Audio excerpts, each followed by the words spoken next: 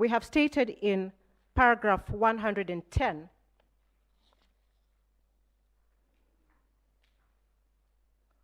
of the petition, sorry, from paragraphs 108 to 110, that the IEBC procured 2 parallel sets of Forms 34A, marked booklets 1 of 2 and 2 of 2. It was intended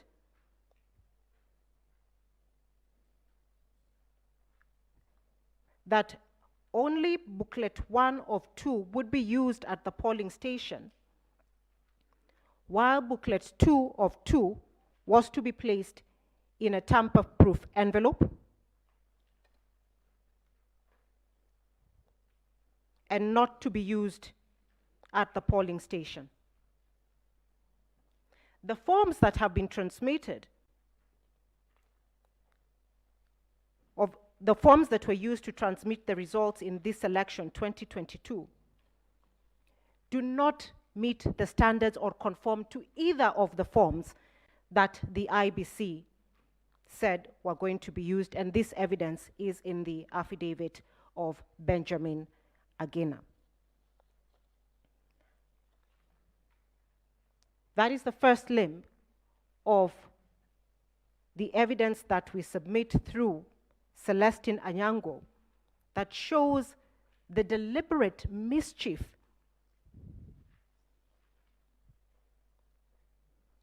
in the use of the statutory forms that was set out in the election and which we now complain of. Going now to the evidence provided by Celestine Anyango in the 41 forms, what was observed is that the forms that the agents have and the forms in the portal are the same in all features. They have the same serial numbers. They are embossed using the same stamps. They're signed by the same agent, presiding and deputy presiding officers. However, the figures in the forms have been tampered with and are different with regards to the results for the first petitioner and the results of the first respondent, William Samoei Ruto.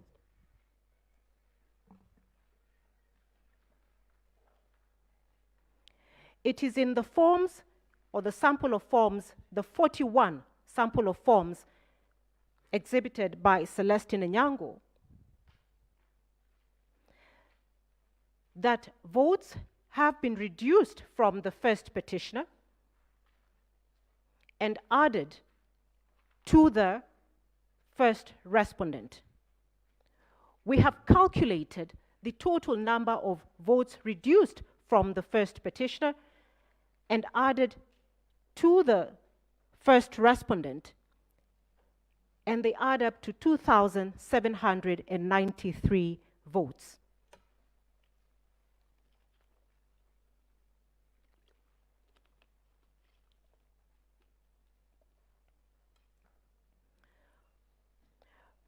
My ladies and my lords, we contend that the figures are important because of the slim margin with which the first respondent won the election or was declared as the winner in the election. And the court, we asked the court to keep a note on that.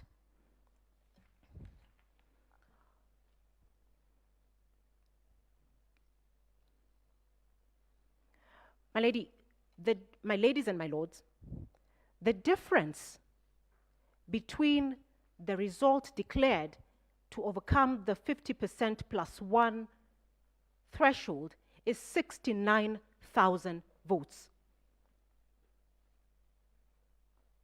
0.49%, which is the margin that the first respondent is said to have overcome the constitutional threshold, is the equivalent of 69,000 votes. And therefore, when we look at the results and the numbers that we will show have been tampered with, either reduced or removed from the first petitioner's votes, we will show that those discrepancies affect the outcome of the election or the result of the election.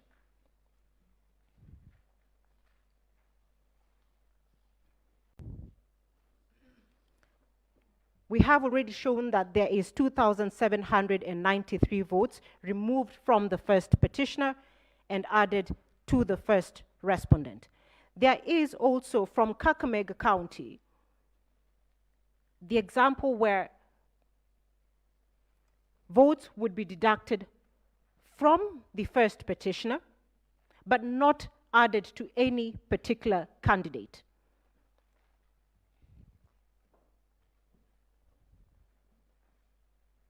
The mischief that is also borne out in our affidavits is that the intention was to ensure that the total number of voters remained exactly the same.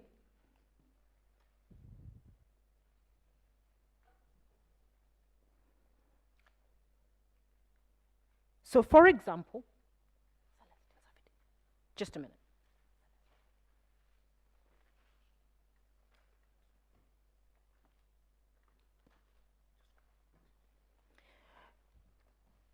I beg your pardon.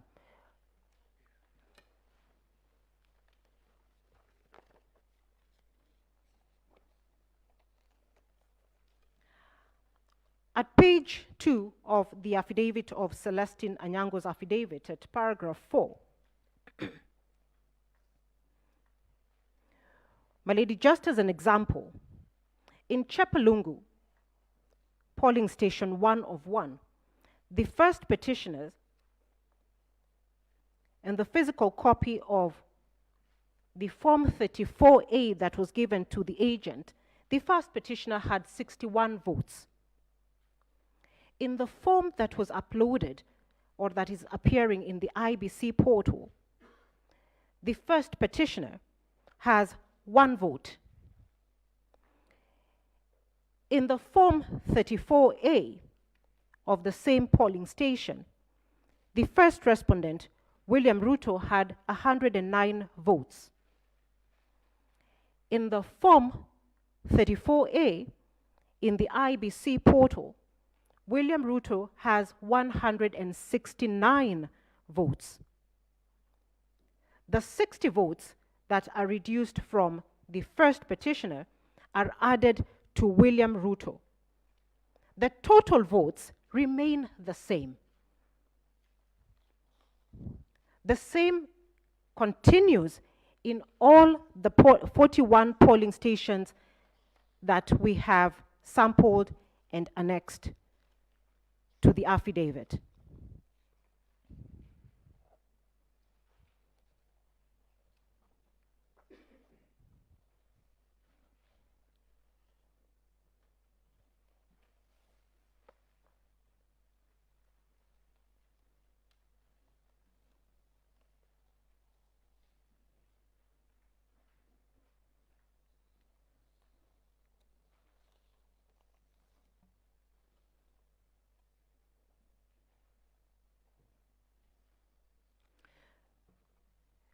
Similar to that issue is the evidence sworn by, in the affidavit sworn by Arnold Oginga at page 4 to 13, where he highlights discrepancies in the Forms 34A issued to the petitioner's agents and the ones uploaded by the first respondent, sorry, not the first, the IBC, in the public portal. Arnold Oginga sampled polling stations, 25 polling stations in Baringo, 15 polling stations in Nairobi, And he finds the same results as Celestine Onyango, where a total of 1,570 votes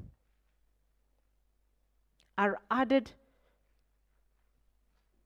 to the votes of the first respondent, William Samoei Ruto, that are not borne out by the original Forms 34A issued to the agents.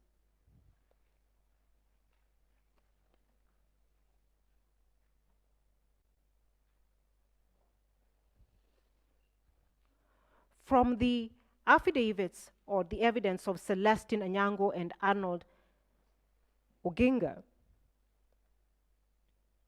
we conclude or find that the total number of votes deducted from the first petitioner and added to the first respondent is 4,463 votes.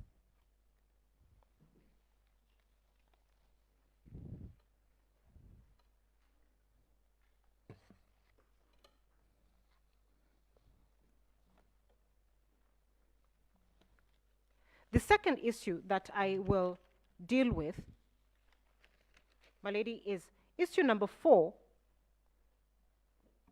which is whether the postponement of the gubernatorial elections in Kakamega and Mombasa counties, parliamentary elections in Kitui Rural, Kachaliba, Rongai, and Pokot South constituencies, and the electoral wards in Nyaki West in North Imenti constituency and Kwanjenga in Embakasi South constituency resulted in voter suppression to the detriment of the petitioners in petition number E005 of 2022.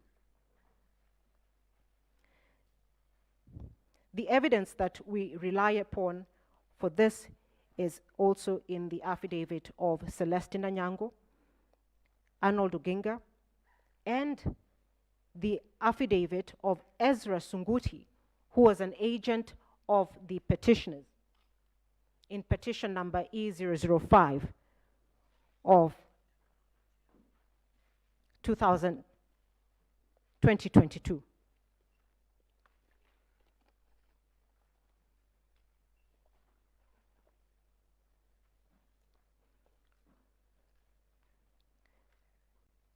My ladies and my lords, the first complaint and the issue in this matter is that the elections, first of all, were cancelled only in the strongholds of the first petitioner. That is the consistent theme with all the counties or constituencies where the elections were cancelled. Therefore, as the election started, the first petitioner did not start equally with the first respondent.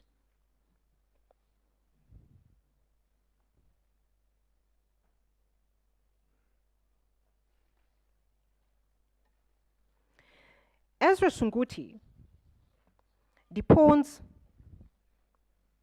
in his affidavit that polling stations did not open at the stations where he was manning as late as 1 p.m. due to failure of KIMS kits. One of the questions that we want to ask, because consistently the KIMS kits appear to have failed in the same region, in the strongholds of the first petitioner. It cannot be coincidental that only faulty KIMS kits were sent to the petitioners' strongholds. Ezra Sunguti also testifies in his affidavit that polling started at 2 p.m. and was not extended beyond 6 p.m. despite starting 6 hours later than when the polls were supposed to open. The effects of this: one, the time was not compensated. Two, by the time polling was starting, voters had left the disabled, the elderly,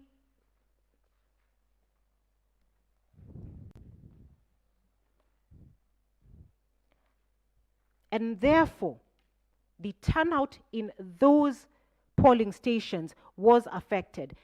This particular evidence has not been controverted by the respondents.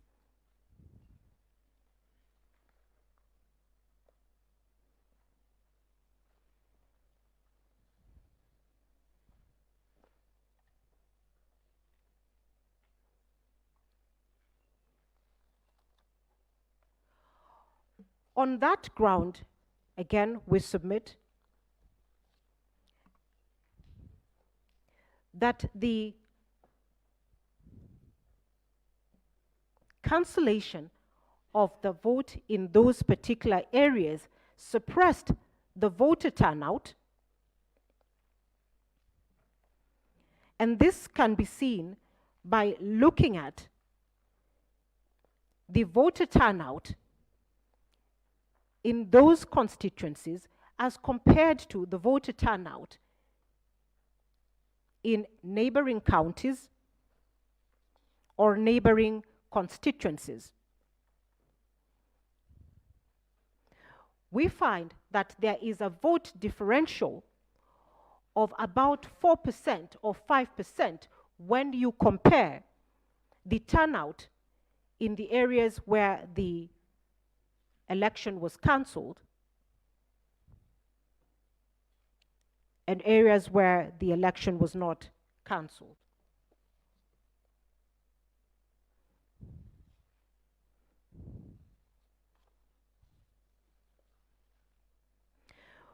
My ladies and my lords, we also consider that the cancellation of the votes of the election in the strongholds of the first petitioner was deliberate because the reasons given by the IBC or the chairperson are not borne out by the statutory provisions for cancellation of the election.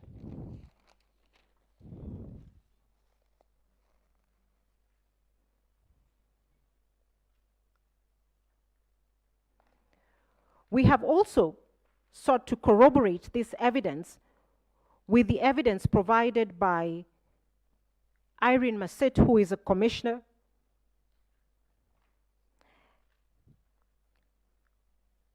who testifies at paragraph 26 of her affidavit that the reason why the votes or the election was cancelled in those areas was because the commission procured the wrong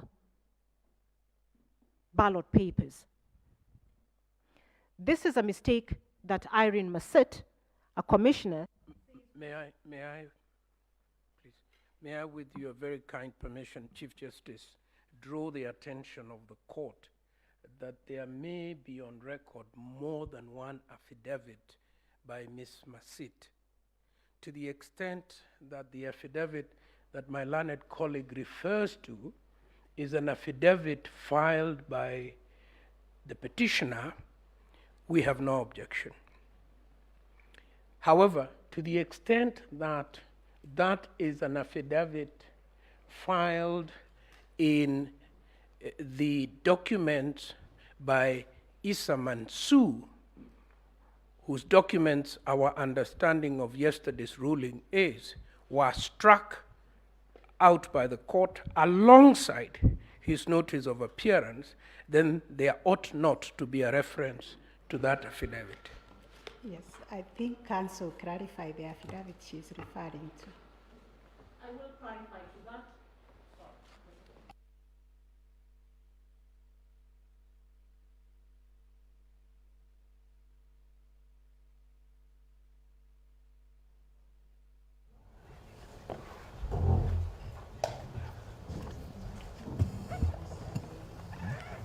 Sorry. My lady, I hope the time will be restored to me. My learned senior. There is an error that was stated by my colleague, Professor Githu Muigai. The ruling by this honorable court struck out the notice of appointment of Advocate Bahisa, not anything else. That is what I heard with my own ears.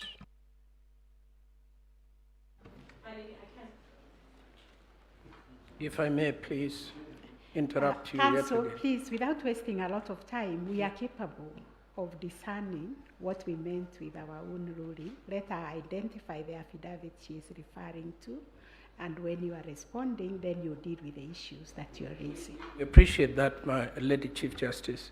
But I think if we proceed beyond this point without a common understanding by all the advocates as to what was the consequence of striking out the notice of appearance, then many on this side may make reference to those documents filed by Issa Mansu. To my own understanding of the law, once the notice of appointment was struck out, all consequential filings based on that were null and void and expunged from the record. Proceed. My ladies and my lords, that issue can be put to rest very simply. The affidavit that I refer to by Irene Massit is drawn and filed by MS Ouma J and Associates Advocates. I believe each of the commissioners had a right and did appoint their own advocates in response to the petition. And that is what I am referring to. So Malanid Senior is lost on that one. If I may proceed now. My lady, I do refer to the affidavit now of Irene Massit at paragraph 26 of her affidavit, where she depones that the chairperson and the commission secretary and the CEO failed to ensure that due diligence was done on procurement, proofreading, and printing of ballot papers, which is also a process that takes place prior to the general elections, and which in turn affected the elections in the areas that we complain the election was cancelled. She lists it, and for time, I will not refer to them. The averment is that the error on which the IBC relies upon, or the chairperson relies upon, that led to the cancellation of the result, was one of willful neglect.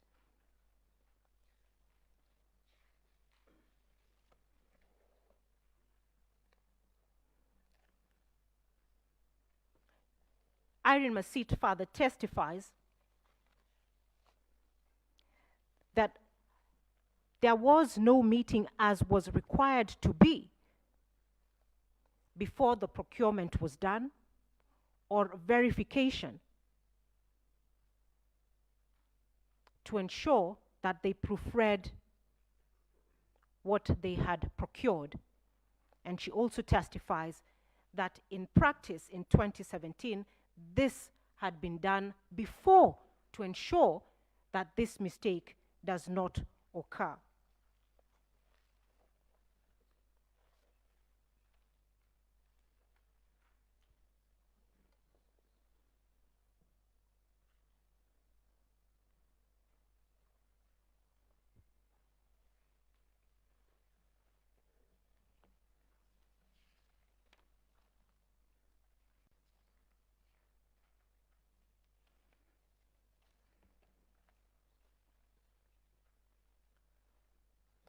My ladies and my lords, to the extent that that admission is made by a commissioner, we submit that we are supported or find corroboration to our complaint that the cancellation of the vote in the areas in which we have complained about was deliberate and not accidental.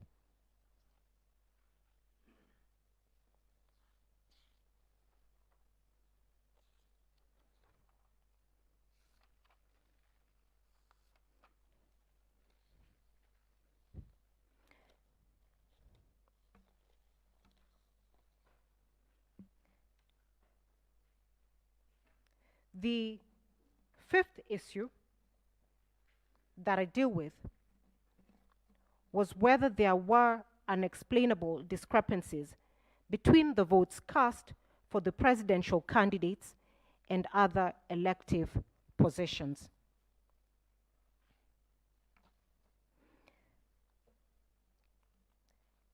This evidence is found in the affidavits of Celestine Anyango,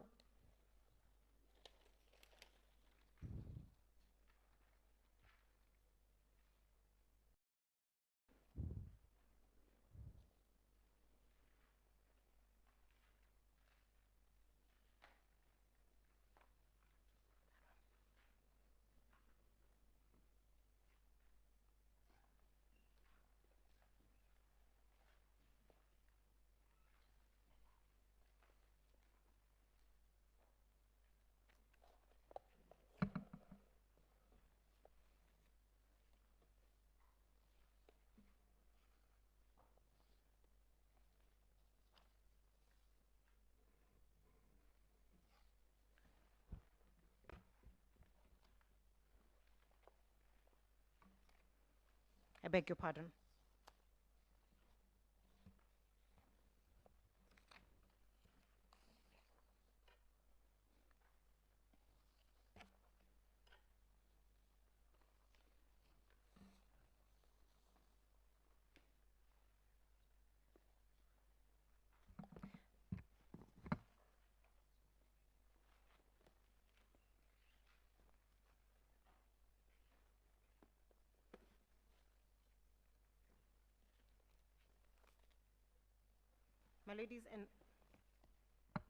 My ladies and my lords, the evidence is found in the affidavit of Celestine Anyango,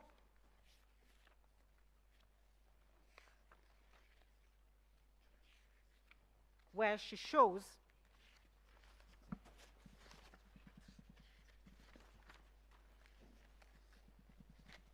at paragraph 8, 9, 10, and 11, where she has produced evidence showing that in 8 counties, there was a discrepancy between the votes cast for the president, votes cast for the governor, votes cast for the senator, and votes cast for the woman representative. The total number of the votes discrepancy is 33,208. And my lady, it is at this point that I reiterate again the slim margin between the result declared for the first respondent, which is 69,000 votes, to attain the 50% plus one threshold. In response to the discrepancy of the votes that we have highlighted, the IBC's witnesses, Sunkuli,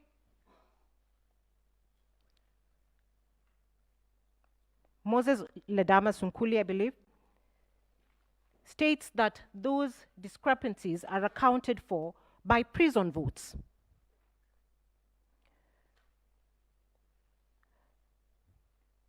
Because prisoners only vote for the presidential candidate. My lady and my lord, if one looks at the total number of votes that have been provided as having been accounted to the prisoners, it is only 715 votes.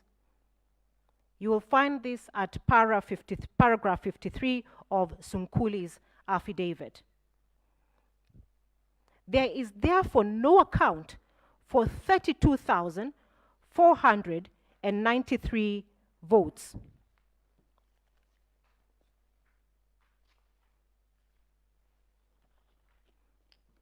On that issue alone, we would like the court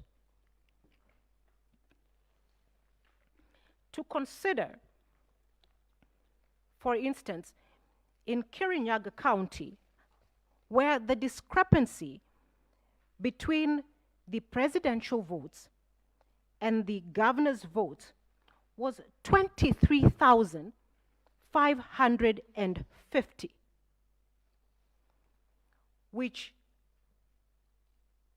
the only answer given by the respondents is that these were stray ballots. My ladies and my lords, a rough calculation of what is given as stray ballot for Kirinyaga County alone yields 33 stray ballots per polling station on average in Kirinyaga County, which we submit is not possible.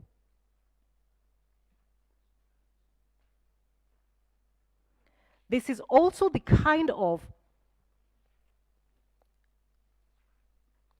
issue or discrepancy that, based on the rules, ought to have been brought to the attention of the National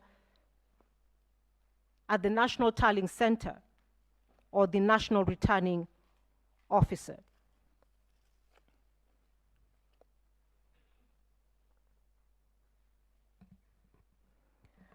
We rely also upon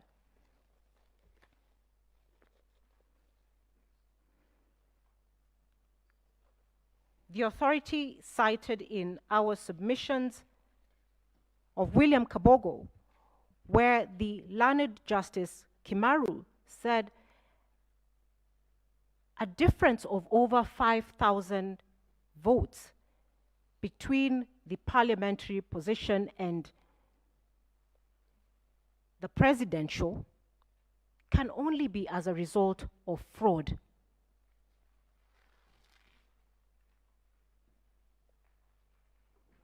My ladies and my lords, would also urge the court to note that at this election, the IBC had provided a clerk whose sole duty at the polling station was to ensure that voters placed their ballot papers in the right box.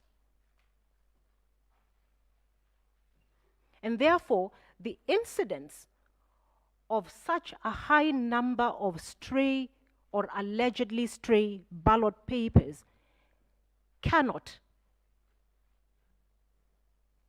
be explained and has not been explained.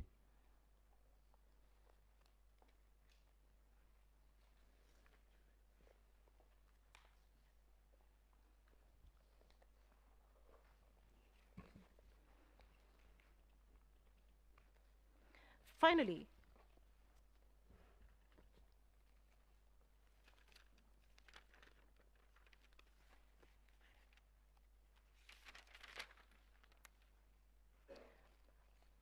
my ladies and my lords, as time is not on my side, we urge the court to look at the evidence of Arnold Ochieng Oginga on the discrepancies between the Forms 34A, or the results declared in Forms 34A, Forms 34B, and Forms 34C. The design of the election was that this was to be a seamless transaction, and therefore the Forms 34A and the results therein ought to be the same as the Forms 34B and ought to be the same as the Forms 34C.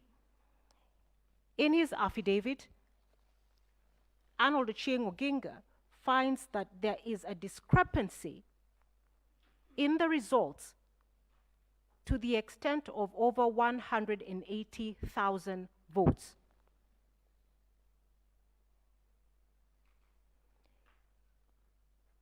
That affects the result of the election or the outcome of the election.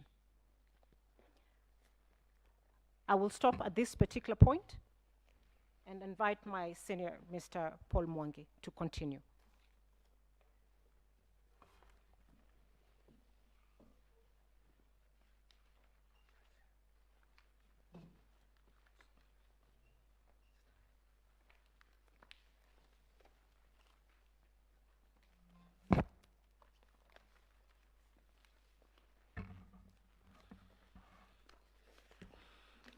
Madam Chief Justice, Madam Deputy Chief Justice, my lords, my ladies,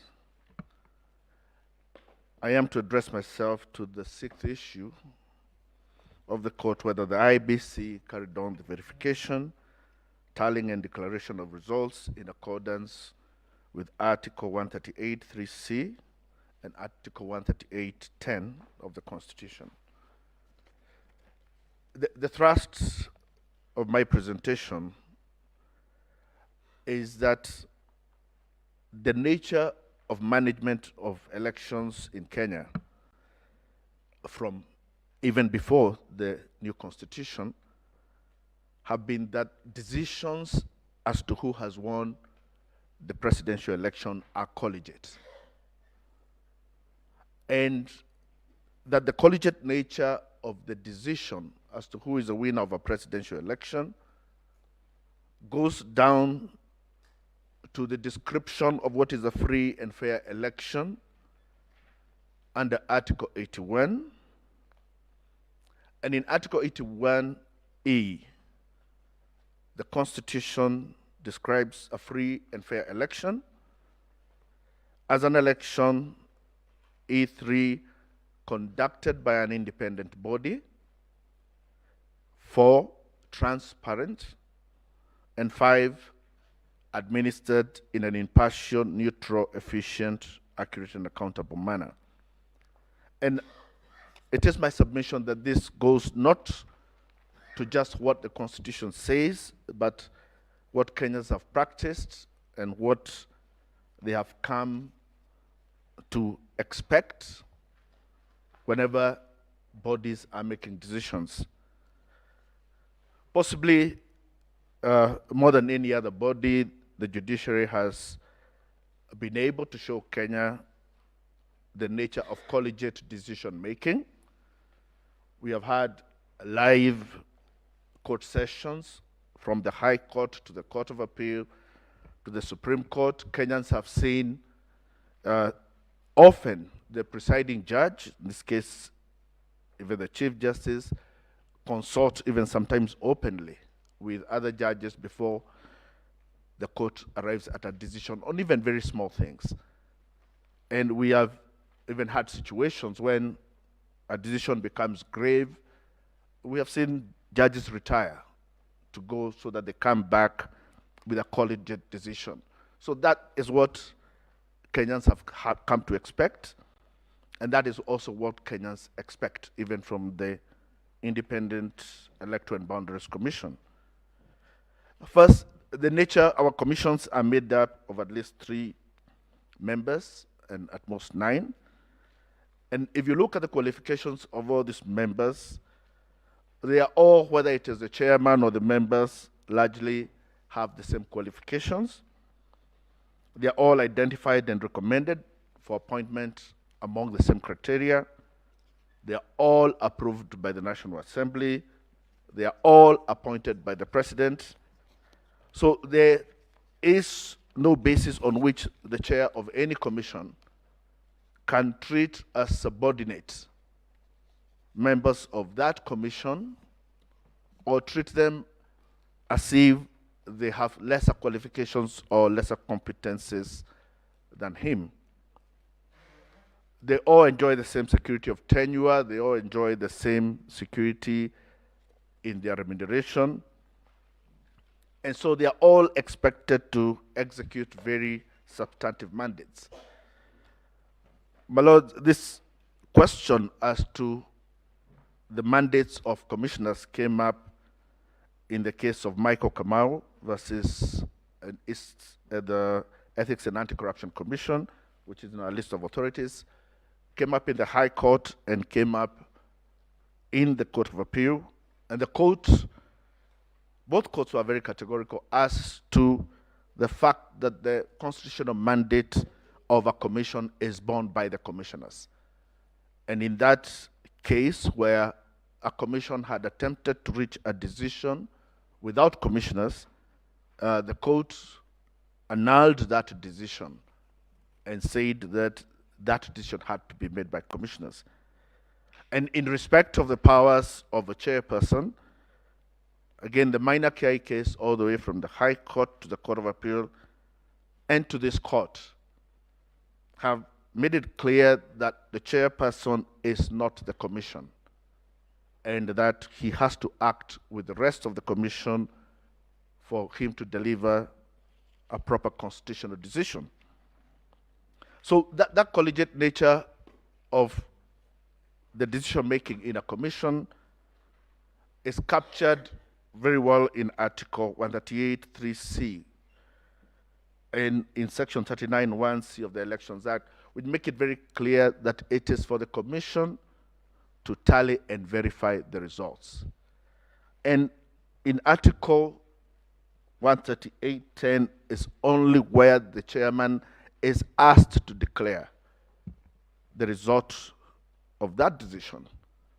And our submission is that the requirement to declare does not give the chairman any power to tally, to verify, or even to reach a decision as to what he is going to declare. That part of the Constitution was first captured in Section 41 of our previous Constitution, in subsection 11, which had a proviso that provided any decision of the commission shall require the concurrence of a majority of its members. And that is why I say the collegiate nature of decision-making at the Electoral Commission even precedes our new constitution. And at that time, there was an attempt, which I will submit is an attempt that has also been made this time by the chair of the Electoral Commission, to take away that collegiate nature of decision-making at the commission.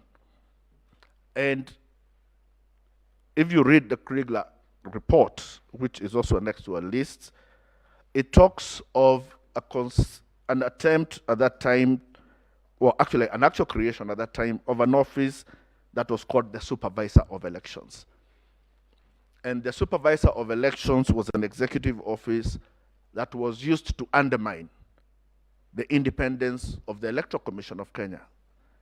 And as we moved to the first multi-party elections, one of the first insistence that Kenyans had was that the Supervisor of Elections must be removed and that decision-making regarding elections must be taken back to the ECK. But that was not even enough, because Kenya still felt then that Section 41 was still not clear enough.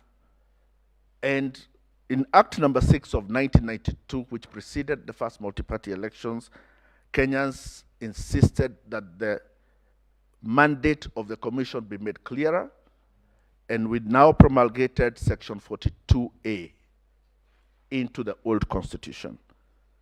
And Section 42A made it very clear that the Electoral Commission shall be responsible for directing, supervising presidential, national, and local government elections. So by the time we were coming to the new constitution, we had already taken a position that decisions regarding presidential elections have to be collegiate. When the new constitution itself was being promulgated, there were several options that the framers of the constitution could have. They could go back to making this the decision of an independent office, as Mr. Afula Chebukati has attempted to act. But instead, they created, for the first time, what they called independent offices, created the DPP, the Auditor General, and Controller of Budget as independent offices, but found it wise to retain the collegiate nature of decision-making as an act of the Commission. The question then we asked is, why is it necessary for there to be a collegiate nature in the decision-making regarding presidential elections? I say one is because it gives integrity to the decision. And the more important a decision is, the more it may require more people to make it. And we see that also in our court system, where decisions are made in the High Court by one judge have to be made by 3 in the Court of Appeal and have to be made by 5 at the Supreme Court. And this is even being seen in sports today, that in very important matches, they have even moved away from leaving critical decisions to one referee. And we have now gone to even video-assisted refereeing so that more people can weigh in on a decision that is that important. The second thing is that the collegiate nature secures the independence of the Commission itself, so that you don't have one person who can be in a position where they cannot resist maybe pressure. And therefore, so long as we know that there are 7 people making this decision, we are more confident about its independence. But thirdly, my lady, my lords, there is also the question of the legitimacy of the decision. And this comes from what this court said in 2017. And in paragraph 371, in the case of Raila Odinga versus IEBC, the court says that elections are the surest way through which the people express their sovereignty. Our constitution is founded upon the immutable principle in the sovereign will of the people. It says that, in fact, it is the people and they alone in whom all power resides, be it moral, political, or legal. And so they exercise such power either directly or through their representatives, whom they democratically elect in free, fair, transparent, and credible elections. Therefore, whether it be about numbers, whether it be about laws, whether it be about processes, an election at the end of the day must be a true reflection of the will of the people. And I view legitimacy in 2 ways. That first, it is very important for Kenyans to believe that the decision has been arrived at is legitimate. And the reason for that is because it is in one person. They have been asked to delegate their sovereign authority. So they believe that a decision has been reached that is legitimate is very important. And you see that in Article 131, the political legitimacy of that decision is covered in Article 131 of our Constitution. Because Article 131 gives our president 4 powers. He makes him the head of state and government in paragraph A. In paragraph C, it makes him the commander-in-chief. In paragraph D, it makes him the chairperson of the National Security Council. And then in paragraph E, it makes him the symbol of national unity.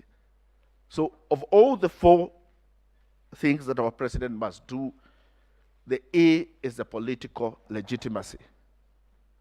And if decisions are arrived at as to who has won an election, and they do not carry with them the legitimacy that is required, then you have somebody who cannot exercise the duties, execute the duties under 131E as being the symbol of national unity. But there's a second reason.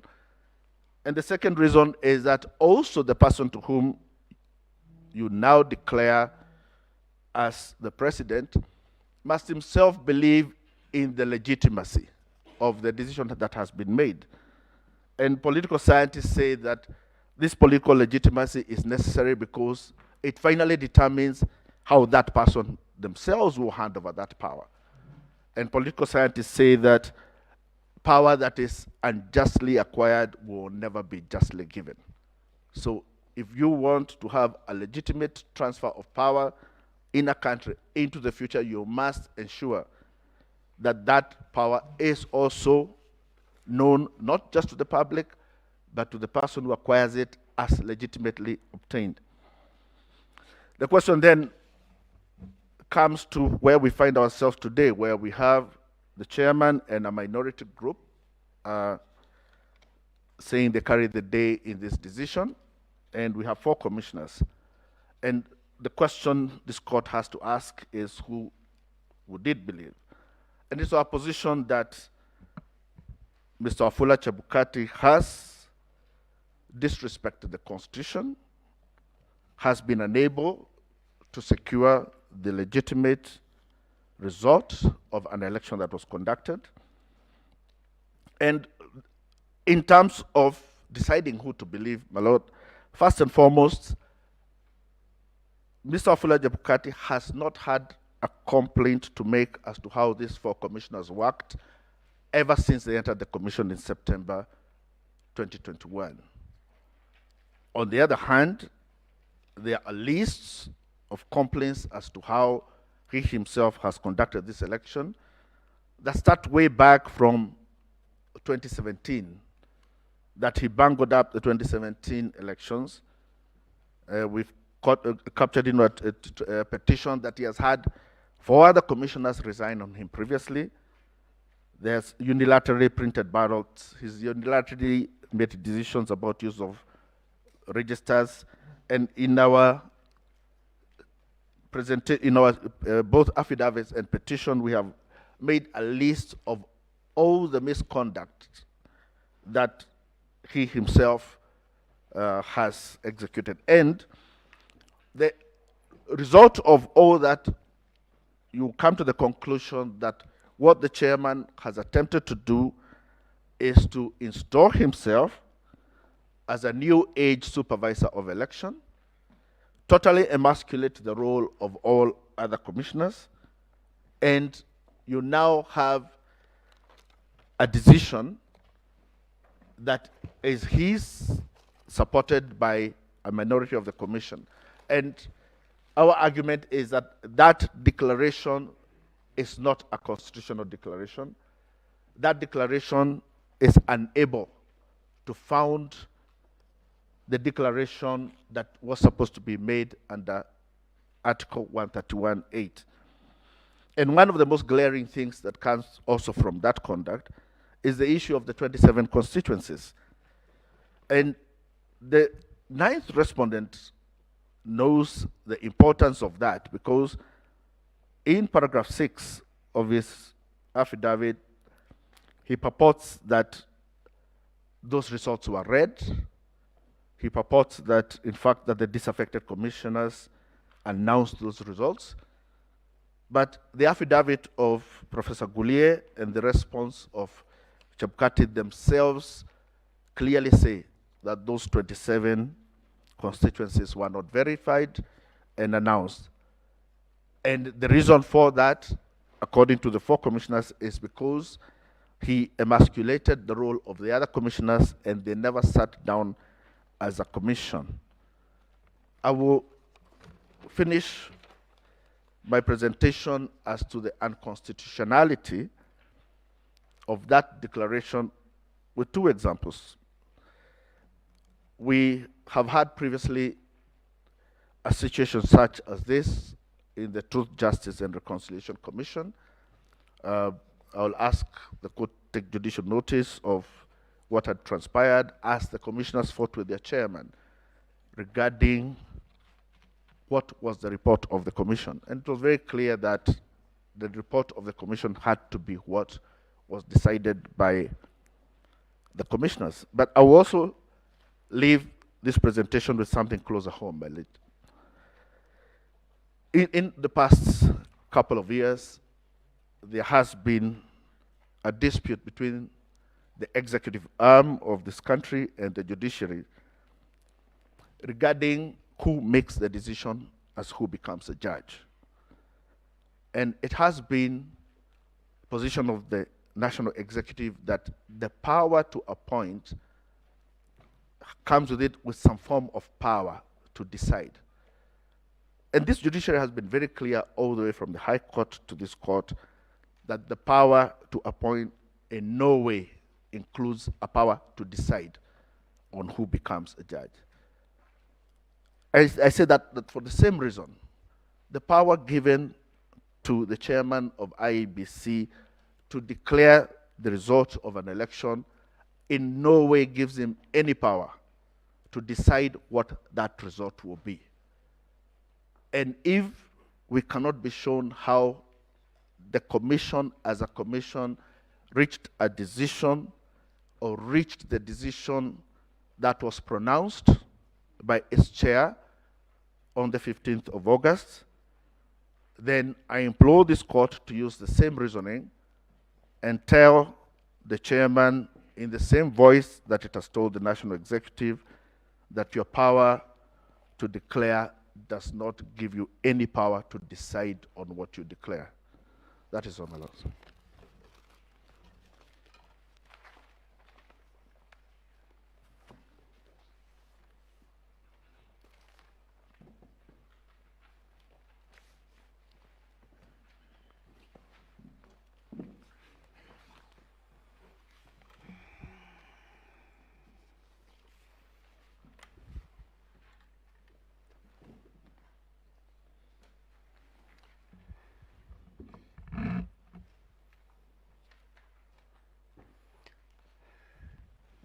I haven't been in the court, so good morning, your ladyships and my lords.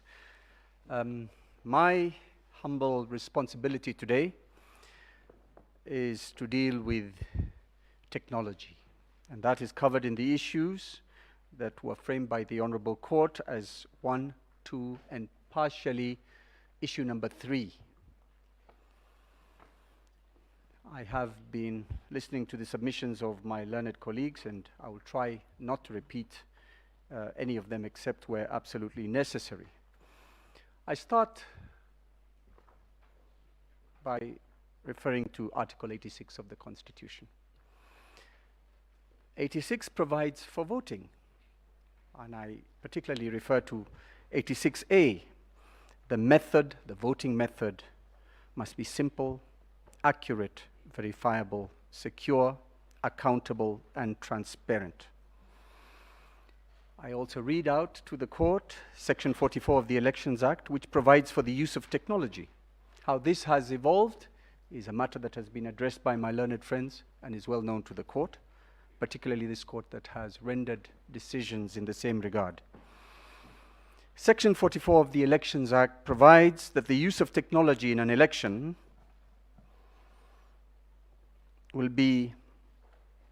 should be an integrated electoral system that enables biometric voter registration, electronic voter identification, and electronic transmission of results. Section 39 of the Elections Act provides for the determination of the declaration of presidential results. And in this regard, it provides at 1C, for the purposes of a presidential election, the Commission shall, A, electronically transmit and physically deliver the tabulated results of an election for the president from a polling station in the constituency tallying center and to the national tallying center. Regulation 14 of the Elections Technology Regulations 2017 provides as follows. Information security. The Commission shall put in place mechanisms to ensure data availability, accuracy, integrity, confidentiality, as set out in the first schedule. The court is aware of Raila Odinga and another versus IBC 2017, where at paragraph 231, it provided and underscored the objective in the above laws. I will not belabor that. The technology envisaged by Section 44 of the Elections Act was intended to ensure an integrated and secure tallying and data transmission system which would allow computerized data entry tallying at constituencies, secure simultaneous transmission of individual polling stations, level data to the National Tallying Center, and the integration of the results handling system in a progressive election result announcement system. Two words that bear emphasis there is simultaneous and progressive election result system. Our submission in this regard is that the technology deployed by the IBC for the conduct of the 2022 general elections completely failed the standards of a secure, transparent electronic voting system, and thereby yielded what has aptly been described by my colleagues as an unverifiable, inaccurate, and therefore invalid results.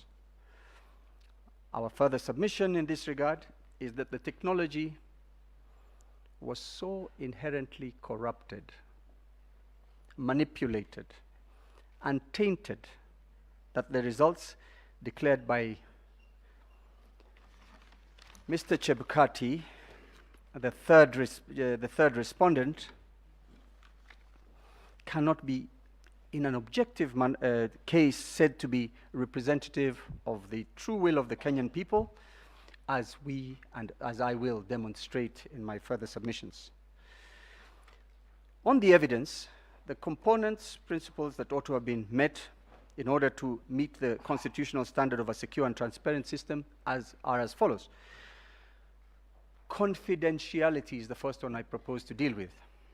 This requires that the information within the process, and I'm not talking about the public portal, I'm talking about the back end, should have been accessed by only those legitimately authorized.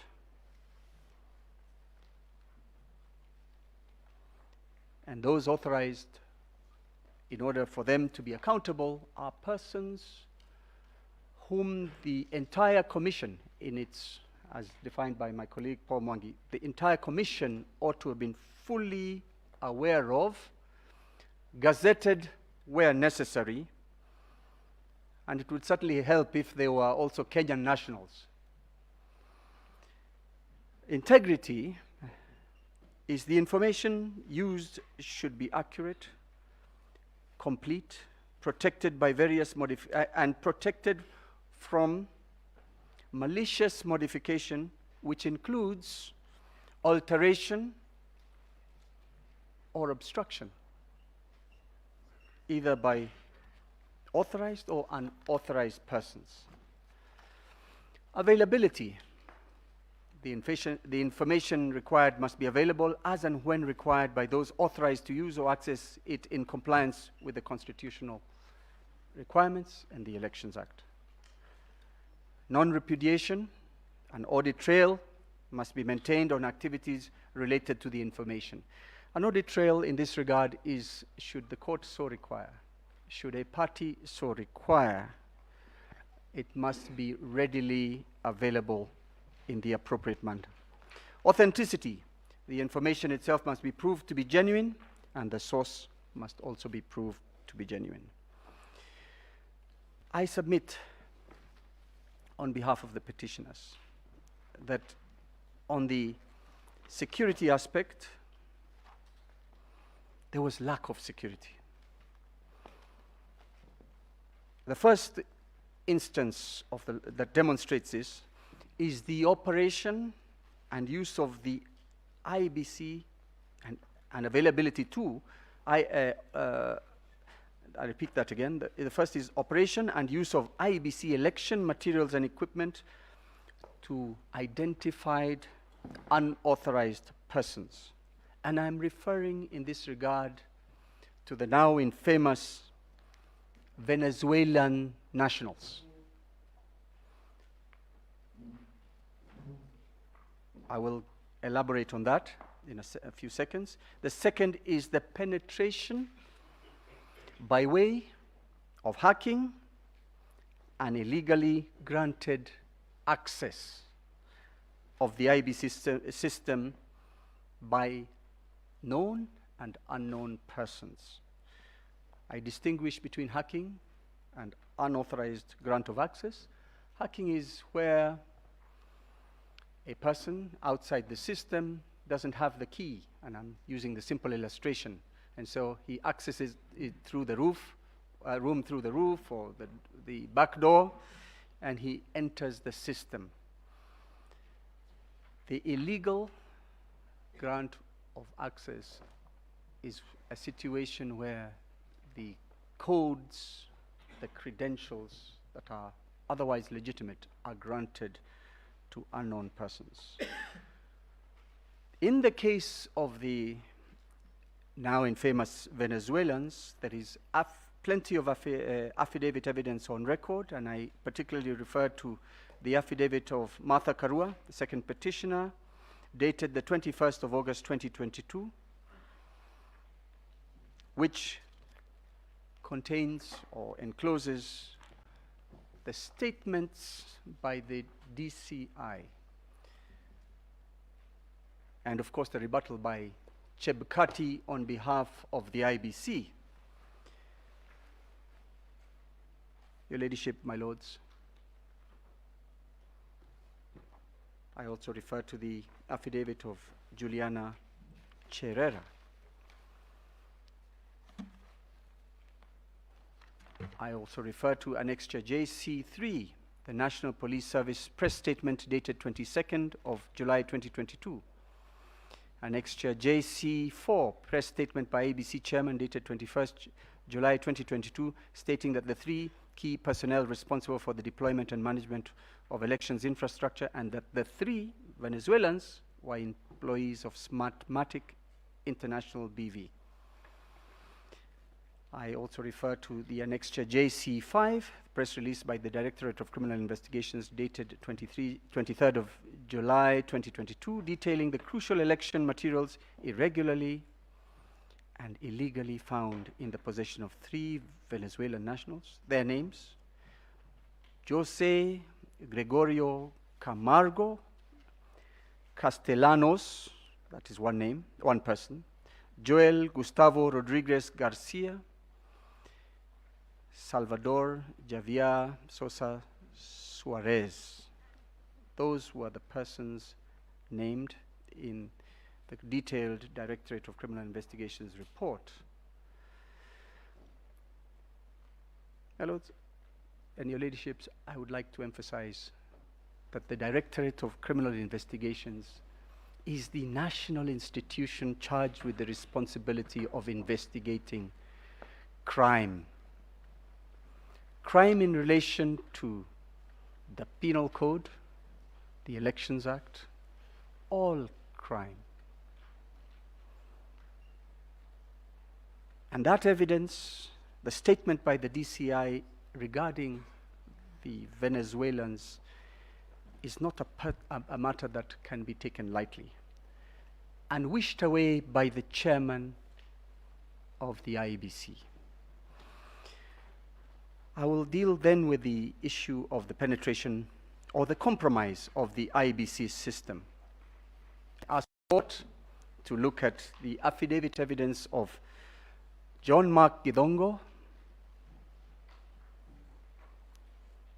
2 affidavits or 3 affidavits; Benson Wesonga,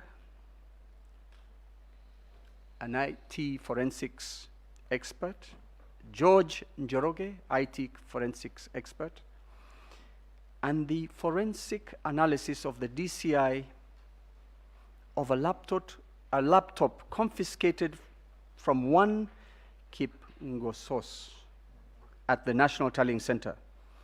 I also asked the court to look at the affidavit of Justus Nyangaya, who is one of the commissioners. Which responded? 5th? 6th respondent. Thank you. I will summarize the affidavits. The evidence of John Mark Githongo, he has sworn 2 affidavits, one on the 21st of August 2022 and the other on the 28th of August 2022.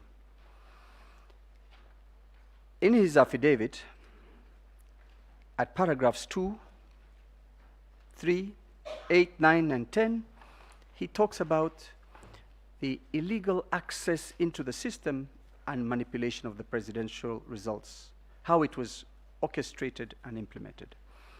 At page 4, paragraph 12, he produces evidence of a video recording. Paragraph 8, page 8, paragraph 16, he witnesses how he saw this young person illegally and very easily access the IBC system, where he was able to see information including that of his name and other accredited observers at the IBC National Tallying Center, and pages 13 and 18 of certain screen grabs.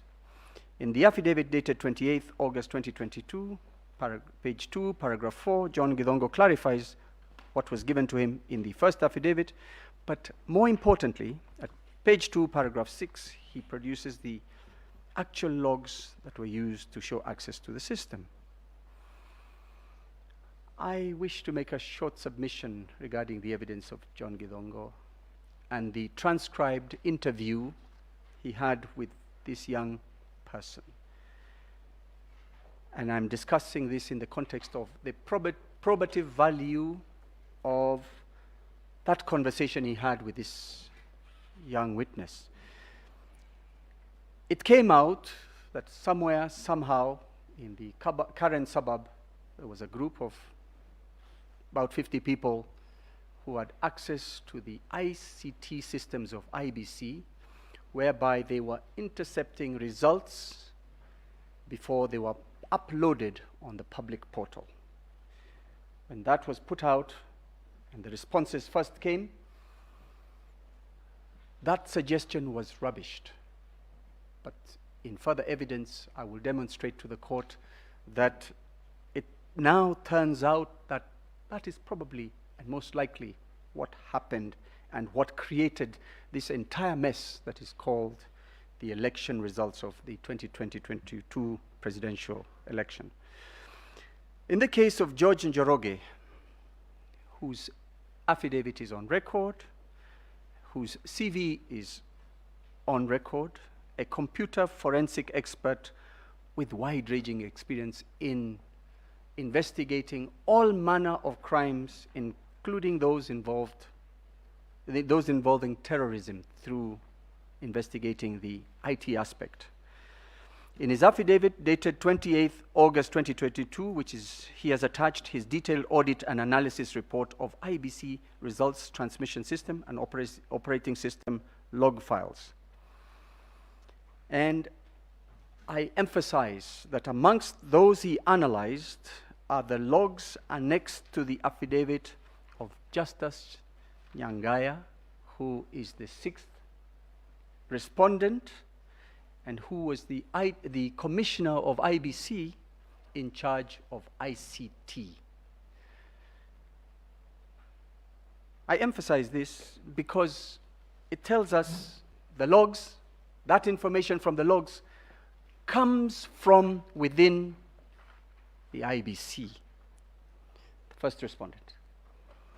And therefore, it must be taken as correct. Indeed, in one of the witness statements we have, or affidavits we have from one Mr. Nyaga, in various affidavits, together with Mr. Uma, they are defensive, together with Mr. Chebkati, they reject the suggestions, but when the logs from Mr. Nyangaya are finally analyzed, they are suddenly, in particular Mr. Nyaga, forthcoming. In the case of Mr. Nyaga, and I will refer to his affidavit, his first reaction is to suggest that they have been illegally obtained and a crime has been committed and somebody should be prosecuted. In fact, the DCI should take action. That is an admission that at all times something vital to the verification of the process was being withheld, not only from this court, from the entire Republic of Kenya. George Njoroge has provided a detailed audit and analysis report, and he, at page 1, paragraph 5, confirms that he analyzed the log files. Page 11 shows the image application for each of the 6 IEBC servers that had information. And of course, at this point, I'm hopeful that in the scrutiny, the same 6 IBC servers shall be availed by the IBC as quickly as possible. Page 3, which is the part of the report that confirms several authorized individuals were illegally authenticated to gain access into the core of the live system. Several authorized individuals were illegally authenticated.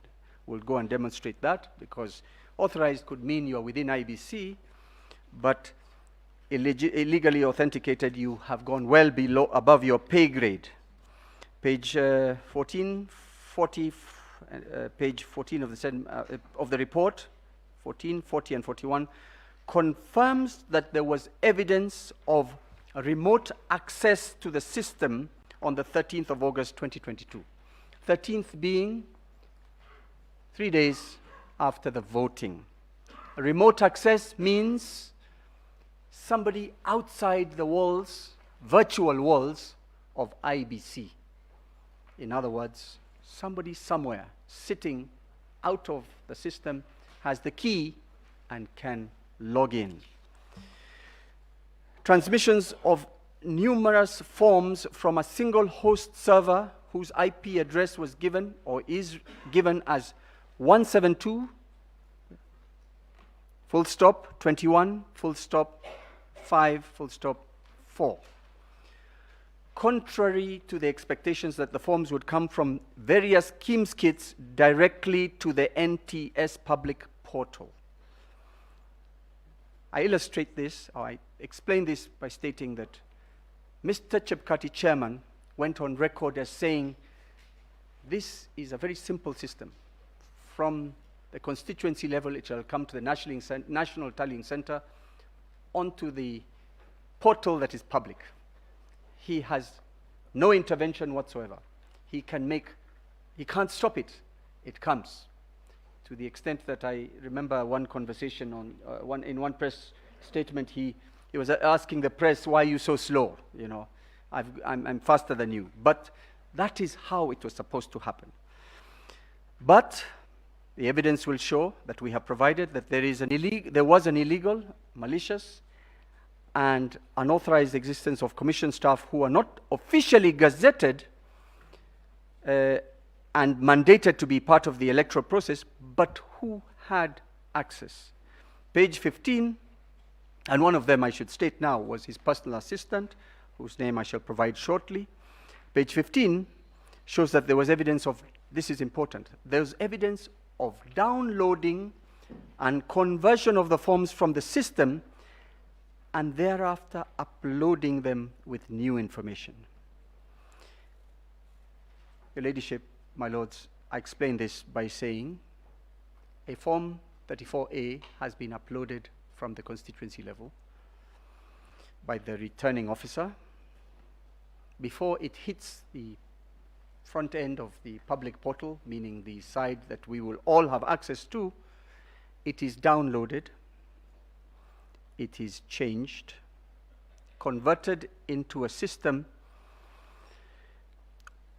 known as CSV, which is comma separated values, that's what it means, which is an editable format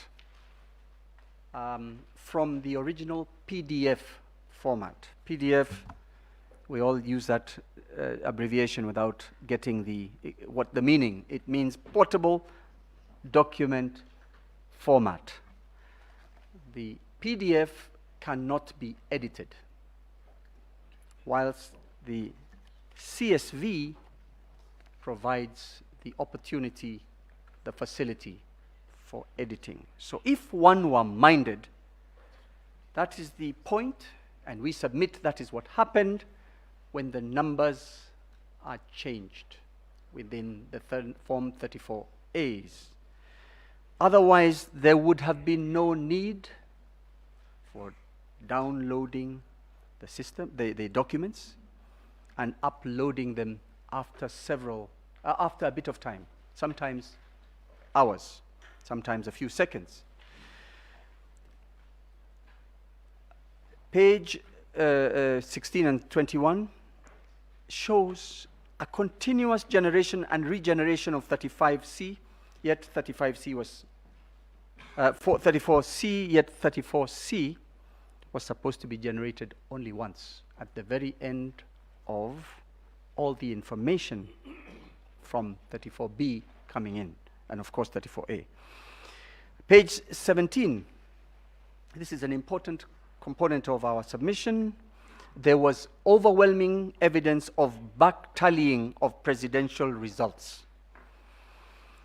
This means that a Form 34C was being generated with a result, a desired result, and thereafter what seems to happen is a process of going backwards to change Form 34B and 34A to give the result that was desired. This happens continuously, and it is illustrated very well in the evidence of Mr. Njoroge. What is obvious, but bears repeating, is that the process, the system was only supposed to work forward going, not by way of back-tallying, meaning 34A, the aggregate of the 34A was to create the 34B, and the 34B aggregate would create 34C. Once 34A, as many as there are polling stations, etc., going forward. But what you see from the report of Mr. Njoroge is after the voting, until the results are announced, far too much activity, all starting with the generation of a 34C. The analyst is not able to know exactly what is going on, but it can be surmised from the abbreviated logs that show you're seeking to generate a document, and in computer parlance, that means you're seeking to edit something, you're seeking to change something. My hypothesis from where I stand is, and I'll state at the very end, clearly a result for the first respondent, that is Mr. Ruto, was being arrived at well before the tally was in. And each time work was being done to try and fit A and B into that result. And through the confusion, because people who engage in such exercises make mistakes, at the very end, the result is forced on Kenyans through a defective 34C, where the commissioners cannot agree, and Mr. Chebukati walks and says, it doesn't matter, third respondent, it is my result, and you can tell what you want to the birds at Serena. So, the process ought to have been, ideally, 46,232 Form 34As ought to have been generated into 291 34Bs, and in turn have generated one, I repeat, one 34C. However, you will find, your ladyships and my lords, that an analysis of the logs show several regeneration of 34Cs, which in turn lead to what I have just described. But at all times, you see a downloading of 34As in the CSV format, which is the editable format. Page 20, 21 and 22 show that as of 21st of August 2022, the hours are 15:48:33 seconds. A Form 34C had already been generated. I repeat that. As of 12th August 2022, 15:48 and 43 seconds, a Form 34C had already been generated. The results were hardly in, according to IBC. What was the business of anyone within that system generating a 34C? We were 2 days away from the final announcement. Page 23 also shows that similar transactions as the one on 12th August 2022 was done on the 14th of August 2022 on the at 3:57 and 1 second. Page 23 shows that Form 34C was received in a PDF format at 3:57:01. Thereafter, instructions issued to the system to receive data to create 34C. And thereafter, an action of starting document Form C generation is commenced and finally was successful.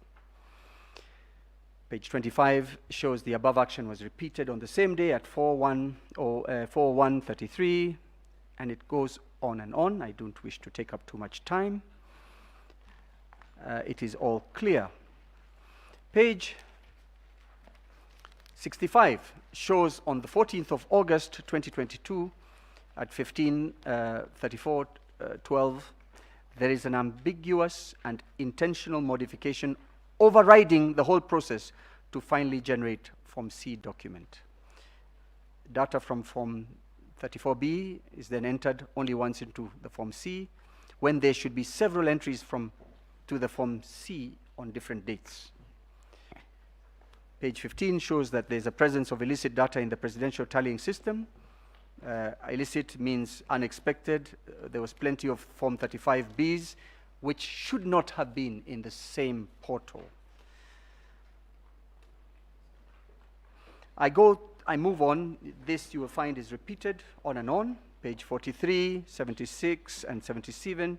We see IBC personnel who were not gazetted for the purposes of the restricted and accountable access to the system were granted access to the system. In particular, the personal assistant of the chairman of the third respondent, Mr. Dixon Kwanusu, is granted access. As a rejoinder, we have seen a belated authority to have such access, which is well after the election. But he is not gazetted, so he is invisible. This court, if we hadn't brought the logs, it would never have been known that Mr. Dixon Kwanusu had wide powers in this system. So, whilst in this dispute, we may not see the fingerprints of the third respondent in the ICT system, we see his palm, his much larger presence through the actions of his PA. Indeed, you will find, when you study the system, that Dixon Kwanusu performed a purported verification process of 34As 1,743 times. The same scrutiny revealed that at page 28, one Abdi Dahir, who was not gazetted and who is belatedly granted access and privileges to the system, purportedly verified 659 Form 34As.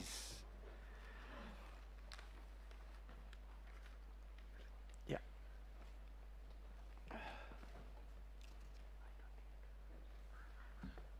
So, I ask the court to look at the affidavits of Ben Wasonga. He is also another computer forensic expert. His evidence is substantially the same as George Njoroge. I will ask the court to note that the tender documents did provide that whoever was to provide the system was to be able to provide a KIMS kit that would provide compressed color photograph images using a compression technique that is in compliance with JPEG. However, the court will find that all finally displayed Form 34As were in black and white.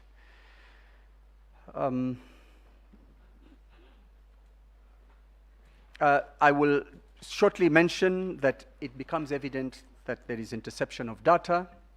It's called a man-in-the-middle or machine-in-the-middle attack, and it gives probability and great, it supports fully the evidence of George Njoroge and John Githongo that in fact these, the system had unauthorized persons. I would go quickly to the evidence of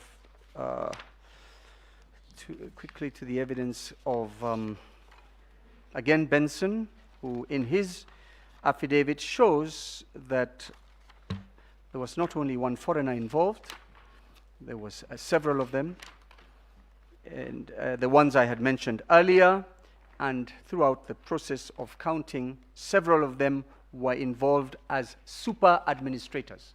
Super administrators is the power to even create and join servers to the system, change, alter documents, delete documents. This is at page 2 of paragraph 9 of the affidavit sworn on 28th August 2022, where the super administrator, in this case, the one JCA Margo, who occasionally uses a different name, is able to create user accounts, install applications, change user roles, assign resources, read documents, write documents, modify or edit documents, and delete documents. I honorably suggest that it shows that this election was controlled from everywhere except IEBC. And I have read the affidavit of Mr. Chebukati. He suggests that the Venezuelans felt harassed after their arrest and left the country, but I respectfully submit that they remained fully connected to the IEBC servers. I have said page 3, paragraph 8 shows the unauthorized users accessing the system, a total of 6 of them being, I found the page, is C. Silva, Josio, Vito, JCA Margo, Ogudino, and J. Lugo. I conclude by saying, what is the response of all these very serious allegations? I say that we get it from the affidavits of the 4 commissioners who have differed with the chairman. They have stated categorically that that whole system was created by was controlled by one person, the third respondent. They were kept in the dark. Mr. Nyangaya, who was in charge of ICT, was also shocked that foreigners were controlling the system and had access during and after the election. And I point out that Mr. Chebukati did not offer this to the court in his replying affidavit, and it only was offered through his subordinates when the evidence was availed. I conclude by submitting that what we have before the court is clearly a corrupted, and I'm not talking about a person, I'm talking about the verb, a corrupted and compromised RTS system which does not meet the demands of the Constitution and the Act.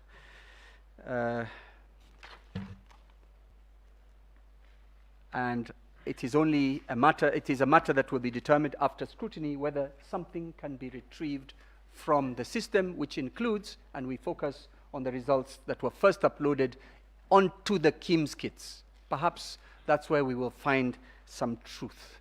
But whatever got to Bomas of Kenya was totally corrupted, I submit, by corrupt IEBC officials.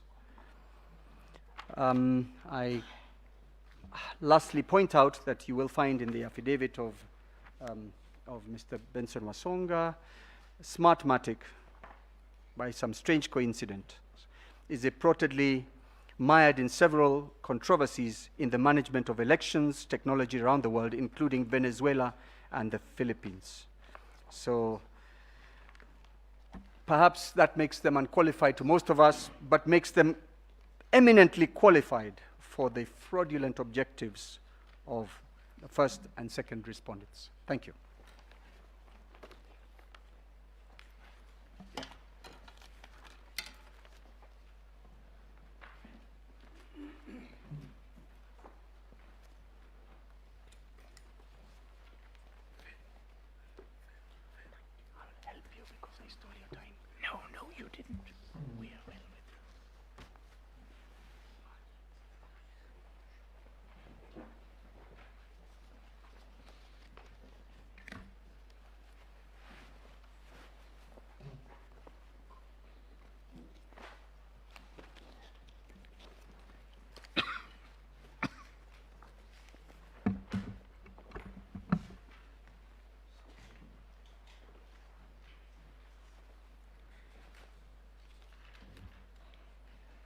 My Lady Chief Justice,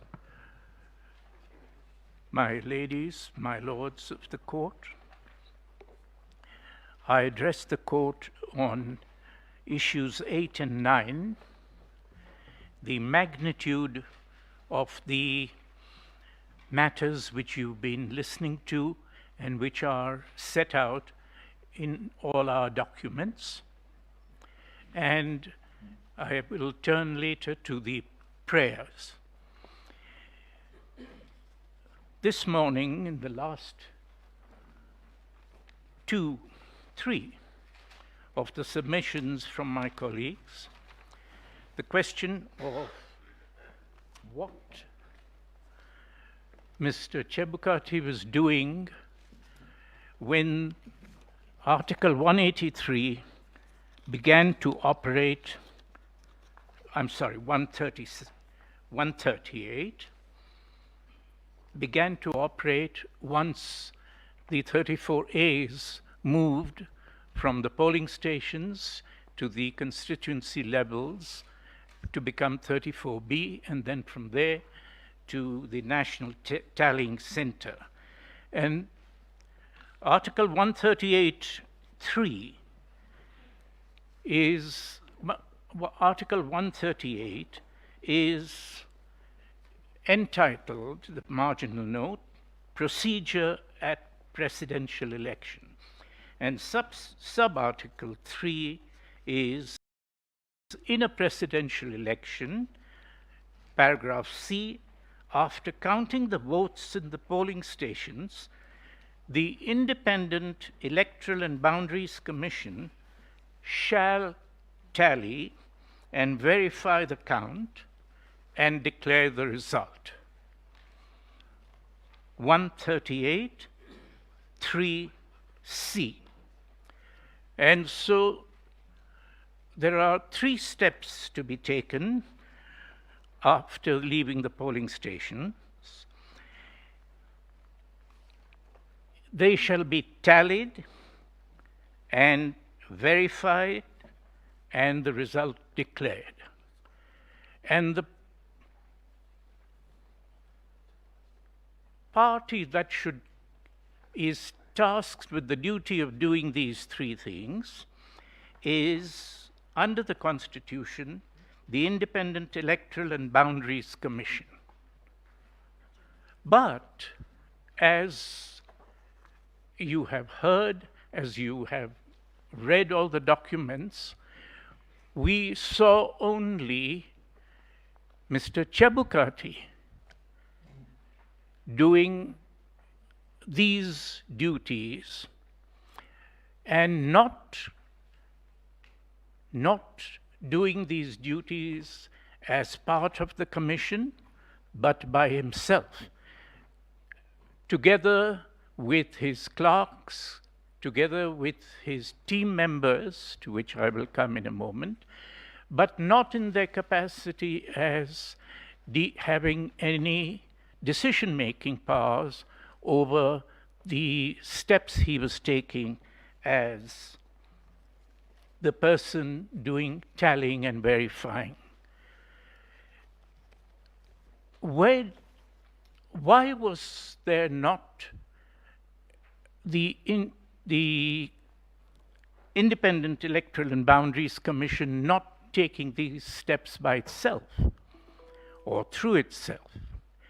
And the answer to that is given by Mr. Chebukati himself, and it is in his replying affidavit,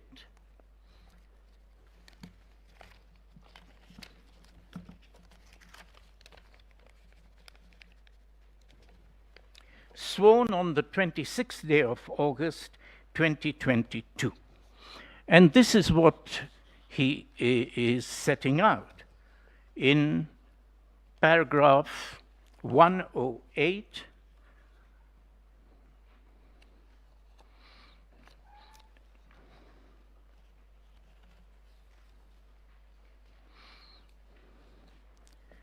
Sorry, 103. Thank you.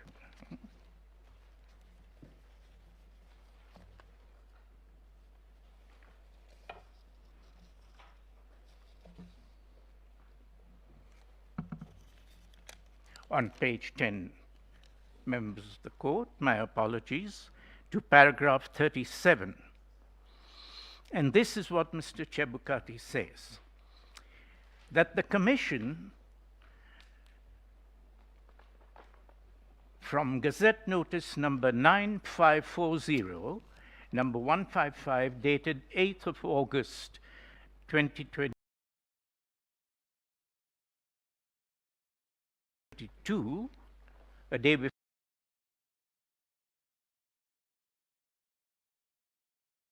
the election, outlined the result pathway from the polling station to the national tallying as follows.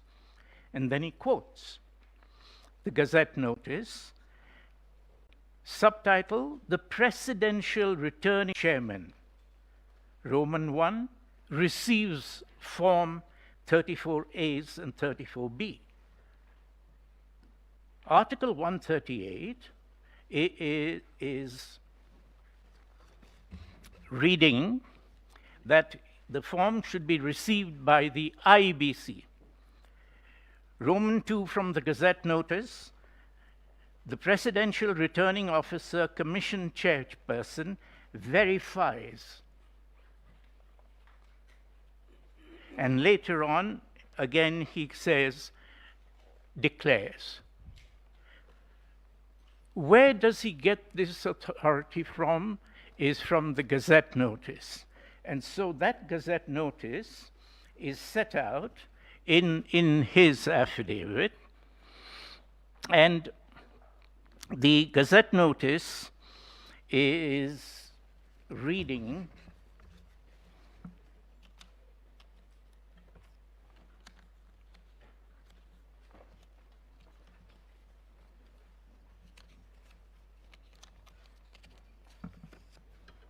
on page 36. This Gazette Notice is in the X made, and it sets out the result paths at the National Tallying Center, which we have seen. And so we search for the authority to move away from Article 138. How did it get from IBC to Mr. Chebukati? In exercise of the powers confirmed by Articles 88, 44 of the Constitution, Section 4 of the IBC Act, Sections 38, 39 of the Elections Act, and Regulations 87(1)(b) of the Elections General Regulations 2012. This shift has come through these General Regulations 2012, which were amended at a different time, and brings a different receiving party. And that receiving party is the returning officer, into brackets, commission chairman, and the 87 itself, the regulation, is an amendment, and is referred to by Mr. Chebukati. We submit that Regulation 87 and this pathway that he has put down is a repeat of Article 138(3)(c), but with one significant alteration. Instead of the IBC receiving the votes, instead of the IBC verifying the votes and declaring the tally and the verification, he has put his own name, the chairman. Simple submission we have that this is subsidiary legislation. The pathway which he was relying on in the Gazette notice is void totally. The subsidiary legislation from which the Gazette notice is derived is void, as being in total conflict with not only its principal legislation, but with the Constitution itself. This is what takes the tallying and verification process away from the IBC and took it into what was happening from the 9th of August right up to the 15th of August. And this was breaking every single national value set out in Article 10.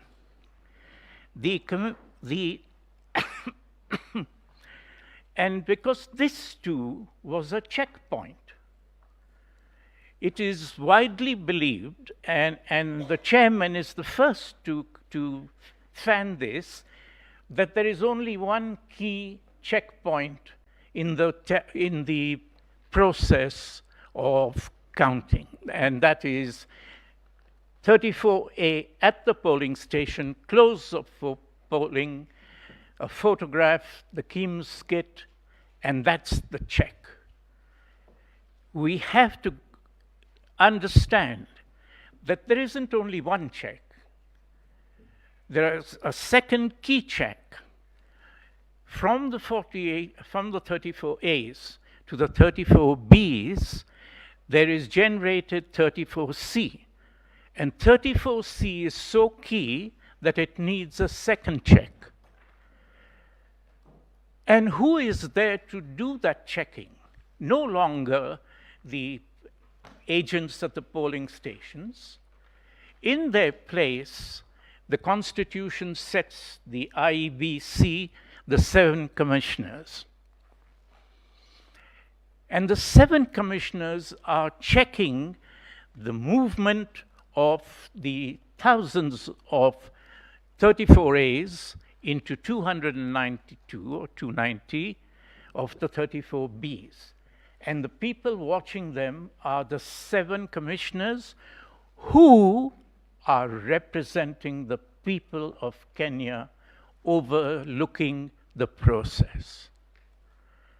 And by shutting them out, as has been set out by numerous of the affidavits and the television itself, that those 6 were kept away from the process of verification, so that the participation of the people of Kenya over the process of establishing the will of the people was closed down. But there is even a more dangerous thing going on here, and it is this. By this amendment, there was a concentration of the entire process, both of the verification as well as the decision-making as a consequence of that tallying and verification, a concentration into only one individual. And it gave him the power, that Gazette notice, that subsidiary legislation, in violation of the Constitution itself, to take these decisions, and vested in him an asset, a power to find a result all by himself, with no check. And if such a person were an auctioneer, then he had got into his hands, if you want to be a successful auctioneer, you must have something to auction. And this, the supreme prize in our politics, in our national life, in our institutions, had come into the hands of one person. This is a danger so great that it has been the push from the beginning of this election campaign, before the election. Keep your eyes on 34A at the polling station. Anybody who questions anything after that is an agitator, a person who is out to commit violence, is a person seeking this and that and the other. These are all decoys, taking away the key information that one man is doing this, and this petition is the most important petition that we have had. It is from this bench. There are 3 counsel here who filed and were present and argued the first presidential election petition against an incumbent 25 years ago, in 1992, now 30 years ago. And we have had to move step by step, pushing from very crude checking against very crude stuffing of ballot boxes to this day, when our ballot boxes are being stuffed with a highly sophisticated other writing form. And this is not about 2 people, it's not about one person, it's not about political ambition. This is what happens when this chairman is left to do what he has carefully managed to do. And it is therefore our first prayer that this court, the Supreme Court, holds and declares that the Gazette notice and the 87 subsidiary legislation of the general regulations is null and void for being contrary to its principal legislation and constitution. This is why there are people going to people's houses at 3 a.m. and 4 a.m. But is it something so unbelievable? No, this method, how is it that every 5 years, under the chairmanship of this particular officer, we have a crisis? Let me show you another step taken by Mr. Chebukati in this election. On the 8th of January, on the 8th of August, Mr. Chebukati announced that the gubernatorial elections for the next day in Mombasa and in Kakamega were postponed. And he puts it out in a Gazette notice. Once again, we have queried whether that was a decision of the commission or of himself. And we asked the reasons. And he has set out the reasons in that same affidavit at page 25. And at page 25, he sets out why he had to do it.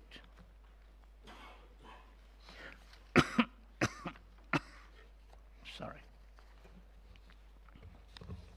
And this is what he says. Paragraph 103 of that affidavit on page 25, that despite spirited efforts by him and his whole teams, whatever they are, to have the printer replace the ballot papers urgently, it was not possible, he says, to complete all logistics in time for the elections. In the circumstances, the commission was constrained, now he is seeking their umbrella, was constrained to postpone the gubernatorial elections in Kakamega and Mombasa, and then he gives the authority. Pursuant to Section 55B of the Elections Act and Regulation 64 of the Elections General Regulations, which allows the Commission to postpone an election in a constituency, county, or ward, quote, I've been quoting, quote, where it is impossible for an election to proceed, full stop. Then he says that the postponement was for a limited. So he has set out that it was postponed under these two sections and regulations where it is impossible for an election to proceed. So we look up section 55B of the Elections Act. Here is 55B of the Elections Act. Postponement of elections by the Commission. Section 1. The Commission may, where a date has been appointed for holding an election, postpone the election in a constituency, county, or ward for such period as it may consider necessary, where A, there is reason to believe that a serious breach of peace is likely to occur if an election is held on that date. But Mr. Chebukati says that's not the reason. B, it is impossible to conduct the elections as a result of a natural disaster or other emergencies. He hasn't said it was because of the natural disaster or other emergencies. He doesn't say they were there. C, that there has been occurrence of an electoral malpractice of such a nature and gravity as to make it impossible for an election to proceed. A, B, C. None of these were applicable, but even if they were invoked, none of them were present in fact. But see what Mr. Chebukati had done. He had lied. He said that in Section 55B, it is provided that they may postpone if it is impossible to conduct the elections, full stop. And when we look at Regulation 67, it's identical with the same conditions. Once again, he is lying. And there is not the slightest concern, for the values of Article 10 and the whole Constitution. This is two things here to watch, members of the court. Number one, that this is a person who is saying these things with impunity. This is a person who sets out the wrongdoing that he is practicing with mens rea. This is not a mistake. This is a very calculated, very calculated subversion of forethought. He plans this, does it on the last day, doesn't explain what those conditions are which make it impossible, and delays it. And then it does not matter to him that at least 2-3 million people in Mombasa County and Kakamega County have been deprived of their right to vote. That it is important and reversing that a presidential election has to be held on the days when the general election is held. This is how the mess that has brought 100, a full Supreme Court, here. Because this man, when you ask him these things, justifies it, knows that it is wrong, and puts it in an affidavit. And then says to us, you explain it. So, it is important not that we cannot rely on a single thing. This is a practiced artist of the destruction of our institutions, because that is what happens. He did it in 2017. He was caught. When the court ordered him to disclose more things, he disobeyed the order, never did it, and took the benefit of the continued change of circumstances, a new election, etc. And now, back again, he is here. Same person, same sort of tricks. This was in 2012 and 2013, this amendment.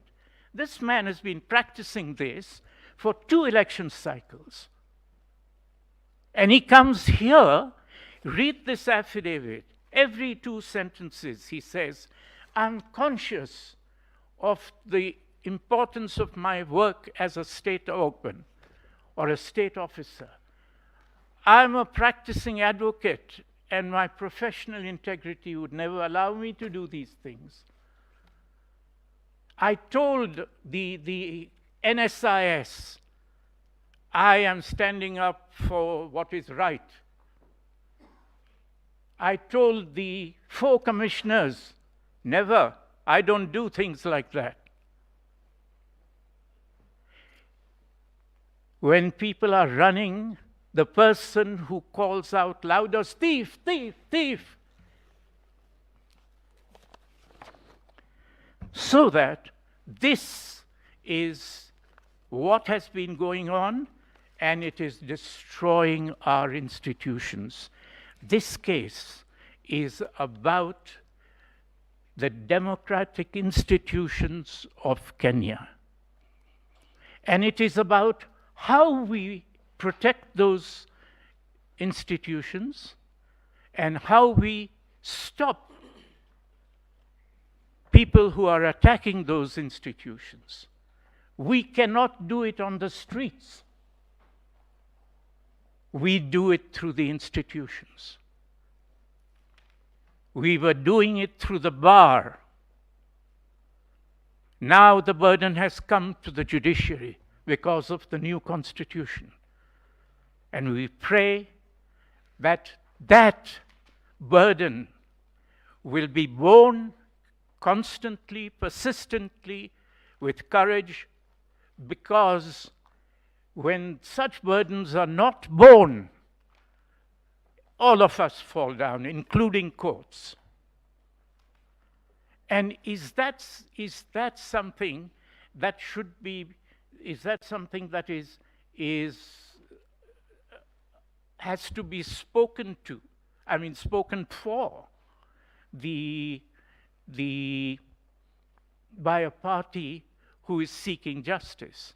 And the answer, fortunately, is no. The Constitution itself gives the answer. And that is set out in Article 3(2), which says that it is the duty,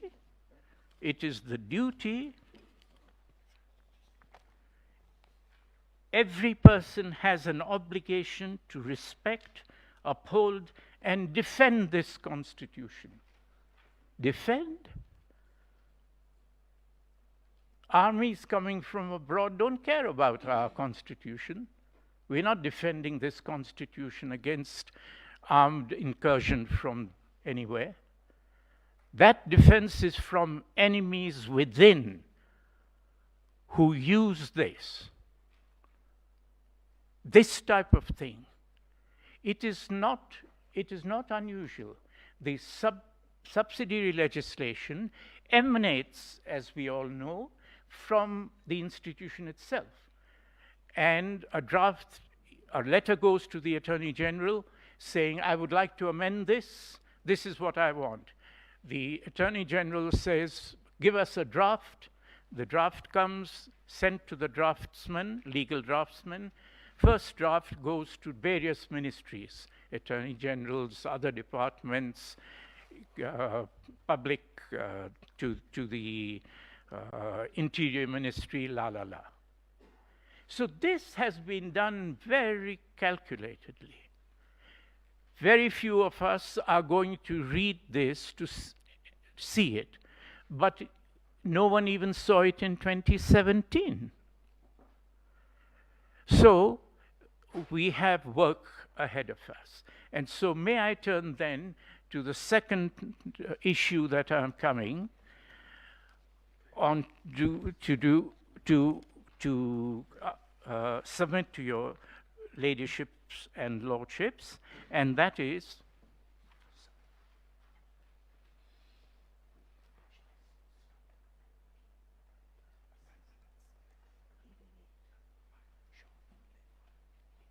sure. Thank you. Sorry, Mary.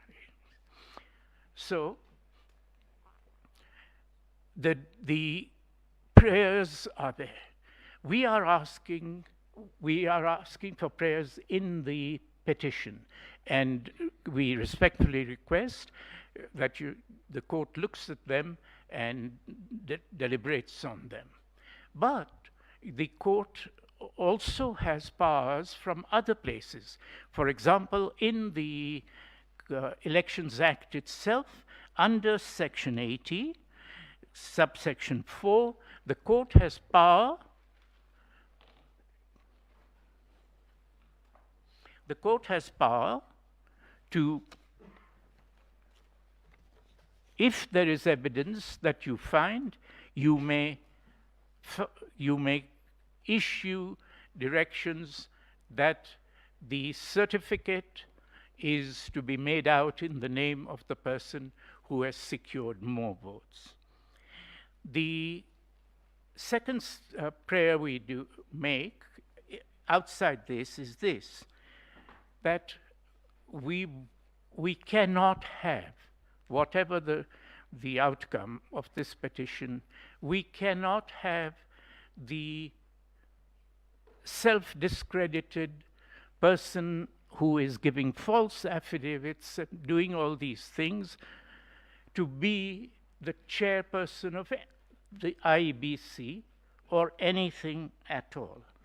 And so we are also saying that there are two prayers in relation to this. The Article 3 of our Constitution says this. Article 3, sub-article 2. And this is at the heart, I pray, of the judgment that this honorable court gives. 2, any attempt to establish a government otherwise than in compliance with this Constitution is unlawful. Any attempt to establish a government otherwise than in compliance with this Constitution is unlawful. And so, in what is a 34C? A 34C is what leads to 34B, which leads to the declaration of a precedent, which is the formation of a new government. That is what was going on the 15th of August there. An attempt, and even here, right now in this court, there are people who have filed things in contravention of the saying that what is in contravention of the Constitution is correct. And right here in this, there is an attempt to establish a government otherwise than in compliance with this Constitution. It's unlawful. So, if this honorable court finds that Mr. Chebukati is responsible for and has committed actions and decisions which are an attempt to establish a government otherwise than in compliance with this Constitution, we pray that you make a holding that he has done such an attempt, which is a mechanism within the Constitution itself and within this election petition's four corners, and a second and another declaration that this person, pursuant to Article 33, sub-article 2, is no longer fit to hold public office. We go further. Is it possible that we can stop it by stopping Mr. Chebukati alone and we submit? No. It doesn't matter whether Mr. Chebukati will find another Mr. Chebukati next time. We have to stop those people who do not take those steps, but who take the benefit of those steps. And those people who take the benefit of the steps which the Constitution itself says is unlawful cannot take public office on the basis of a false 34C, 34D, of a declaration made by a person who knows he's made it falsely, so that we also pray that those who seek to benefit from the wrongdoing of Mr. Chebukati are themselves caught by Article 3, sub-article 2, and you have the powers to make the same orders, that they too are making an attempt to establish a government in Kenya otherwise than in compliance with this Constitution. And we pray that this court moves our country forward with those two steps of orders in relation to all parties benefiting and all parties carrying out this mass attack upon Kenyan democracy. Thank you.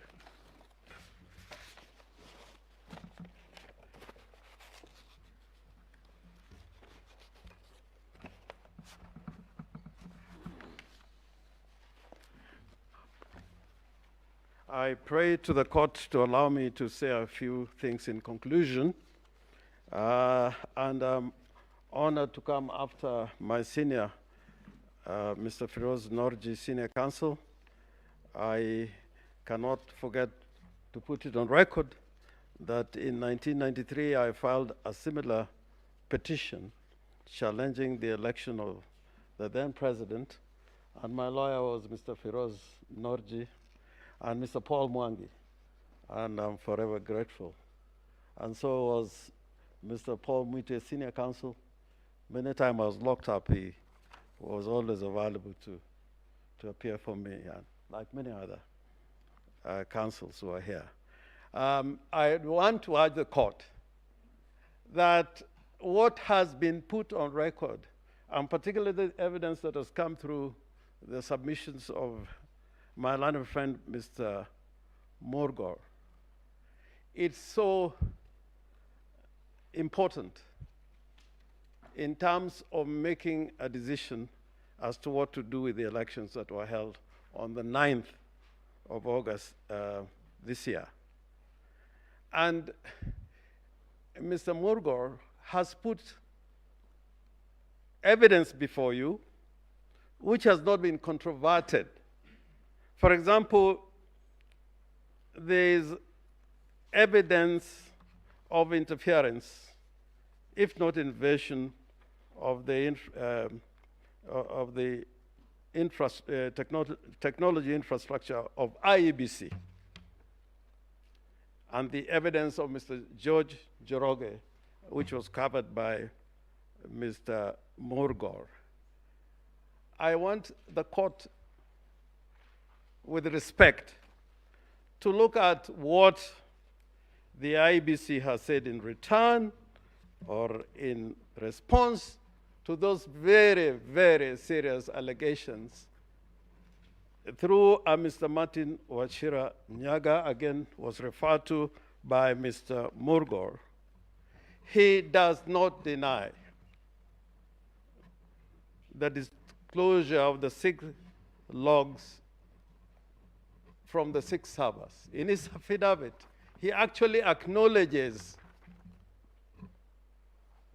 the logs which speak to access to the servers without authorization.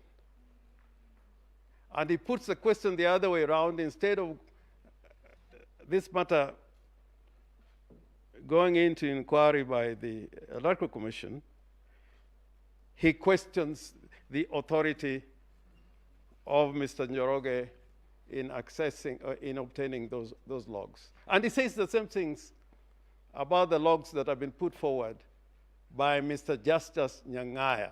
The authenticity and integrity of those logs have not been rebutted.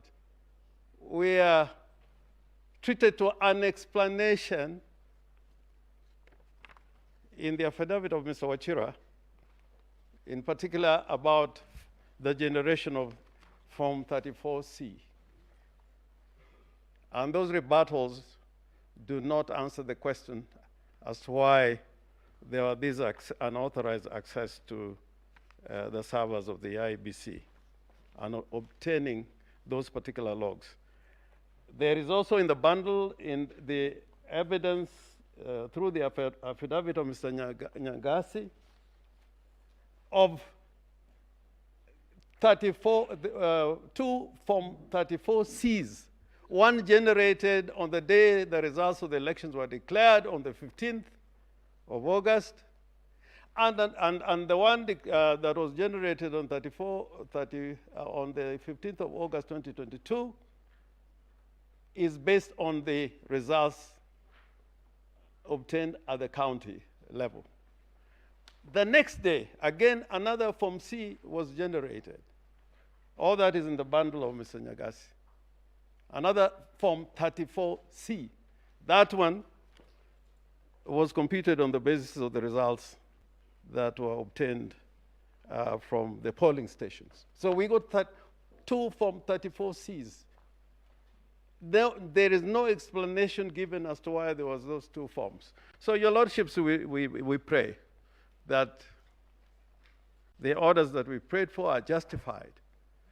But probably in future, there may need to be a thorough inquiry as to what happened not just looking at the question of whether Mr. Ruto was validly elected, but looking at the criminality that characterized this entire enterprise.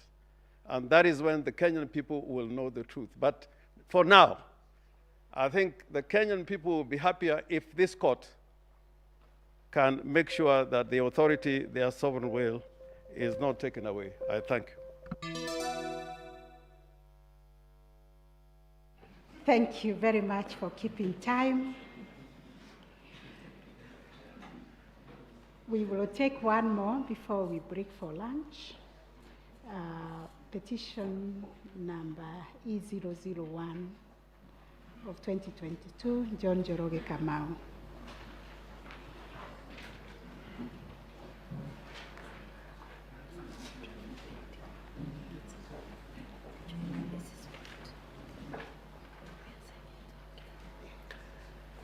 My lady.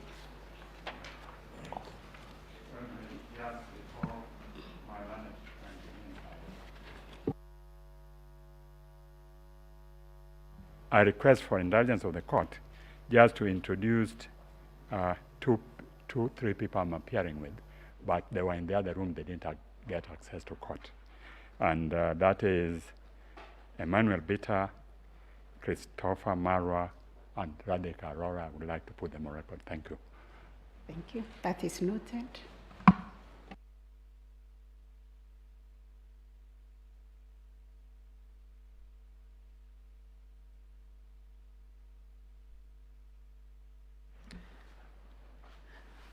My lady, Madam Chief Justice, my lady, the Deputy Chief Justice, my lords and my lady of the Supreme Court. I don't believe I need to introduce myself again, since I did that right at the beginning, but all I wish to state is I appear for the petitioner, Mr. John, I'm so sorry, Mr. John Njoroge Kamau, who has been called as a surrogate in some of the affidavits, and unfortunately yesterday was called a proxy. My ladies and my lords, Article 1.1 of the Constitution relates to the sovereignty of the people.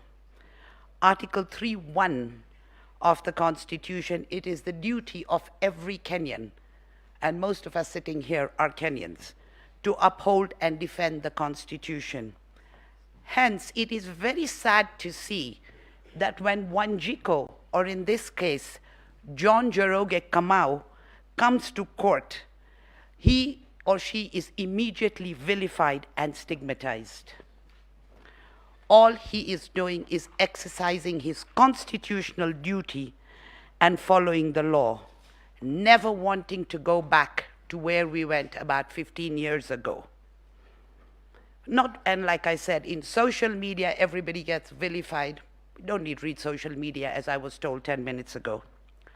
Notwithstanding the same, John Njoroge Kamau, on the 9th of August 2022, in exercise of his constitutional right to vote under Article 38 of the Constitution, went to his polling station to vote for his preferred presidential candidate, and then went home to await the result.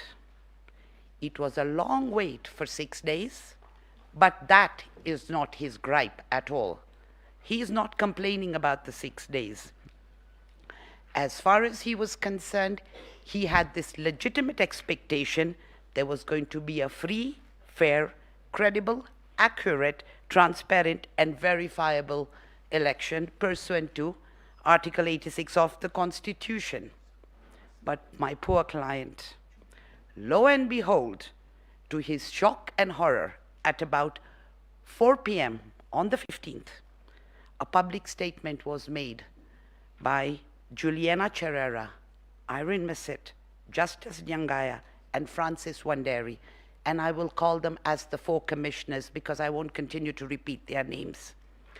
And in that statement, before the declaration of who he wanted to know was his president, before that declaration, they came out and stated that this election was opaque. Subsequently, at about 6:05, the chairperson of the IEBC declared a result to say who the president-elect of the country was, and this was duly gazetted. To confound it all, on the 16th of August, people started calling, and the 4 commissioners started calling this the Chebukati's results. On the 17th of August, 2022, a statement was issued by the chairperson of the IEBC, and I'm not going to get personal here, I will call him by his title that he's got at the moment, stating the reasons why the 4 commissioners, and the drama continues. My ladies and my lord, this is a voter who is watching all this unfold in public. His simple question is, did my vote matter? Or was it Chebukati's result, or was it an opaque result? What happened? And that's why that's who I am representing. And I'm very curious for myself, where did my vote go? Did it go anywhere? Or was it not there? My lords and my ladies and my lords, in order to meet the constitutional threshold of being a credible, transparent, verifiable, accurate process, the electoral process must be conducted in strict compliance of the law. We have filed on behalf of the petitioner very extensive submissions. These were filed on the 26th of August 2022. I am caught in a position where I could sit here and reread everything that's been said or everything that has been reiterated by my learned seniors who are, for once in my life I can say who are much older than me, because normally I'm one of the oldest people in a room, who are much older than me. So I don't wish to repeat everything that they have said, because that we don't have the luxury of time. I will just keep it very, very short, because I am sure your ladyships and your lordships will read the 23-page submissions that we have done. 1. Under Article 138.3 of the Constitution, it specifically states that after counting the votes at a polling station, IEBC shall, it is not say, may, shall tally and verify the count. That's what our framers said. Article 138.310 now starts distinguishing. It says the chairperson of the IEBC. As yesterday was said by Madam Chief Justice, the framers of the Constitution decided to give you 14 days. It's not easy to complete this election petition. It's got to be done within 14 days. The framers of the Constitution knew exactly what they were doing because of where we had come from, culminating in 2007. Hence, the declaration was to be done by the chairperson, but the verification and tallying, if they wanted to do it by the chairperson, they would have said it.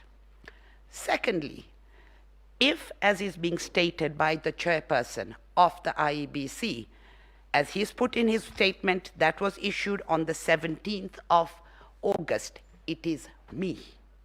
It is me who has to verify and tally pursuant to regulation. There's a regulation 87.3, which my learned friend Mr. Feroz now took your lordships and your ladyships to. I can do it.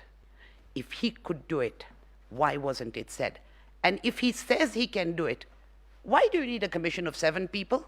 Why do we spend so much money, taxpayers' money, on a commission of 7 people? Have 3. This court has ruled that 3 people constitute a commission. Have 3, why do you need 7? Let's take it further.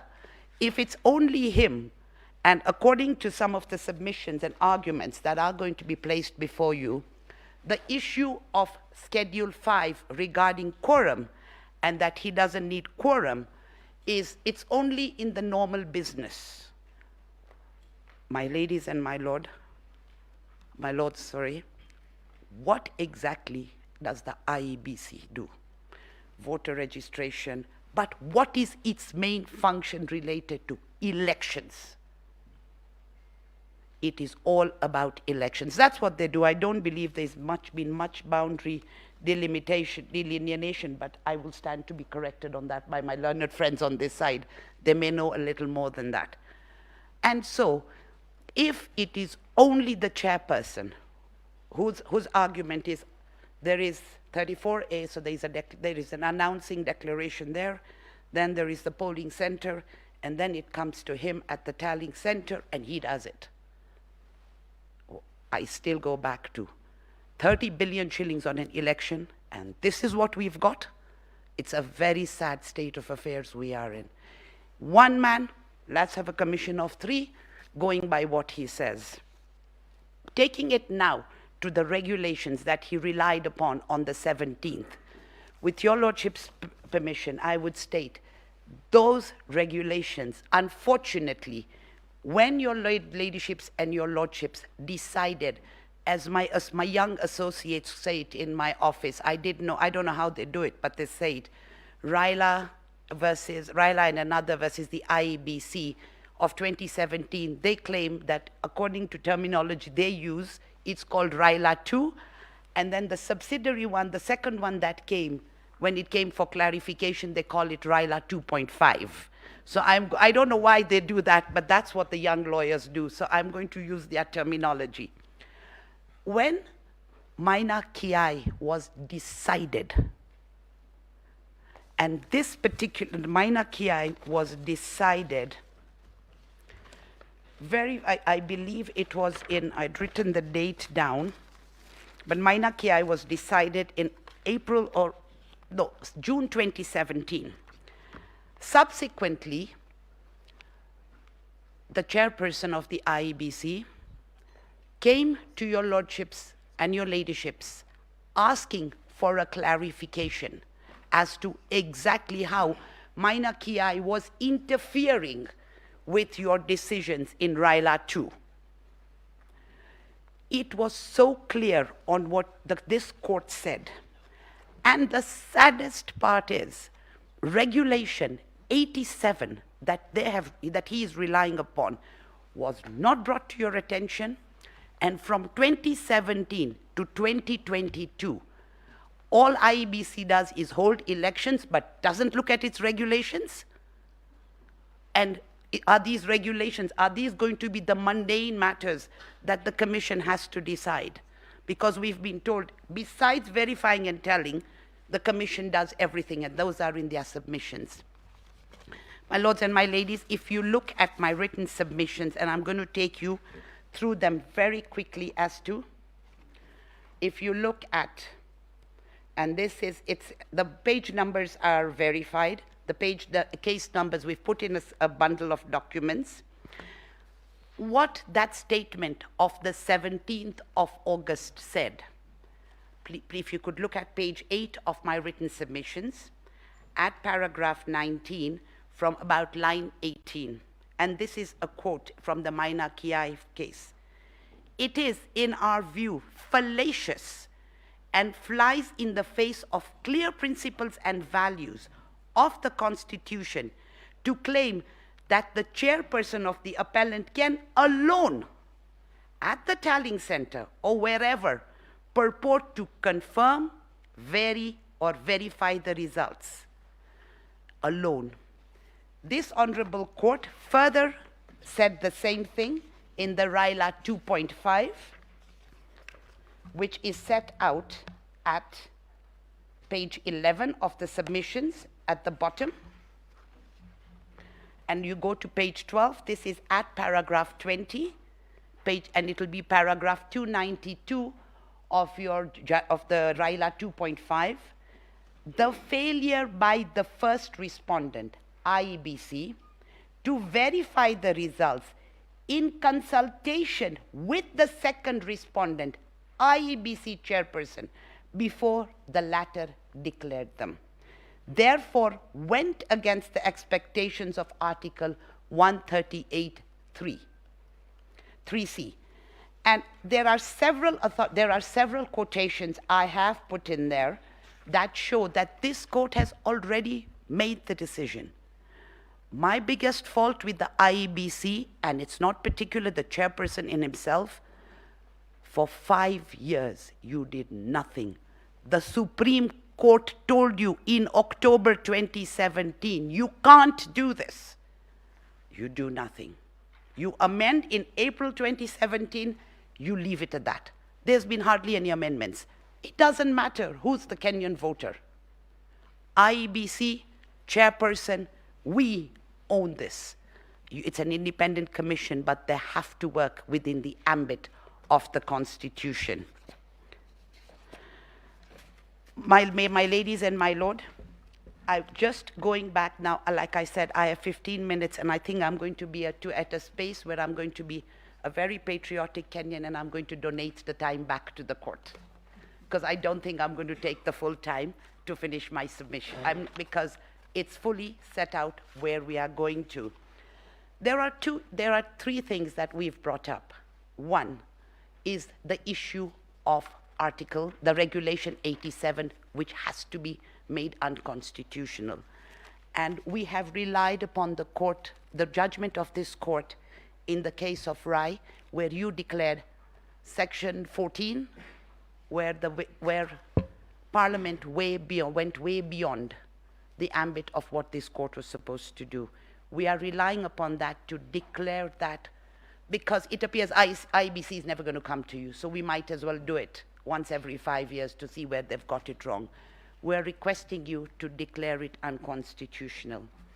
We are going further and stating to your lordships, to your ladyships and your lordships, the issue of the elections, of the cancelled elections. Whilst the elections were cancelled in counties or gubernatorial, and an issue has been taken up that if this court has jurisdiction, because interpretation of the Constitution is in the High Court. My ladies and my lords, Article 101 actually gives a date cast in stone when our elections are going to take place. General Assembly, Parliament, Presidential, the whole lot. So it is on the second Tuesday of every 5th year. Article 101 read with Article 136(2)(a), read with Article 177(1)(a) of the Constitution, and 181, clear, cast in stone. We all know why that happened, because initially dates could be set by whoever they wanted to. And you could have a date on the 29th of December for an election where voters were available or not available. That was the history of that in a very narrow way. We now have a situation where elections were cancelled. Today we have a chairperson and an IEBC who are so disconnected. What happens if in 5 years from now somebody decides to cancel a presidential election on the basis of a national emergency? This is something that really struck us when we were looking at this. It was something that had never crossed our mind. It's a hypothetical, yes, but maybe some direction needs to be given on that.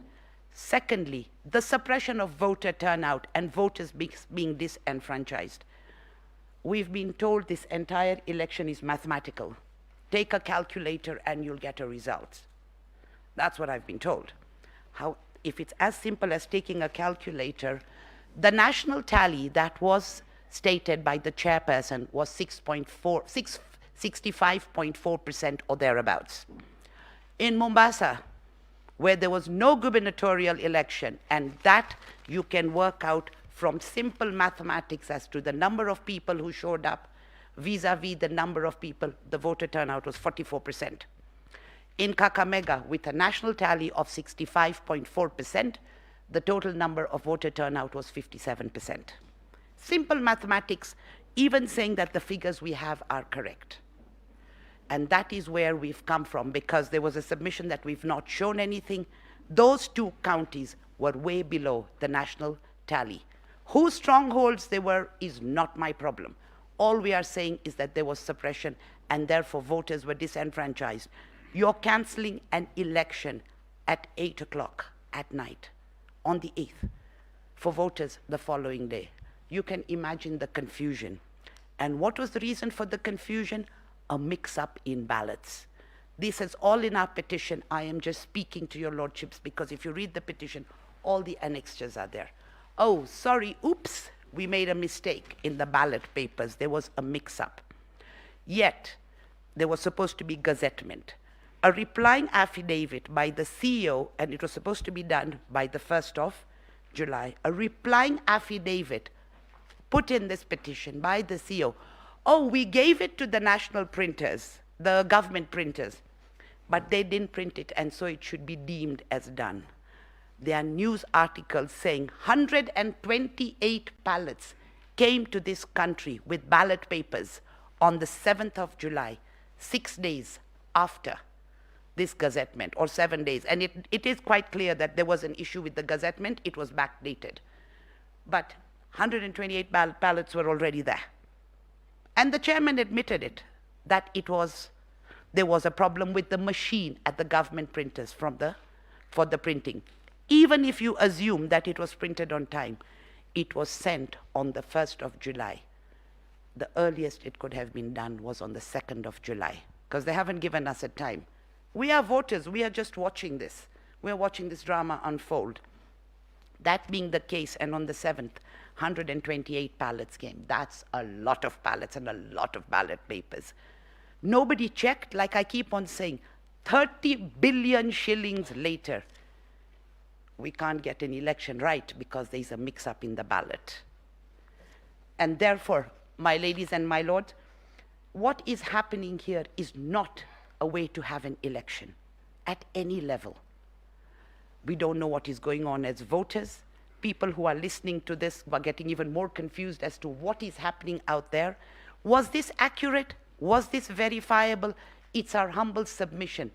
The commissioners who came out, the disconnect between the commissioners shows that there is a problem. Mr. Chebukati says it is verifiable and accurate. The voter, what does Mr. John Njoroge know? The commissioners are saying it was opaque. Where does the voter go? Has everybody forgotten the voter in all of this? The political parties are saying, I won, I won. We want to know what happened to our vote. And where we are today, we actually cannot say that where this vote went and what happened. And in view of that, it's my humble submission that one, the petition be allowed as prayed. And there is a prayer we've requested for, that there should be a nullification of this election, because the sovereign will of the people has not been, well, like I said, what we see. Whilst this court says an election is a process, for me, and even as a lawyer, and for Wanjiko and for John Njoroge, an election is an event. You're going to the ballot, you're going to cast your vote, and you're hoping that your vote counts. We shouldn't be in a position where we hope that our votes count. We should be in a position where we know our votes count. And whilst there is a prayer which your lordships and ladyships might tell me off about, we have requested that the chairperson be prohibited from conducting any further elections in view of his behavior and or holding any public office in Kenya in breach of Chapter 6 of the Constitution of Kenya.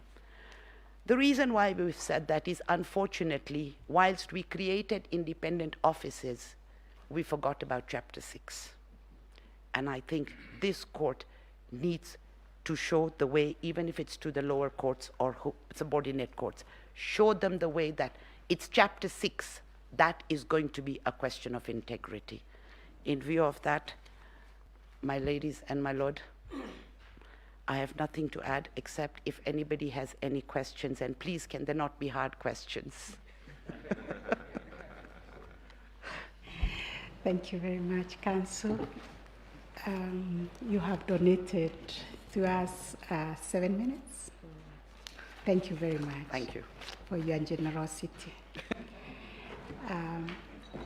I think we will adjourn.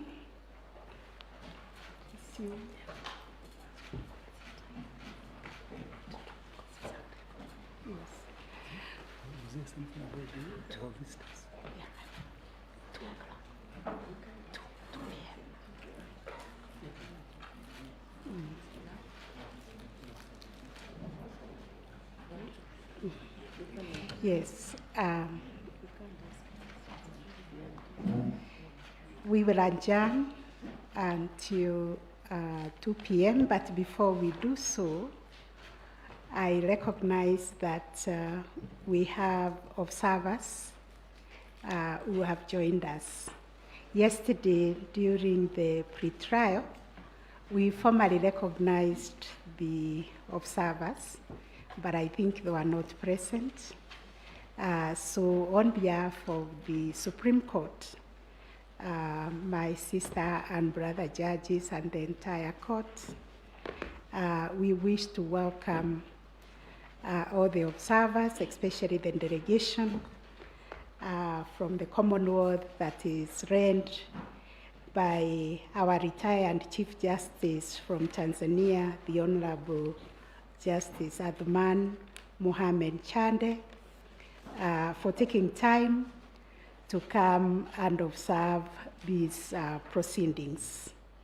We thank you for taking your time, which is a mark of friendship and also encouragement, and also an indication that we are all pursuing similar objectives of ensuring there is promotion and protection of the rule of law and constitutionalism, and also creation of strong, independent institutions that guard and sustain our democracy. So you're most welcome to the proceedings, and our gratitude for your finding time with eminent judges, jurists, and other distinguished delegates who have committed their time to come and be part of these proceedings. On behalf of the court, we are so grateful. And having said that, I think we will arise and resume at 2 p.m. Thank you.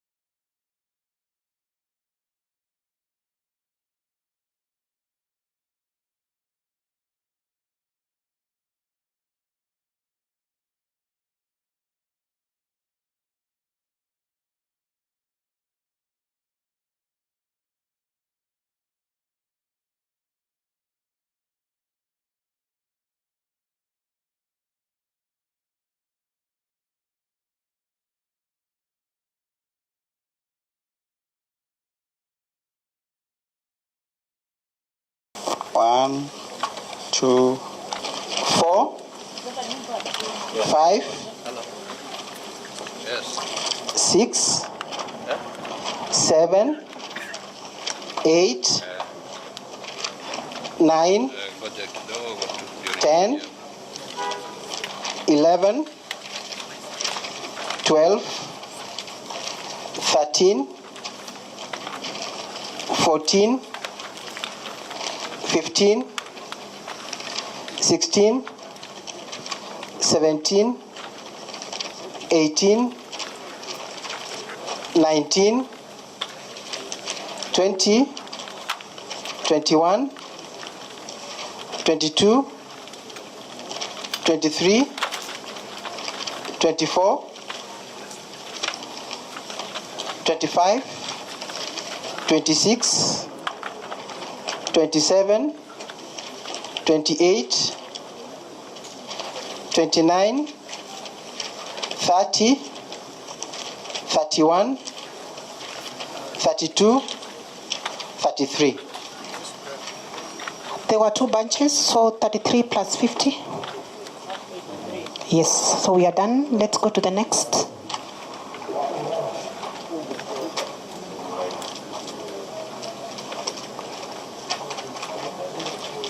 So this is for Raila. Reroll them? Yes.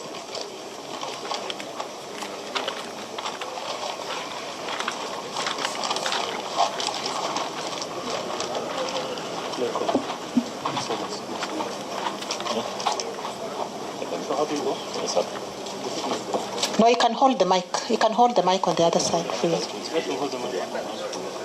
So you just get the mic.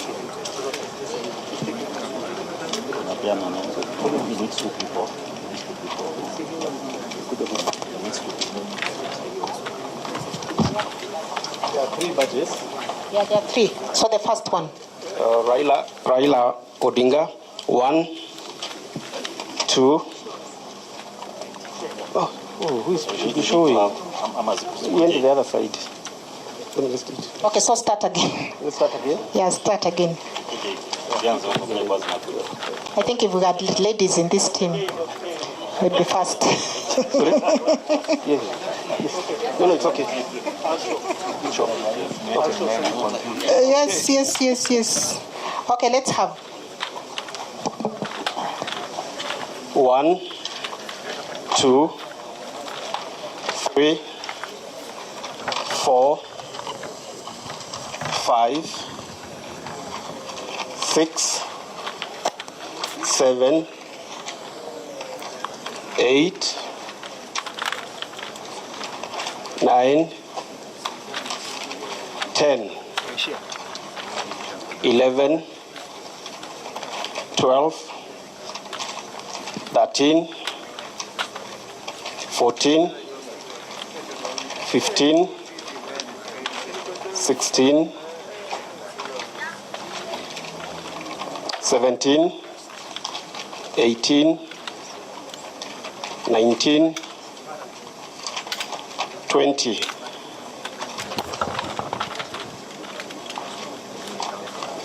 21, 22,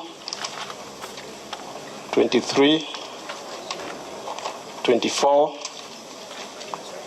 25, 26, 27, 28, 29, 30, 31, 32, 33, 34, 35, 36, 37, 38, 39, 40, 41, 42, 43, 44, 45, 46, 47, 48, 49, 50. That's the first batch. Going to the second.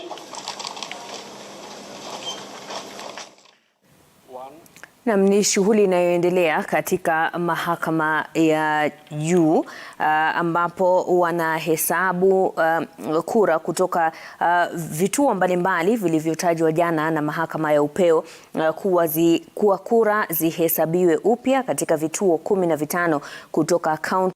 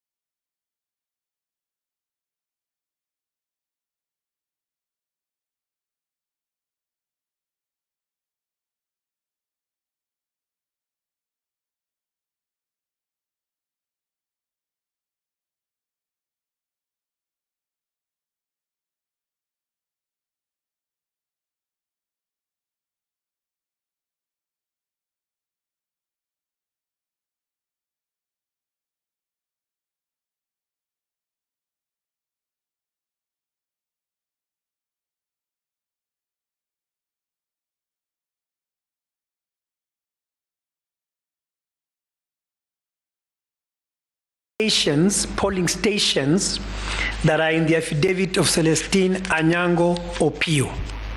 That is the only way that exercise can be can have meaning. And that those forms will be a sample for which you can submit in accordance with your pleadings. We cannot allow you, we said, to go outside your pleadings, because what's happening now, we are creating a new case out of these forms. So please stick to your pleadings, and once we get those, the report on those forms, you submit on them in the context of your pleadings. And so, Caleb Khalifa's petition, Willis Otieno's petition, Willis Otieno, the petition by Raila Odinga, and the petition by Joaquim Boshe. Those are the three petitions where these issues arise. Please submit only on those issues. I hope I'm clear. And we don't expect debate on these, we expect compliance. I thank you very much, CJ. I thank you, Council. And remember, CJ, and Council, this exercise must be conducted before 2 p.m. tomorrow. What will be undone by tomorrow will be undone. I thank you. Thank you, Justice Renaura. My Lady Chief Justice and members of the court, we are also having difficulties with the orders relating to inspection of the servers. We have been given restricted access only to the result transmission system, and only it has not been granted yet, only to one server, and it is established that the IBC has got 8 servers. We have taken the decision to write formally to the registrar in the hope that the court eventually can resolve this matter as quickly as possible, because we are running out of time. But there's no compliance in terms of the orders that the court gave. We are aware about that issue. We are following up on the question, and as far as we know, the exercise is continuing. Should there be an issue later in the day or tomorrow morning, we shall receive a report. But as far as we know, by the time we got out of here, the exercise had commenced. There was an agreement on how to access the server that was given, and the issue of cloning is being addressed. So let's leave it for now. Let's report again tomorrow morning. I thank you, CJ. I thank you, Mr. Orengo. We are aware about that issue.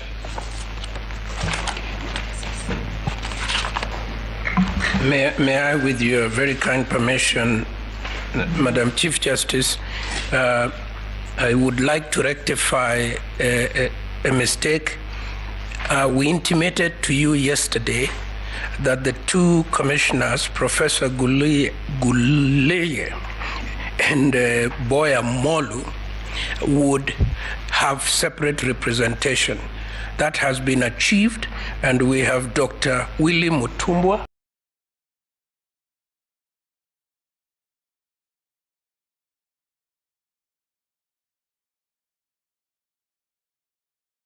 Professor Guleye.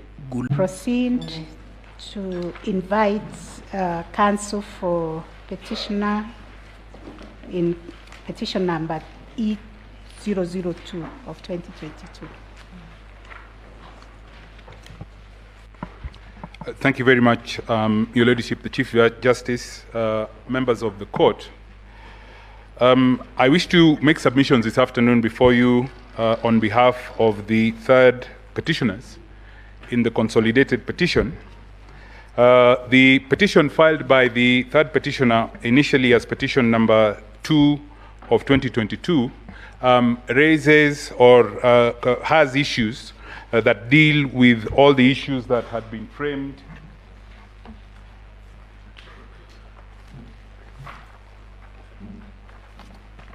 all 9 issues that had been framed for determination by the court. But in respect of issues number 1, 2, 3, 4, 5, and 6, I will rely on the written submissions that we have filed or that have been filed on behalf of the 3rd petitioner. And I will utilize my time on my feet this afternoon to focus on issue number 6, the cojoined issue number 7, number 8, and number 9 of the issues that the court framed or the court has framed for determination. I wish to get straight into issue number 6. And my humble understanding of issue number 6, and I will read it just for clarity, whether the IEBC has carried out the verification, tallying, and declaration of results in accordance with Article 138(3)(c) and 138(10) of the Constitution. Again, it is my humble understanding from the manner in which that issue is phrased that what the court is inquiring into is not whether tallying and verification should be done in accordance with Article 138(3)(c) and 138(10), but indeed whether tallying was carried out by Article 138(3)(c) 3C and 138(10) by the IEBC. Time was taken by my learned senior colleague, Mr. Paul Mwangi, earlier on this morning, to make submissions as to what the IEBC is, the meaning and definition of the IEBC, and what amounts or what body or group of people then amount to the IEBC. And that is a submission of law, and I don't intend to repeat the submissions that were made by my learned senior colleague. But the issue as framed in number 6 invites a detailed factual inquiry. And that factual inquiry is the factual question of was the tallying and verification during the or after the presidential election that is the subject of these petitions indeed carried out by the IEBC. I wish to start my submissions by referring you to a press statement. And that press statement is by the chairman of the IEBC. I believe he's the second respondent. That press statement is dated the 17th of August 2022, and that press statement is to be found in volume 4 of the third petitioner's documents at pages 493 to 496. That press statement is dated the 17th of August.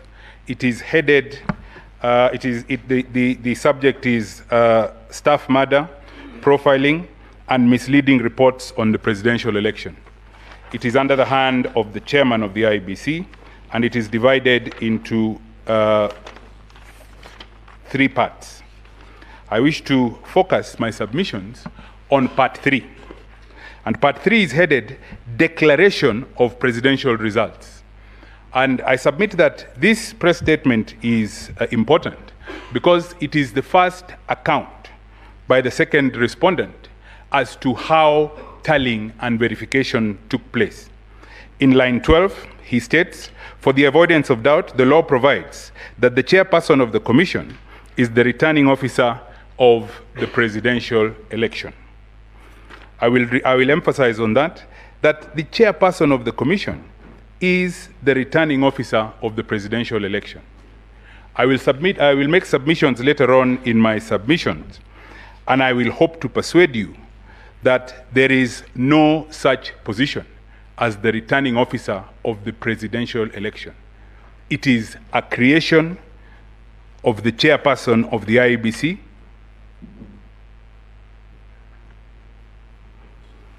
and it is created for the purposes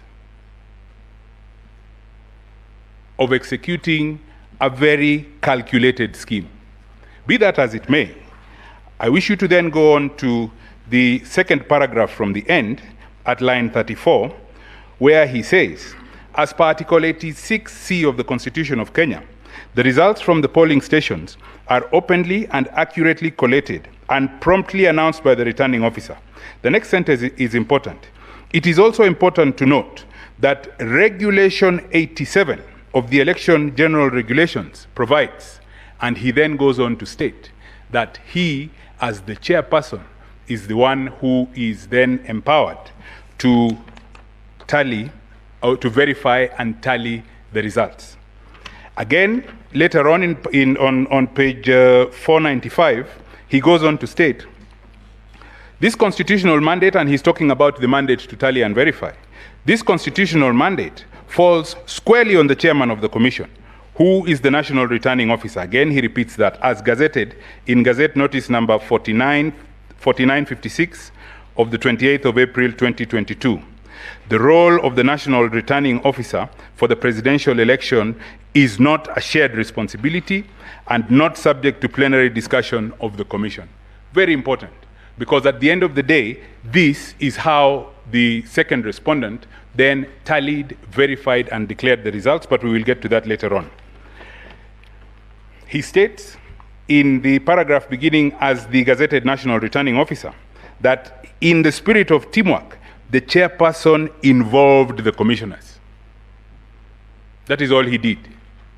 In the spirit of teamwork, he felt that there was no duty to involve them.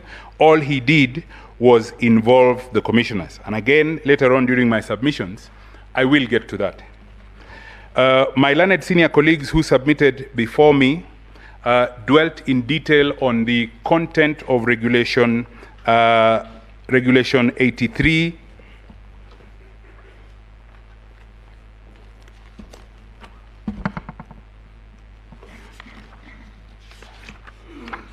The content of Regulation 83.2 and Regulation 87.3.1, Regulation 87.3 in its entirety, and the manner in which those two regulations enable the chairperson singularly to tally or to verify and tally results in the presidential election. I do not wish to take any time to go through those two regulations, merely to state that it is my humble and respectful position that those two regulations are inconsistent with the provisions of Article 138(3)(c) of the Constitution, because they enable the result in the presidential election to be verified and tallied in a manner other than envisaged by the Constitution. There is a substantive prayer in the petition to declare those two regulations unconstitutional. And I state for that reason that relief should be granted. Later on in my submissions, I will then make submissions as to the consequence of those regulations being unconstitutional and having then hopefully being declared unconstitutional by this court.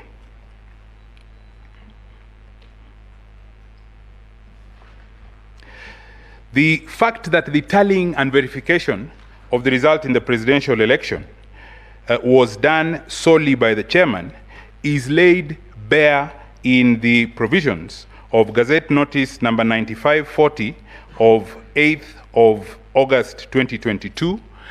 This again was referred to by my learned senior colleague Mr. Firoz Noroji whilst he's on his feet. And this Gazette Notice is to be found at page 36 of the affidavit sworn by the second respondent and drawn by the firm of my good and learned friend Mr. Eric Gumbo and Associates at page 36 of that affidavit.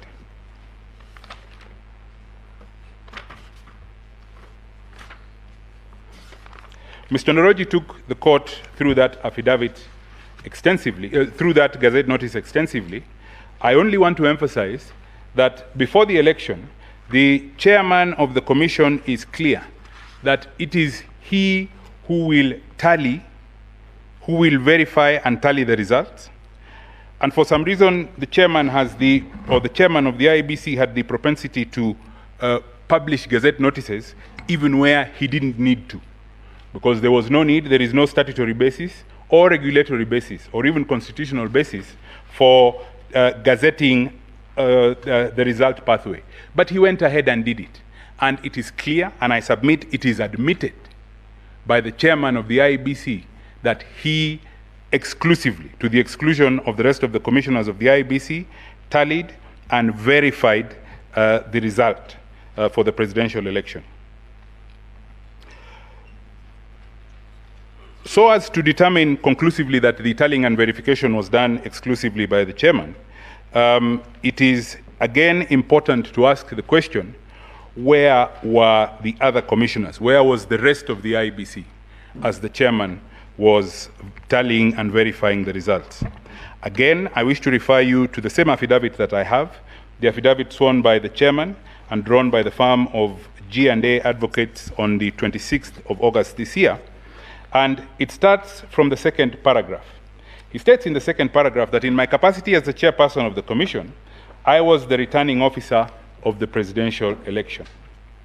He then goes on later on in the affidavit at paragraph 45 to state that for the proper management of roles at the tallying center of the presidential elections, I had designated in writing specific roles to each of the commissioners and other commission staff. Annexed here to as WWC 9 is a bundle containing the said communication. Again, this bundle and this communication is important, members of the court, because it states clearly what the other commissioners or the roles that the chairman had designated the other commissioners to do. At page 41,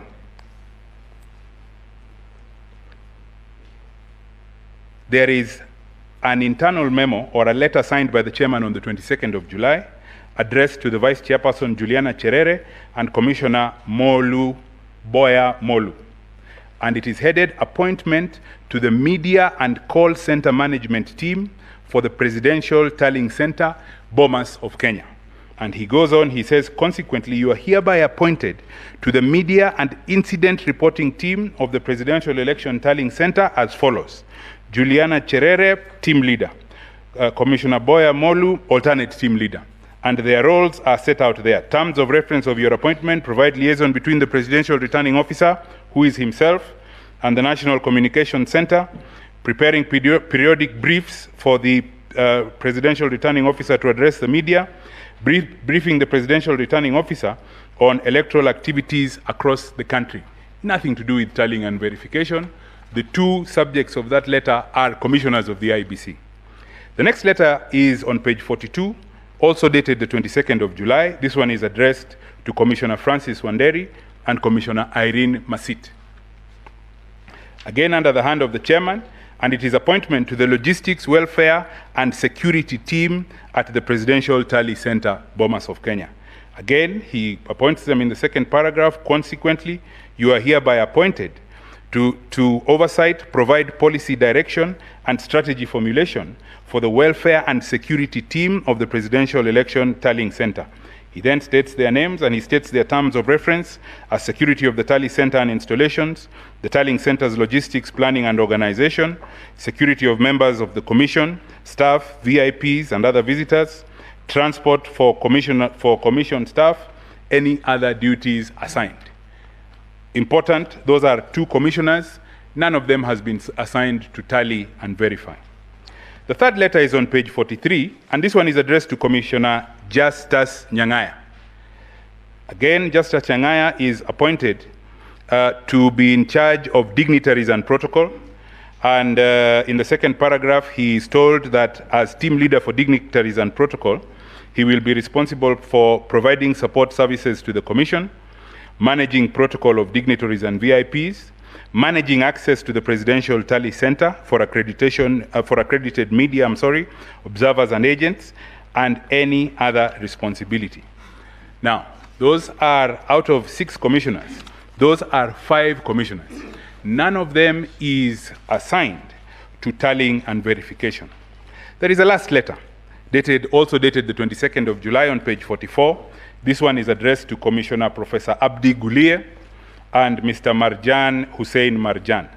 I wish to point out to this court and ask the court to note that Marjan Hussein Marjan is not a commissioner, but he is merely the CEO of the IBC. Now, these two are appointed to the results management team at the Presidential Tally Center. Their duties are undertaking quality assurance of result forms received from the Presidential Returning Office desk, tallying and processing of election results. I urge that that is the language of Article 183.3, and assisting the Presidential Returning Officer in managing a record of the election results. Tallying and verification, I submit, on the admission of the chairman of the IEBC was done by Professor Abdi Guliye and Marjan Hussein Marjan, and not by the IEBC.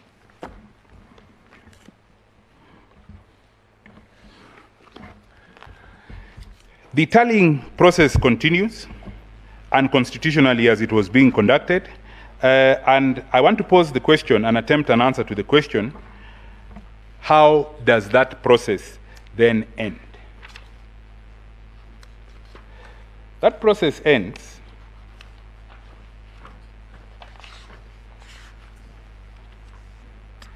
as set out in paragraphs, again, the same affidavit of the chairman, at paragraph 76 onwards.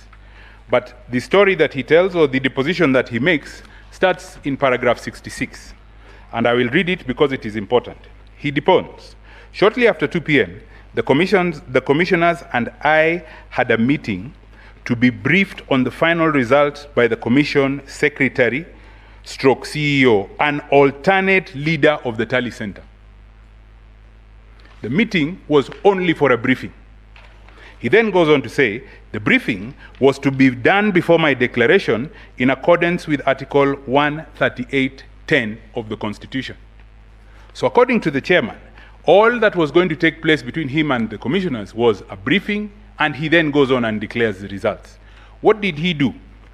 After he narrates the story of the visit between paragraph 67 and 75, he then goes on under the substantive heading, Commission Briefing of Final Results.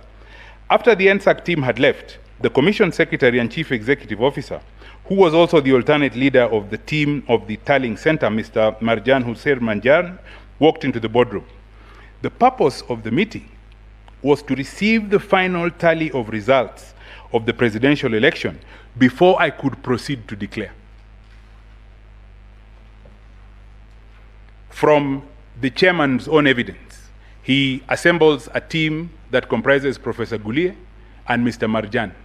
They tally and verify the result, and Mr. Marjan is merely coming to brief the commission. What happens after that? There is between paragraph 77, where he states that copies of the results were handed to the commissioners, and that is all that was done. The result had been tallied and verified elsewhere. The copies are merely handed. There is a conversation. There is no agreement. And of importance, at paragraph 81, the chairman deposed as follows. I walked out of the meeting room accompanied by Commissioner Professor Gulie, Commissioner Molu, and the Chief Executive Officer. And he then went to the auditorium and declared the results. In the chairman's own words, and I submit that his narrative of what took place is important. That is how the tallying and verification of the result in the presidential election took place. To answer, or to attempt an answer to the question that is sought by this court by framing ground number 6 as it is, whether IBC carried out verification, tallying, and declaration of the results in accordance with Article 138(3)(c) and 138(10), I would answer that question in the negative. Tallying was carried out by the chairman alone. At best, the chairman, Professor Gulie, and Mr. Marjan. A quick look at Section 5(1) of the IEBC Act would disclose that those 3 gentlemen, however eminent, are not the IEBC. What the Constitution enables the chairman to do on his own is to declare the result. I submit that the election is a process, it is a progressive process, and the completion of one process enables another. If you do not complete voting, you cannot tally. If you don't complete tallying, you cannot declare. I submit that tallying and verification, having not taken place as provided by the Constitution, then there was no result for the chairman to declare. There is an attempted justification by the chairman for his decision to tally and verify the result on his own. That justification exists in an affidavit sworn by the chairman. This time it is drawn by the firm of Iseme Kamau and Maema Advocates. It is at page 14, at paragraph 62. The chairman attempts to justify his decision to tally and verify alone from this court's decision in Raila 2017. With tremendous respect to the chairman, the issue of his ability to tally and verify on his own was not an issue in Raila 2017. And with the clear provisions of the Constitution, in Article 138(3)(c), there can be no judicial foundation for the chairman's tallying and verification on his own. At the beginning of my submissions, I had submitted that I wish to demonstrate to this court that the chairman executed a very well calculated scheme to grab the election and to run the election on his own. And this is how, in my estimation, he did it. Elections are normally commenced by a notice of elections that is issued under Section 14 of the Elections Act. Regulation 12 of the Elections General Regulations then provide that certain specific notices will be issued for the presidential election. Regulation 12.2 provides as follows: immediately after the publication of a notice under Section 14, and the notice under Section 14 of the Act is published by the Commission, the returning officer of every constituency shall notify the holding of a presidential election in Form 8. Now that's important, because I had also said that earlier on that there is no such role as a presidential returning officer or national returning officer. And I say so because of the provisions of Article 138(2) of the Constitution. Article 138(2) of the Constitution says, if two or more candidates for president are nominated, an election shall be held in each constituency. An election shall be held in each constituency. A returning officer is defined in Section 2 of the Elections Act as a person who conducts an election. The chairman is merely enabled to declare. The conduct of the election by dint of Article 138(2) is by 290 returning officers. The notice that they were required to publish under Regulation 12(2) was never published. The 290 notices from the 290 returning officers was never published. There is no position like the national returning officer. So the first infraction is that there are no notices. The chairman constitutes himself as the national returning officer, and the notices are not published. The chairman gazetted himself. I believe the Gazette notice is the Gazette notice, I think it is the 22nd or 28th of May. He gazetted himself as the national returning officer. As a matter of good electoral practice, returning officers are gazetted with deputies. The chairman gazetted himself with no deputy. It was his election to run as he saw fit. There is the issue of the deployment or the unilateral transfer of returning officers. My learned colleagues who appear for the commissioners have dealt with that extensively in their affidavits, and I'm sure they will submit on it when they have their time on their feet. Again, the deployment of commissioners at Bomas was not accidental, it was deliberate, it is documented, and the details are spelled out, the duties are spelled out in detail. Again, the postponement of the elections is another issue, and I wish to pose this question at this juncture. we have interpreted constitutional time as being strict. But the chairman of the IEBC has on more than one occasion dealt with constitutional time as if it is elastic. The elections that he postponed on the 8th of August were not the first elections that he postponed. In the second week of March 2000, the then sitting MP for a constituency in Kwale called Msambweni passed away. The Constitution provided that by-election be held within 90 days. That by-election was not held until the 20th of December 2000, or not 2000, 2020.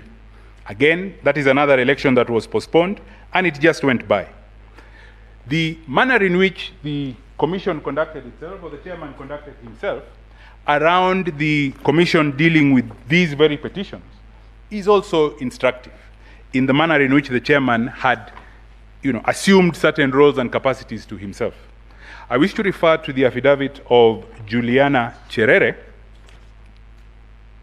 filed in this court on the 26th of August. And I wish to refer members of the court to the to annexure JC12. That annexure is correspondence, it is internal memos within the commission. The first one is signed by the 4 commissioners, and it is a request for a special meeting whose agenda is to deliberate the commission's position in light of the presidential elections petition filed in court on the 22nd of August. That letter is dated the 24th of August, 2 days after the petition is filed. Annexure JC12 or JC13 is a follow-up to that letter. There is no response, or there is no response by the chairman to the initial memo, and there is a follow-up now asking for a meeting on Friday the 26th at 9 a.m. at the commission's offices to discuss that purpose. Of tremendous importance is the letter, or is the internal memo exhibited as JC14. This is a response to the request for a meeting. This one is not under the hand of the chairman, but under the hand of the CEO, where he convenes that meeting for today, the 31st, the first day of hearing. Is that a chairman acting in the best interest of the commission? Is that a chairman acting constitutionally responsibly? The effect of the unconstitutionality in the election was dealt with by this court's decision in Joho 2014. Anything done under that unconstitutional piece of legislation is a nullity. In the brief time that I have left to answer the ground number 7, it is impossible to tell whether the returned candidate garnered 50% plus 1, because the process by which that finding would have been made did not take place constitutionally.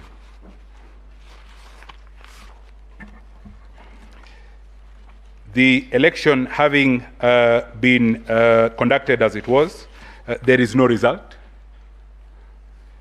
The votes that were cast by the people of Kenya having not been properly tallied and verified, or verified and tallied, there can be no declaration. I wish to assert the submission made by my learned senior colleagues that an election is a sovereign process that belongs to all Kenyans. And via the Constitution, we have delegated the management of that sovereign process to the IEBC. It was a constitutional infraction of monumental proportions for the chairman to seize the election as he did.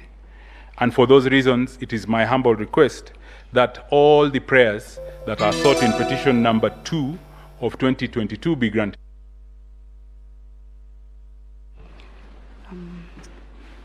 Thank you, Council. Next.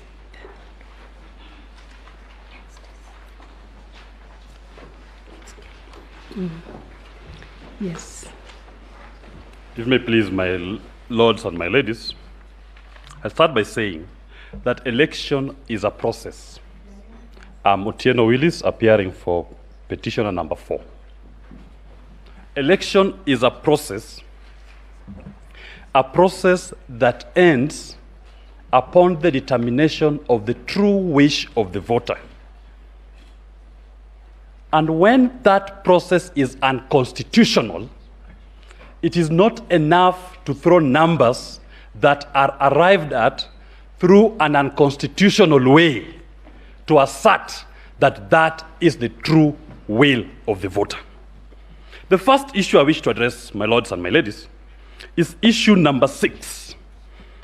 And issue number 6, core to it, is Article 138(3)(c) of the Constitution, which vests upon the IEBC the duty to tally and verify results from all polling stations and to declare the result. I want the court to take note of the last part of Article 138(3)(c).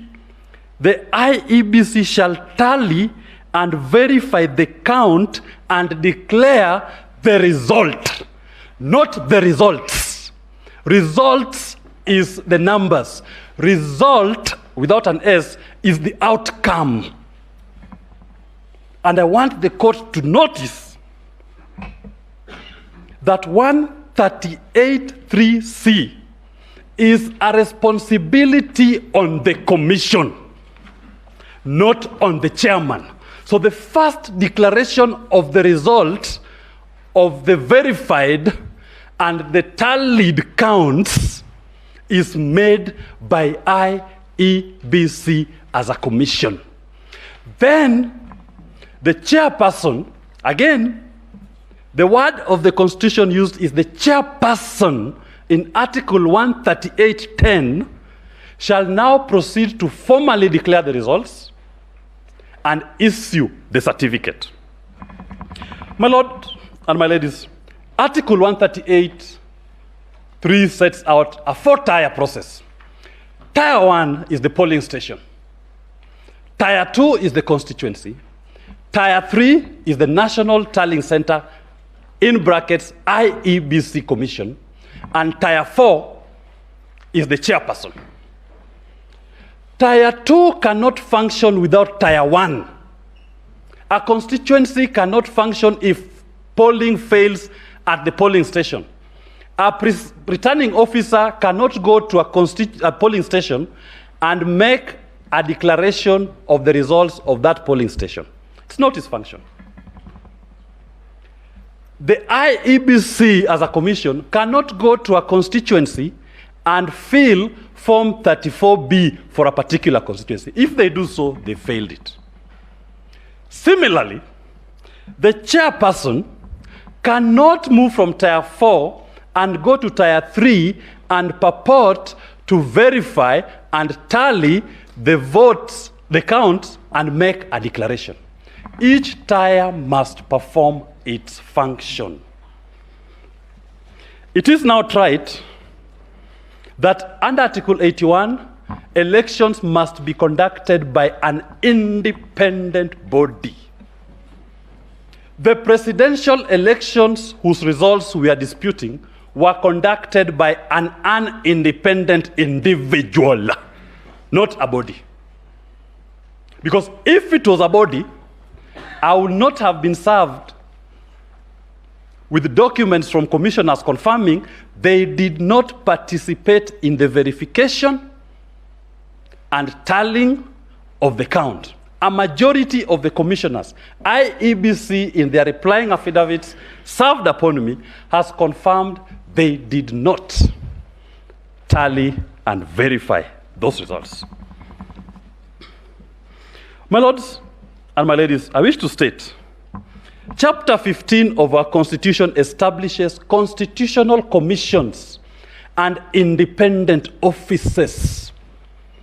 Where the Constitution desired a function to be performed by an individual, it established an independent office. The Office of Auditor General, the Office of Controller of Budget. But where it desired a function to be performed by a commission, it established an independent commission. The Office of Election Management Body is a commission. It is not established as a chief elections officer as an independent office, as Wafula Chebukati seeks to run the commission. My lords, if the people of Kenya desired to have an individual, they would have simply reverted back to 1988 when we had a supervisor of elections. I will not go back into what has been submitted, but only to add on that point that where a commission has been properly constituted and the number is set as an odd number, the Constitution and the law presupposes there may be dissent. And the oddity of the number is to make sure that ultimately a decision will be arrived at. In this particular case, the oddity of the numbers led to a decision of the commission. And a majority of those commissioners have told us in their affidavits that they did not carry out a tally and verification of the results. Tier 3 failed. Confirmed. Let us go to the state of mind of Mr. Wafula Chebukati on the 15th when he was conducting this function, just to confirm to you that he did it himself. In page 12 of volume 1 of my documents is a statement dated 17th of August by Wafula Chebukati, in which he says that it was his sole responsibility.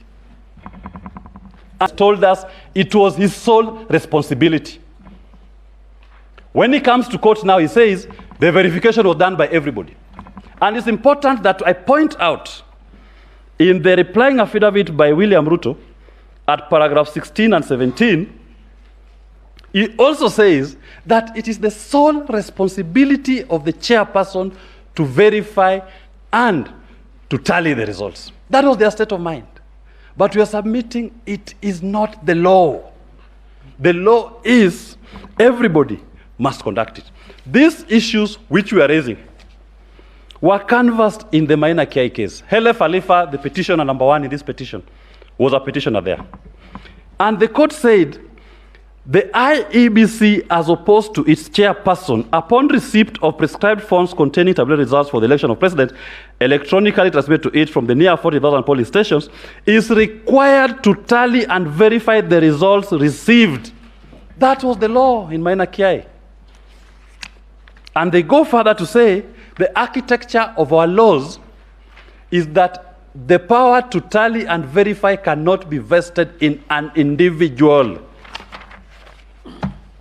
Supreme Court Raila Odinga 2017, the court said in paragraph 292, the failure by the first respondent to verify the results in consultation with the second respondent, IEBC and the chairman, failing to act together in concert, meant that it went against Article 138(3)(c). That was binding.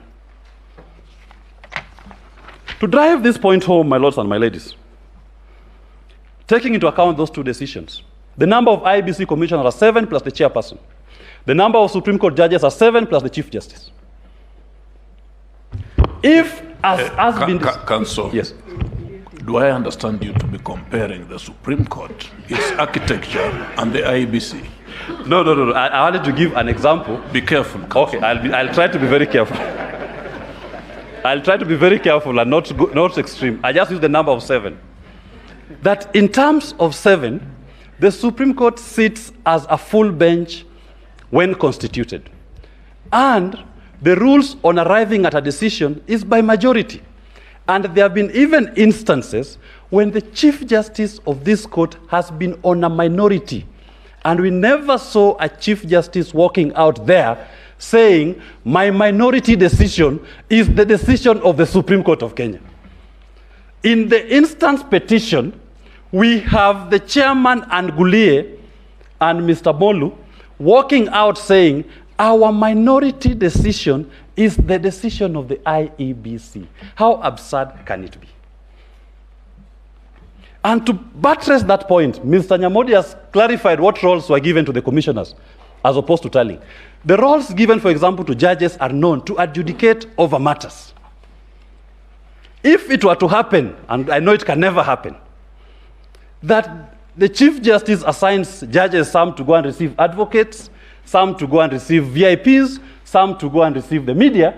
Then the Chief Justice remains with only 2 other judges, and they make a decision and tell the people of Kenya, this is the decision of the Supreme Court of Kenya. How absurd will it be? That is what transpired in this particular case. Commissioners were relegated outside their core functions, and the function performed by an individual, what I call a minority of the IEBC. That was never the intention of the law. On the technological aspect, as I move to summarize, I want to refer, my lords and my ladies, that's issue number 1, on the qualitative test of the technology. IEBC, under the Elections General Technology Regulations, conducted an independent audit of the biometric voter register. This is what your auditors said. At page 32, volume 1 of my bundle of documents, the KPMG report found that 481,711 persons were not qualified to be on the register, but they were on the register. Duplicates. One person has several entries. If this number was below the margin of victory, it will be insignificant. The start of an election process is the voter register. It must be a very clean document. In this case, they started the race with a register by their own audit as at the 16th of June. The register that was gazetted on the 20th of June, that register had 481,711 persons who were not supposed to be there. Duplicates, several entries. The margin of victory by which William Ruto passes 50% plus 1 is less than 70,000 within this margin. The margin of victory by which is declared more than Raila Odinga, 200,000, again less than this. So the universe of the elections was already compromised ab initio, and the number by which it is compromised could affect and did affect the results. To use my Supreme Court example, I will say, if all the judges were biometrically registered, we know there are 7 judges, but we go a biometrics audit, we find there are 9 voters in that register. Would we say that that register is authentic if they were to vote on an issue, and then the return is 4-3, and yet the register had 9 people? Would we say that only those who are legitimately qualified to vote participated? I would say not. In page 36 of my volume 1, the audit report finds that 638,814 entries were noted to be null IDs. You have registered voters on the register who don't have ID numbers. Null. That is the quality of your election document. And at page 37, the auditors find that there are generic users who cannot be attached to anyone, generic users of the biometric voter register system who cannot be attributed to anyone. But more importantly, the auditors found that there were 14 non-returning officers, users, accounts that had been granted access, voter access privileges on the identity data management system. Non-users, some of them are referred to as Embakasi South clerks. People who had access to the system, and they were able to make changes on the persons who are supposed to be on the register. Non-authorized users, their own document. At page 39, audit report finds that there are users who are not gazetted returning officers that have access to the database. It is important that we note this. Page 42, IBC's response to the audit queries. They said it was not humanly possible within the time available to deduplicate the register. That is, to remove those erroneous entries. So they are confirming they went into an election in which the register was compromised, and the number by which it is compromised could and did affect the results. They also purport to say that they cleaned the unauthorized users. At the time when they're doing it, your system has been compromised. There's nothing left to say. You are now running on autopilot, as the KPMG audit report says. The horse has bolted. The stable is broken.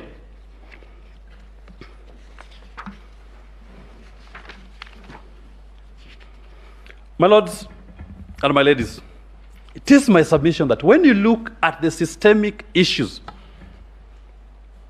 arising and affecting the integrity of this election, should we even pay attention to the numbers which we are now being fronted? If the system was compromised from the beginning, the universe of the elections had been compromised from the beginning, that whatever numbers will come out of that universe of the elections, the voter register, does not matter. And I do believe even the third respondent, if he was the one filing this petition, would raise the same issues that I'm raising today.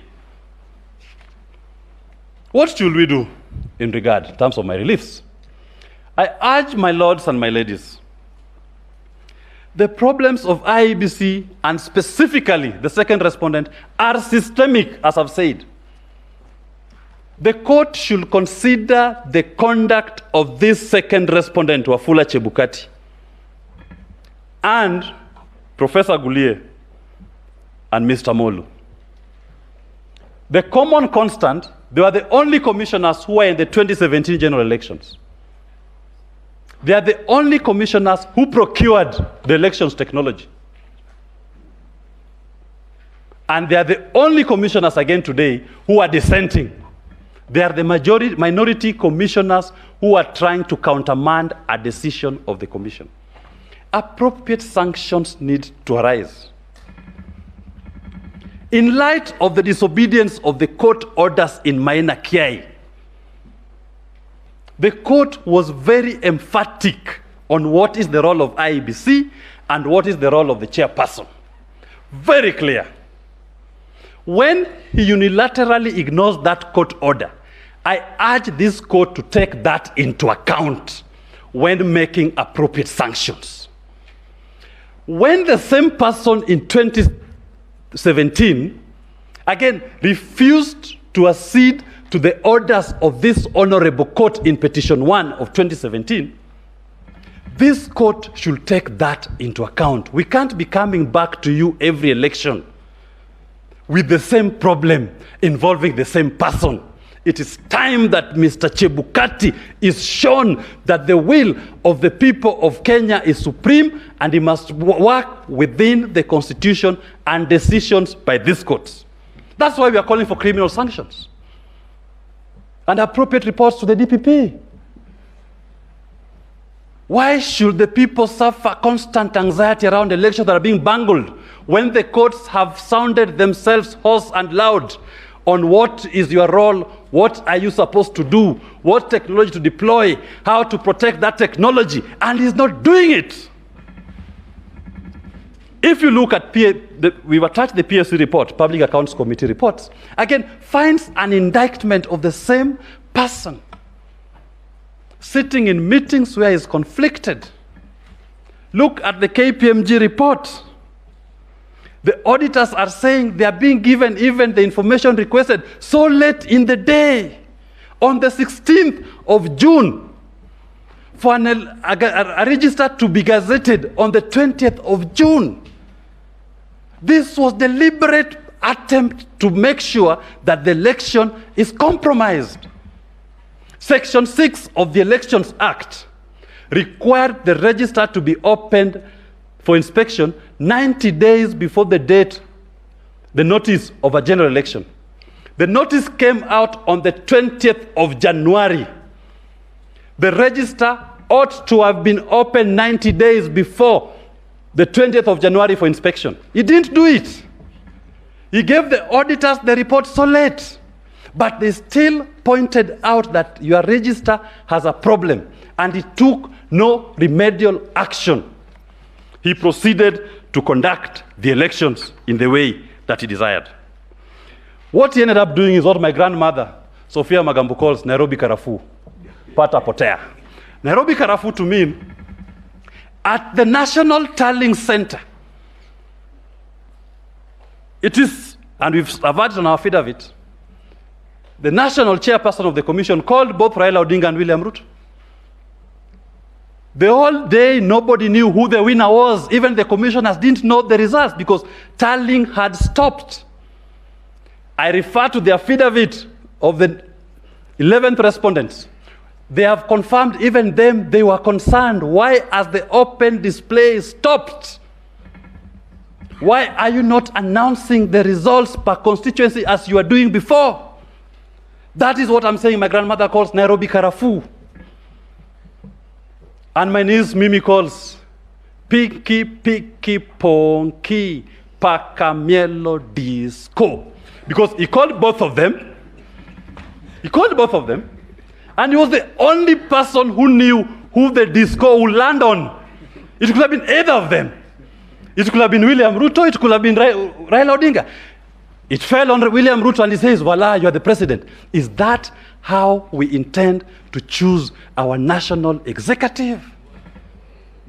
We've reduced it to Mimi's childhood game of Piki Piki Ponki Pakamielo Disco. Council again. Yes, my lord. I did give you brotherly advice. Be careful. That language appears to be alien to this court. I'll be guided, my lord, I'll be guided.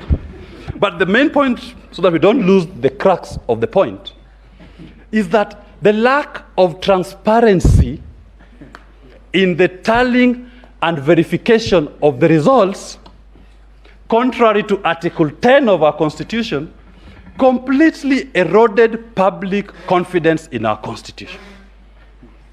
It completely left a very core exercise of a sovereign donation by the people to the whims of an individual not subject to any control. And that, my lords and my ladies, should not miss the attention of this court. My lords, in our submissions, we've spoken about the DCI report and the penetration of the system. Again, just to buttress the role of this chairperson. My lord, the DCI, as has been submitted, is set up as a government agency to investigate crime. They did find that indeed there were foreigners who had access to what we call critical election instruments. And their forensic report has established the presence of those persons. In other words, in layman's language, the DCI report has corroborated what the KPMG report has found and authorized users and access to critical elections technology. Should we ignore that and say, just look at the numbers, forget about the process? I humbly submit that we cannot now even focus on the numbers. We should not even, because the process through which those numbers are being arrived at has been compromised. So that anybody inviting you even to look at the number is inviting you down an alley, a process in which the wish of the people has been convoluted. My learned senior John Mohammed, representing a poor voter, did say that voter just wants to see, just wants to know, how was my vote converted into account and the result of the elections? If the infrastructure and the process set up for that poor voter does not guarantee integrity, then, my lords and my ladies, it is my humble submission that the number that an individual ultimately comes out with at the end does not matter.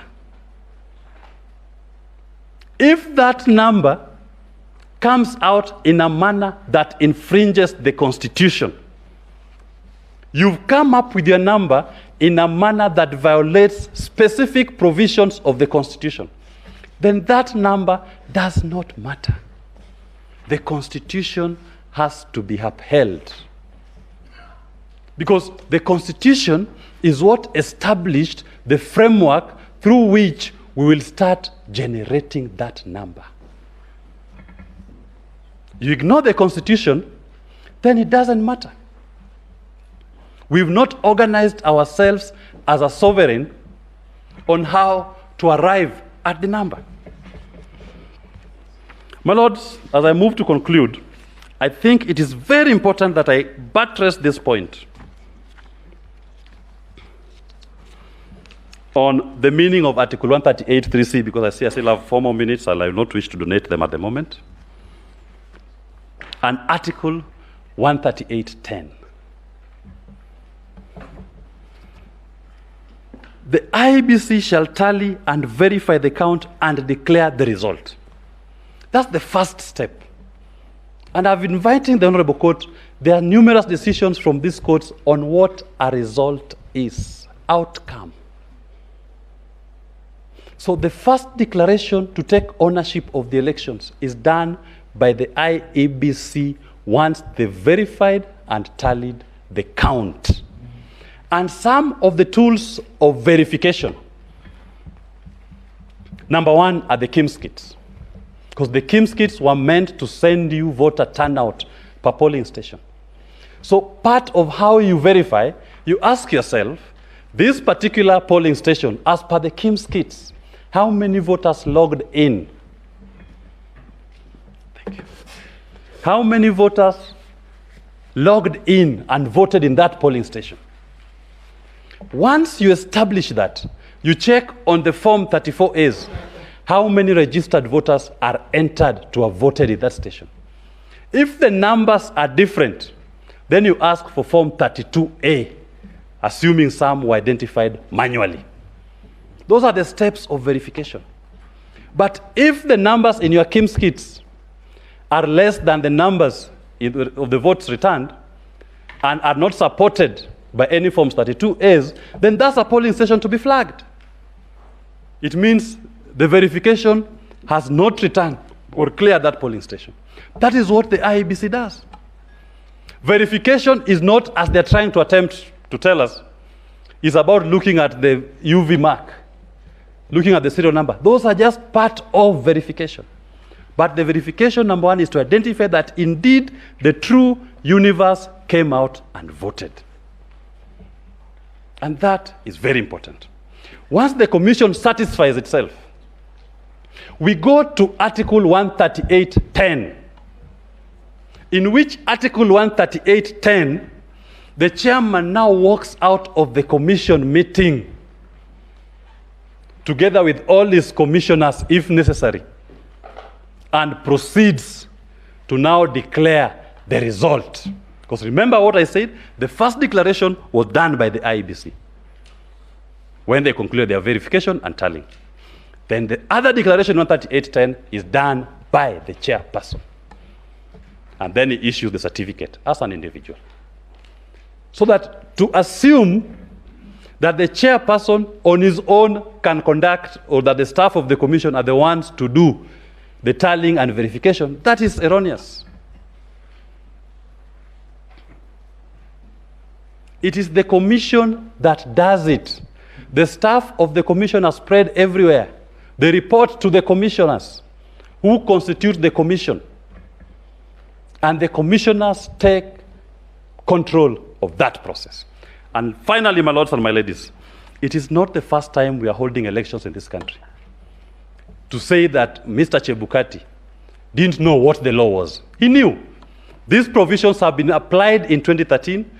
They were applied in 2017, 1, and 2017, 2. And the commission functioned as a commission to conduct those elections. Why should we now move away? My lords, finally, in this election, We submit the people had their say, but the machines, technology, had its way. Please correct it. Thank you very much.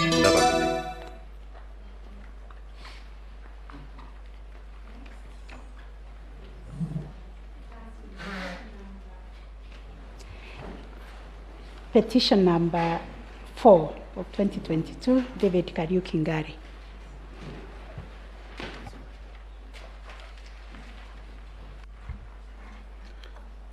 My lady, this is petitioner number 5 in the consolidated petition. My name is Metuga. I will deal with issue number 6 as framed by the court. My colleague, Mr. Njiru Ndewa, will deal with issue number 8.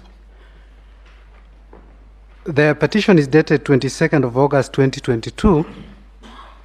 We have filed submissions dated 25th of August. Counsel, let us confirm. Who is your client? My client is David Kariuki-Ngari. Kariuki-Ngari. Yes. Then according to our records, it's number 4, petition number 4.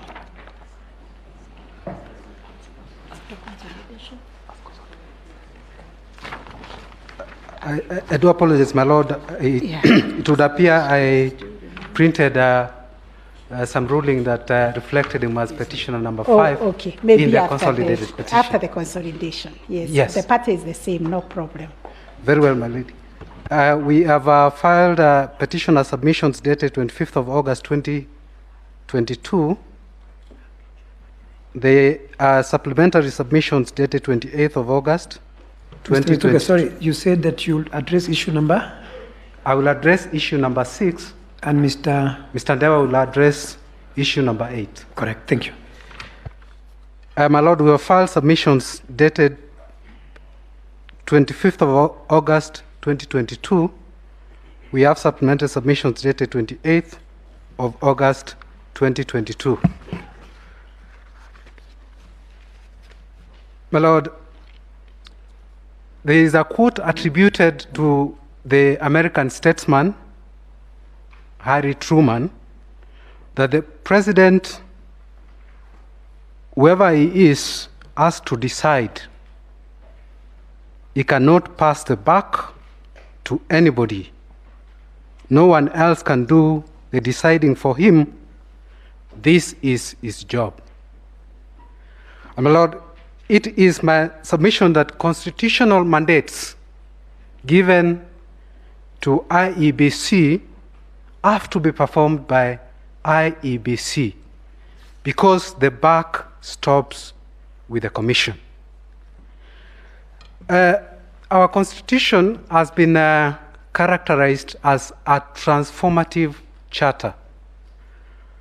My lord, the only way it can be a transformative charter is if we breathe life to it instead of paying lip service. The principles that run through the Constitution, including transparency, accountability, participation of the people, have to be given. We have to breathe life to those provisions if the Constitution has to live up to its characterization as a transformative charter.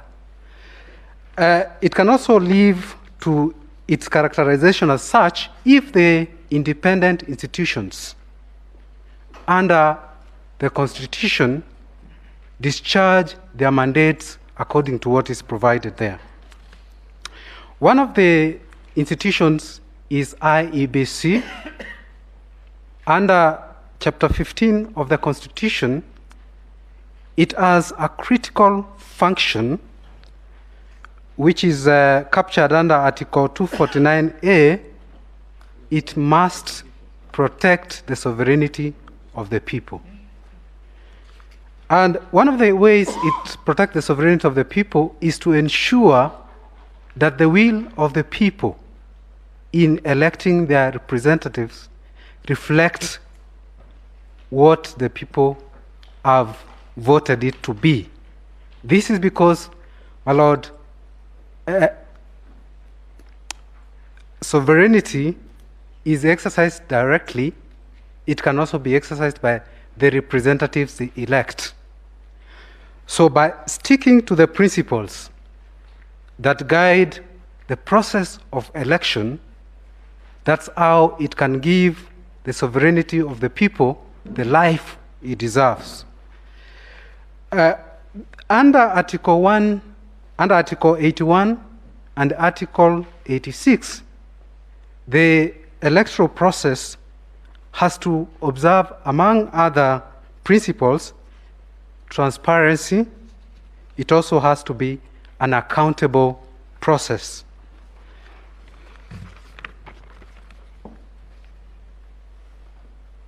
My Lords, the Commission is constituted under Article 88, and the national legislation that provides for the Commission is the Independent Electoral and Boundary Commission, that is Act number 9 of 2011. Under Section 5, a commission is established, and under Section 11 and 11A, it's categorical that the Secretariat works under the Commission. So the staff of the Commission performs a delegated function. The buck stops with the Commission. My plain reading of Article 138(3)(c) is that the process of tallying, verification, and declaration of the result is the mandate of the Commission. It's not the mandate of the staff or the Secretariat. This is also reiterated under Section 39, 1C, paragraph B, which also states categorically that the function of tallying and verification is supposed to be done by the Commission. Was it done by the Commission? That is the only question, my Lord, I will answer.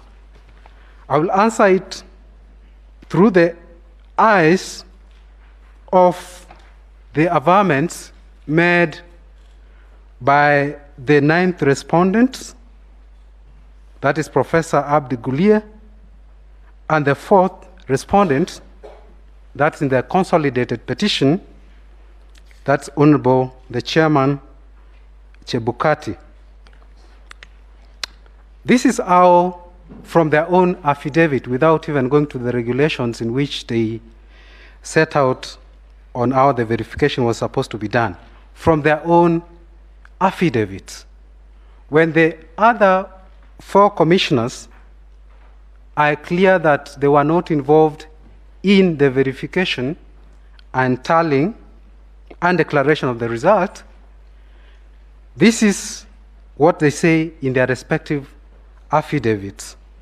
The affidavit of Professor Gulier, the 9th respondent, sworn on 20th of August 2022 in respect of petition 005, at paragraph 8, he is clear that once assigned a responsibility by the Commission,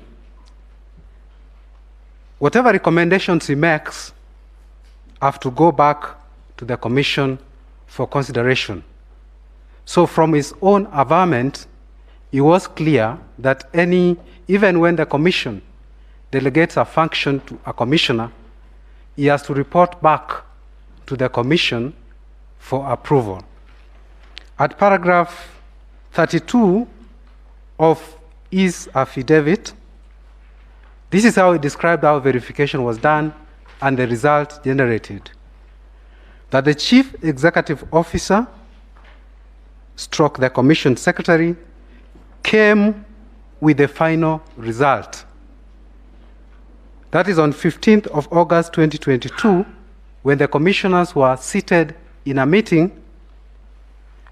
He acknowledges that the verification is not being done by the Commission. It is the Chief Executive Officer getting to the commissioners a result, a clear admission that they were not involved in the tallying and the verification of the result. Now, in respect of the 27 constituencies, which have been mentioned, whether, and there was doubt whether verification was done, this is how he puts it in paragraph 27, paragraph 35 of this affidavit, that these constituencies were verified in the presence of agents of candidates and included in the final tally. There's nowhere in that statement it says that verification was done by the commission. Now, on why he did not even announce the result for transparency, then he says there was no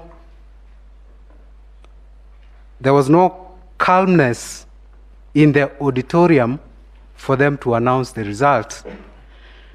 But then the question is, when it was restored, the chairman of the Electoral Commission was able to read the result in Form 34C. The question is, during that period, how is it that they could not read the result for the 27 constituencies? The chairman of the commission, Honorable Chebukati, in his replying affidavit to the fourth petitioner's petition, the affidavit is undated, but it was filed on 27th of August 2022. This is how he characterizes the verification of the result by the commission. At paragraph 31, he avers under oath that the verification and tallying was undertaken by a staff of IEBC with some commissioners assigned the role. My Lord, from the chairman's own averment, the verification is being done by a commissioner assigned the role, and the staff of IEBC. There is no indication anywhere that that outcome of the verification was brought before the commissioners before an announcement was made. It is understandable that tallying and a verification of over 40,000 polling stations is an Herculean task, and it cannot be done by 7 commissioners. But, my lords, if they delegate that function to the staff of IEBC and a commissioner or 2 commissioners, it is my submission that whatever report that comes out of that tallying and verification has to be placed before the commissioners before a declaration is made. My Lord, that was not done. Now, an explanation is given by the chairman of the commission at paragraph 25 of his affidavit in reply to the fourth petitioner's petition, when the fourth petitioner avers that no announcement was made for 27 other constituencies for purposes of transparency, this is what he responds: there was no legal obligation to do that. My Lord, there is no explanation given why it was done in respect of 261 other constituencies and not the 27 constituencies. It's my submission that in respect of those other 27 constituencies, there was lack of transparency and accountability. The chairman avers in that paragraph 25 of his affidavit further that Professor Gulier was prevented from reading the results, but there's no explanation further why he could not read the result for the 27 constituencies after calm was restored. And if at all tallying was already done for the 27 constituencies and a report prepared, my lords, this should have been included in the reply of the chairman to the petition to confirm that indeed the tallying and the verification had already been done. It's my final submission that the result that was declared by the chairman of the commission did not reflect the will of Kenyans, and it should not be let to stand. My colleague will take over the issue number 8. Thank you, my lord.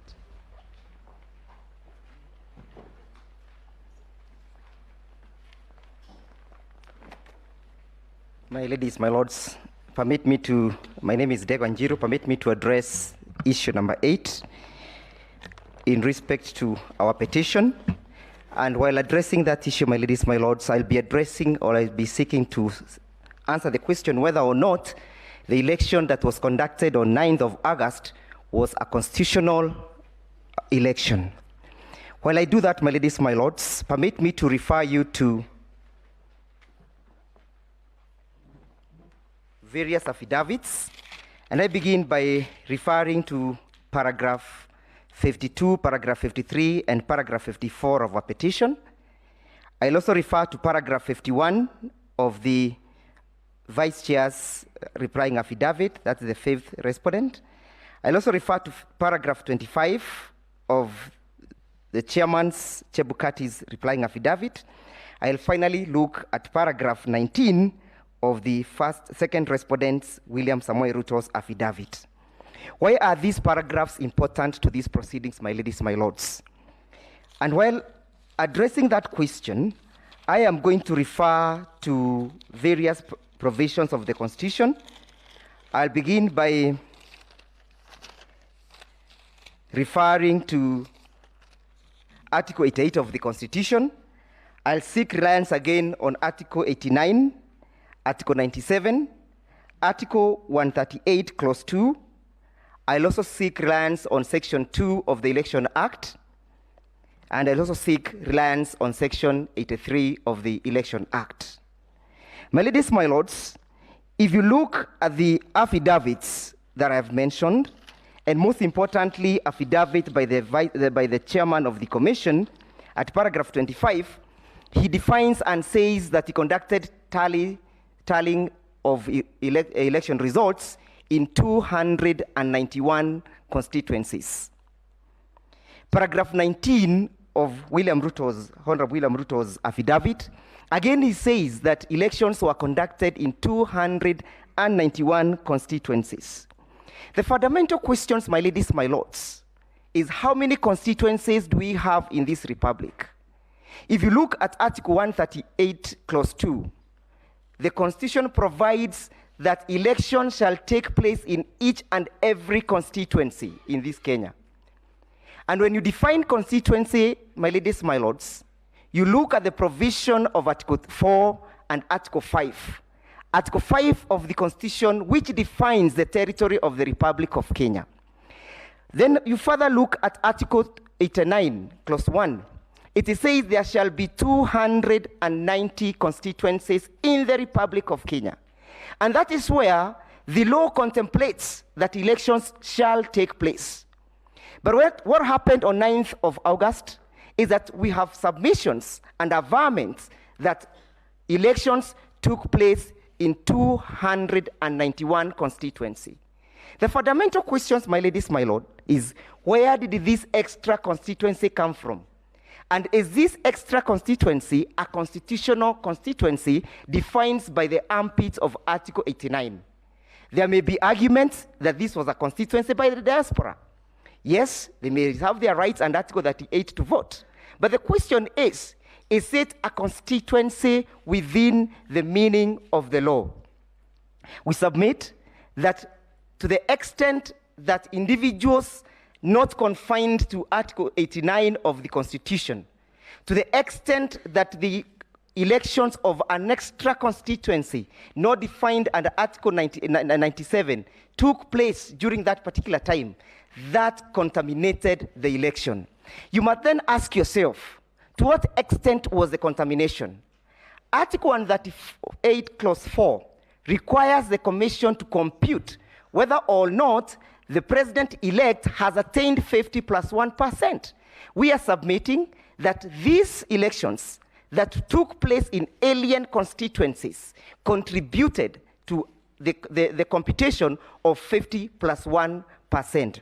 Then you might ask yourself, my ladies, my lords, what then is the test that I'm trying to apply?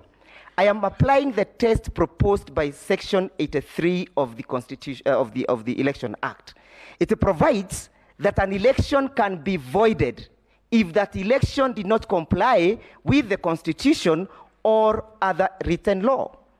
And this is a fundamental question, my ladies, my lords, because a constituency as defined by Article 289, Article 89, that must be within the territory of Kenya as defined by Article 5, then contemplates a situation whereby there is a question of representation. It subjects the people of Kenya to exercising their sovereignty through the representation of those people.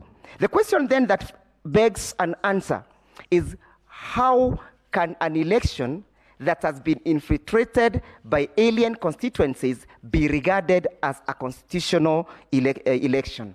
We submit thus that waives the fundamental requirement where IBC under Article 88, Clause 5, is required to conduct an election within the armpits of the Constitution. It is a mandate within the IBC that the mandate is so fundamental that it cannot be waived, it cannot be fettered, it cannot even be relaxed. An individual cannot create a constituency. If it was in the interest of Kenyans, while promulgating this constitution and adopting this constitution, and giving this constitution unto themselves to create an extra constituency, there was nothing that was as easy as saying as such. My ladies, my lords, permit me to address the question of the 27 constituencies. Again, it has been submitted by my learned friend that under paragraph 25 of the Chairman Chebukati's replying affidavit, he has glossed over that weighty issue. He does not consider that 27 constituencies, which makes about 10% of the Kenyan constituencies, which translates to about 1.9 elected voters, were not included in the final tally. And what does he do? He makes and he amends and carefully uses the words which to apply. In his replying affidavit, he technically avoids the use of the word declaration and he uses the word announcement. The word announcement is not akin, is not similar, and does not mean declaration. Why, my ladies, my lords? Because Article 138, Clause 4, presupposes a declaration of all the polling results by the IEBC. So this declaration is not akin to announcement. And therefore, my ladies, my lords, we are submitting that the chairman of the Electoral Commission was lost on what he needed to do. He is making a declaration and reducing the question of declaration to the question of a master of ceremony. The IBC chairman was not called upon to just officiate the process. He was called upon to execute a constitutional obligation. And therefore, when the law speaks about a declaration, there must be clear demonstration that the same was done. What happened, my ladies, my lords? He says that the law does not require him to do so. He does not annex any evidence that the same was declared. He does not annex any evidence in his affidavit that there was tallying. He does not aid this honorable court to make an opinion that, yes, the requirements of the Constitution were met. Finally, my ladies, my lords, we need to interrogate the conduct of the chairman of the IBC. We need to interrogate the previous and even the current conduct of the chairman.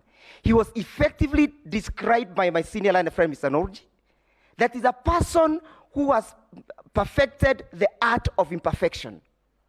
And he has perfected the art of imperfection by making sure that he conducts a lone ranger process. Remember, my ladies, my lords, to the run-up of the second election in 2017, a similar issue arose, which necessitated the resignation of the commissioners. How long shall we allow an individual to keep on transgressing the law? How long shall we allow this individual to keep on putting Kenyans and to subject Kenyans into uncertainty? The law requires that there must be certainty. And the certainty contemplated by the law is that I shall cast my vote, and my vote shall count. And why are the 27 constituencies fundamental and key to these proceedings? If you look at our paragraph 57, 52, 53, and 54, we have listed those constituencies. It is where an individual or the first petitioner has his supporters. It is where he has his support base. So were they left out as a matter of design? Were they left out by default? Or was he holding someone's brief? My ladies, my lords, we submit that to the extent that those constituencies were not tallied, were not verified, and the declarations were not made, then this election did not meet the provisions of the Constitution. Finally, my ladies, my lords, he says in paragraph 25 that he can announce elections anytime that he so wishes, even if there are some constituencies that have not generated their results. But what does section 39, subsection 2 of the Election Act provides? It provides, my ladies, my lords, I would wish to read this. The chairman may declare a candidate elected as president before all constituencies have transmitted their results. The operating word here, my ladies, my lords, is the word before. So if before, at the time he's declaring those elections, the constituencies have not generated their results, he can declare. But the situation where we are in, my ladies, my lords, on 9th, going by the dictates of Maina Kiai's case, the chairman had received all the results from the polling stations. It was therefore incumbent upon him to make sure that they are included, to make sure that they are tallied, to make sure that they are verified. Finally, my ladies, my lords, permit me to delve on an issue that was dealt with in the morning by my senior learned friend, Mr. Governor Orengo. My ladies, my lords, I am referring to the replying affidavit filed by Honorable William Ruto, and I'm referring to page 111, where it indicates a preliminary statement of the IGAD election observation mission to the August elections. At that paragraph, my ladies, my lords, these were individuals who are observers of the elections, who are out there observing the elections. When it came to the question of analyzing the voters' turnout, the report says, it is annexed in its affidavit, that in most of the polling stations visited, voters' turnout was noticeably low and recorded around 55%. Those were observers out there in the field observing the elections, giving a return of the 55%. And this 55%, and you can see how this computation of the turnout is fluid. It is so fluid, it's a lever. You are not able to hold it. The chairman is not able to tell about the voter turnout.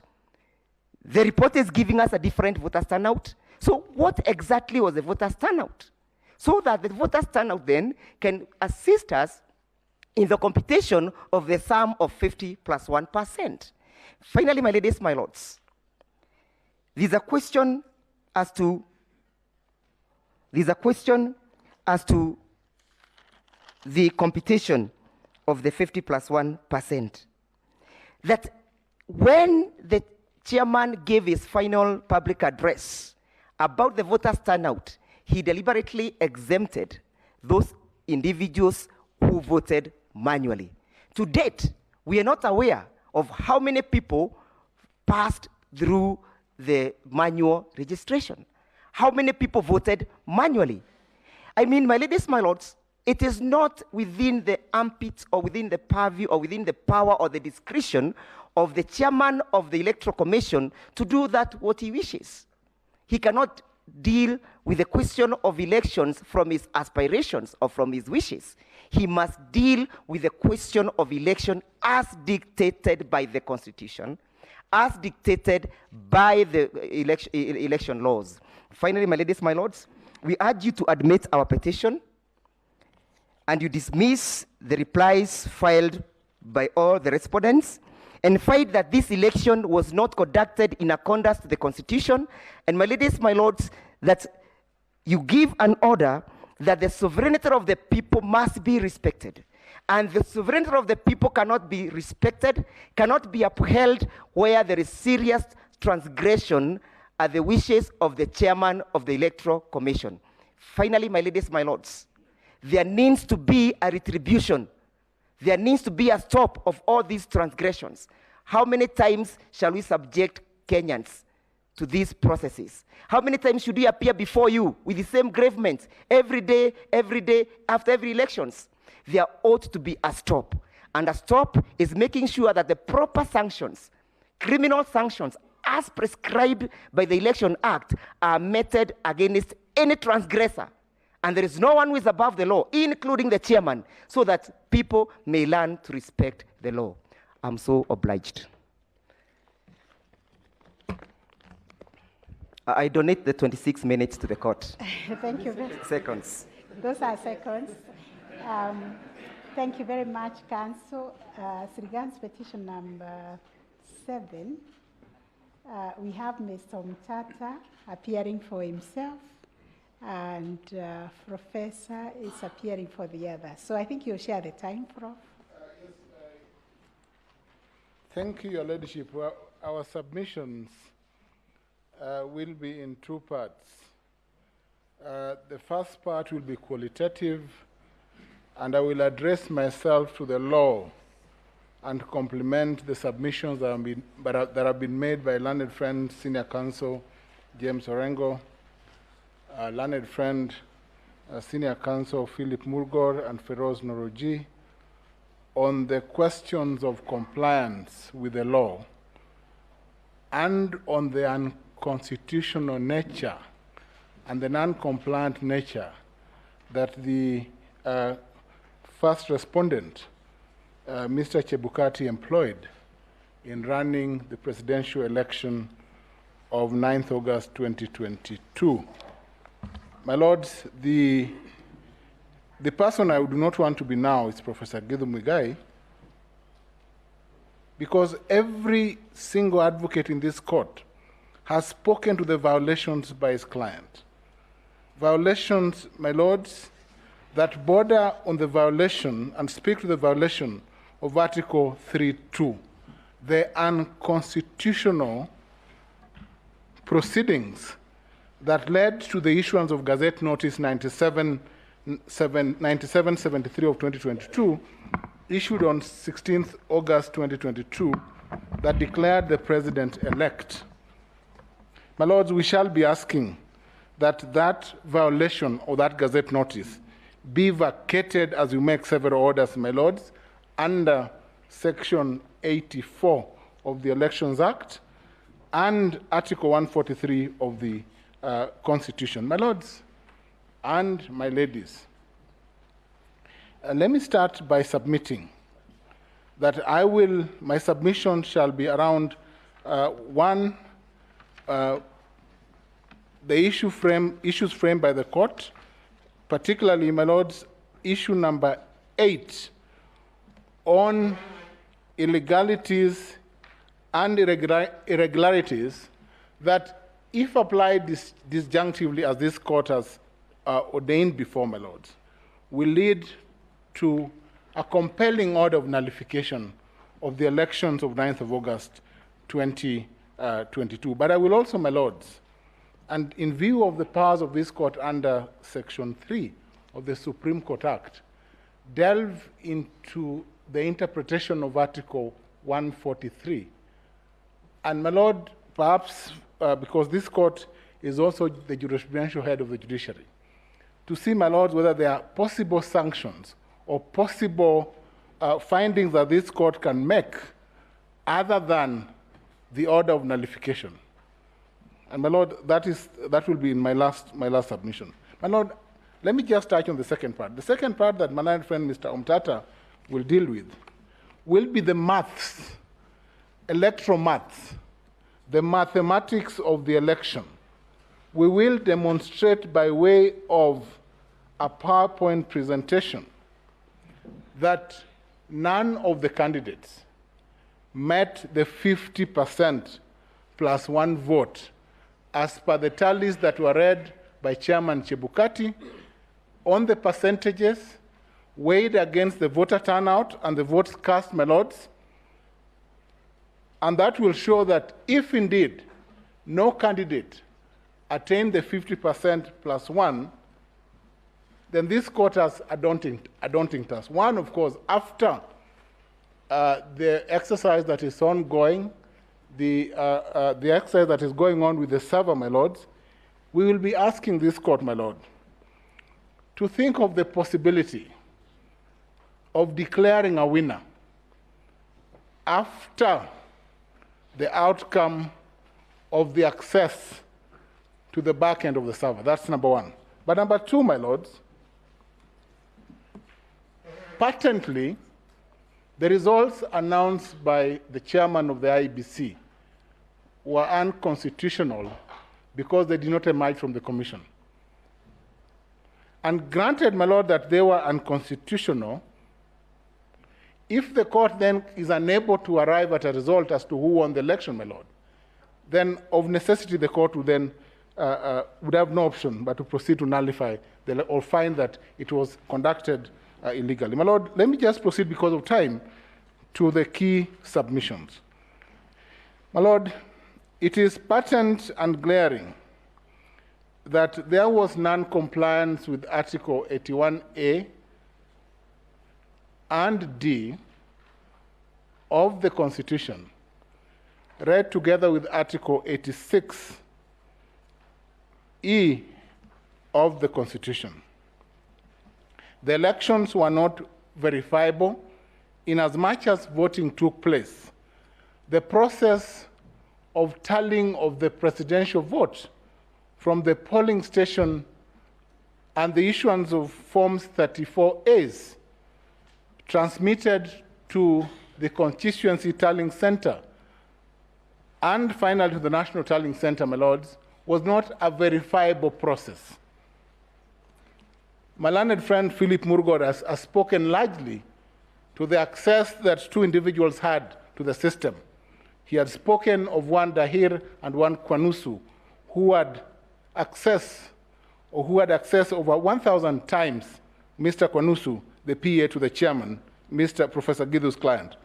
Clearly, my lords, I would like to request the Honorable Court that we conduct this petition in the tradition, in the very long honored tradition of each counsel arguing his case without any sideshow. My lord, it is a fact that the chairman is Professor Githu's client, but I will, because of the discomfort, Counsel. Address myself to yes, I'm speaking. Yes, my lord. I think you should treat your colleagues with respect. We all know that who is representing who. So make your point. My lords, I will proceed. I will proceed.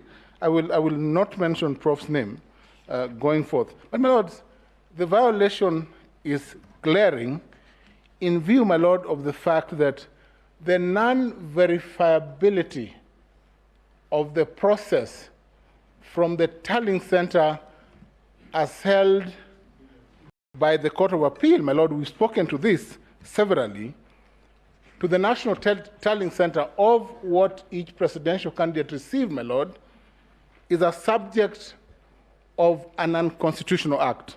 My lord, that is point number one.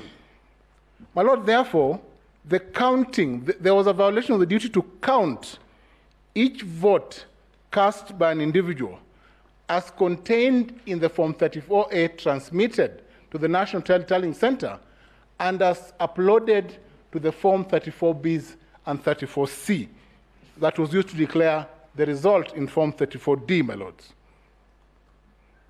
My lords, granted further that violation is also reflected, my lord, in the violation of the Elections Act itself.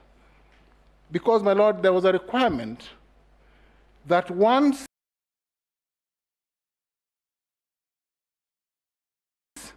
the tallying is done and the verification done under Article 138(3)(c, it was not the chairman but the commission that was required to undertake that process. And my lord, I want to speak to the affidavit of the chairman himself.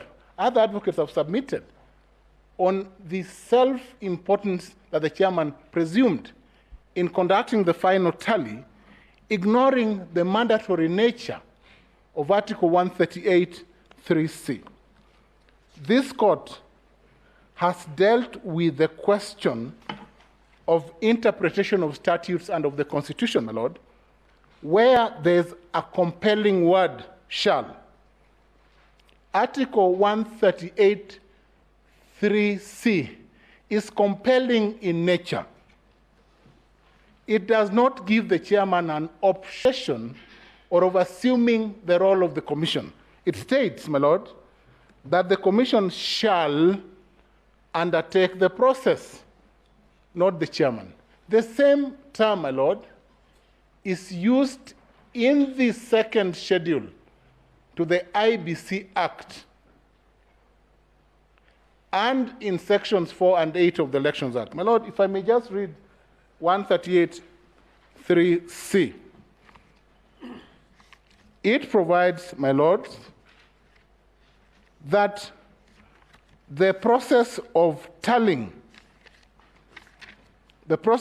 my lord, after counting the votes in the polling station, the independent electoral and our commission shall tally.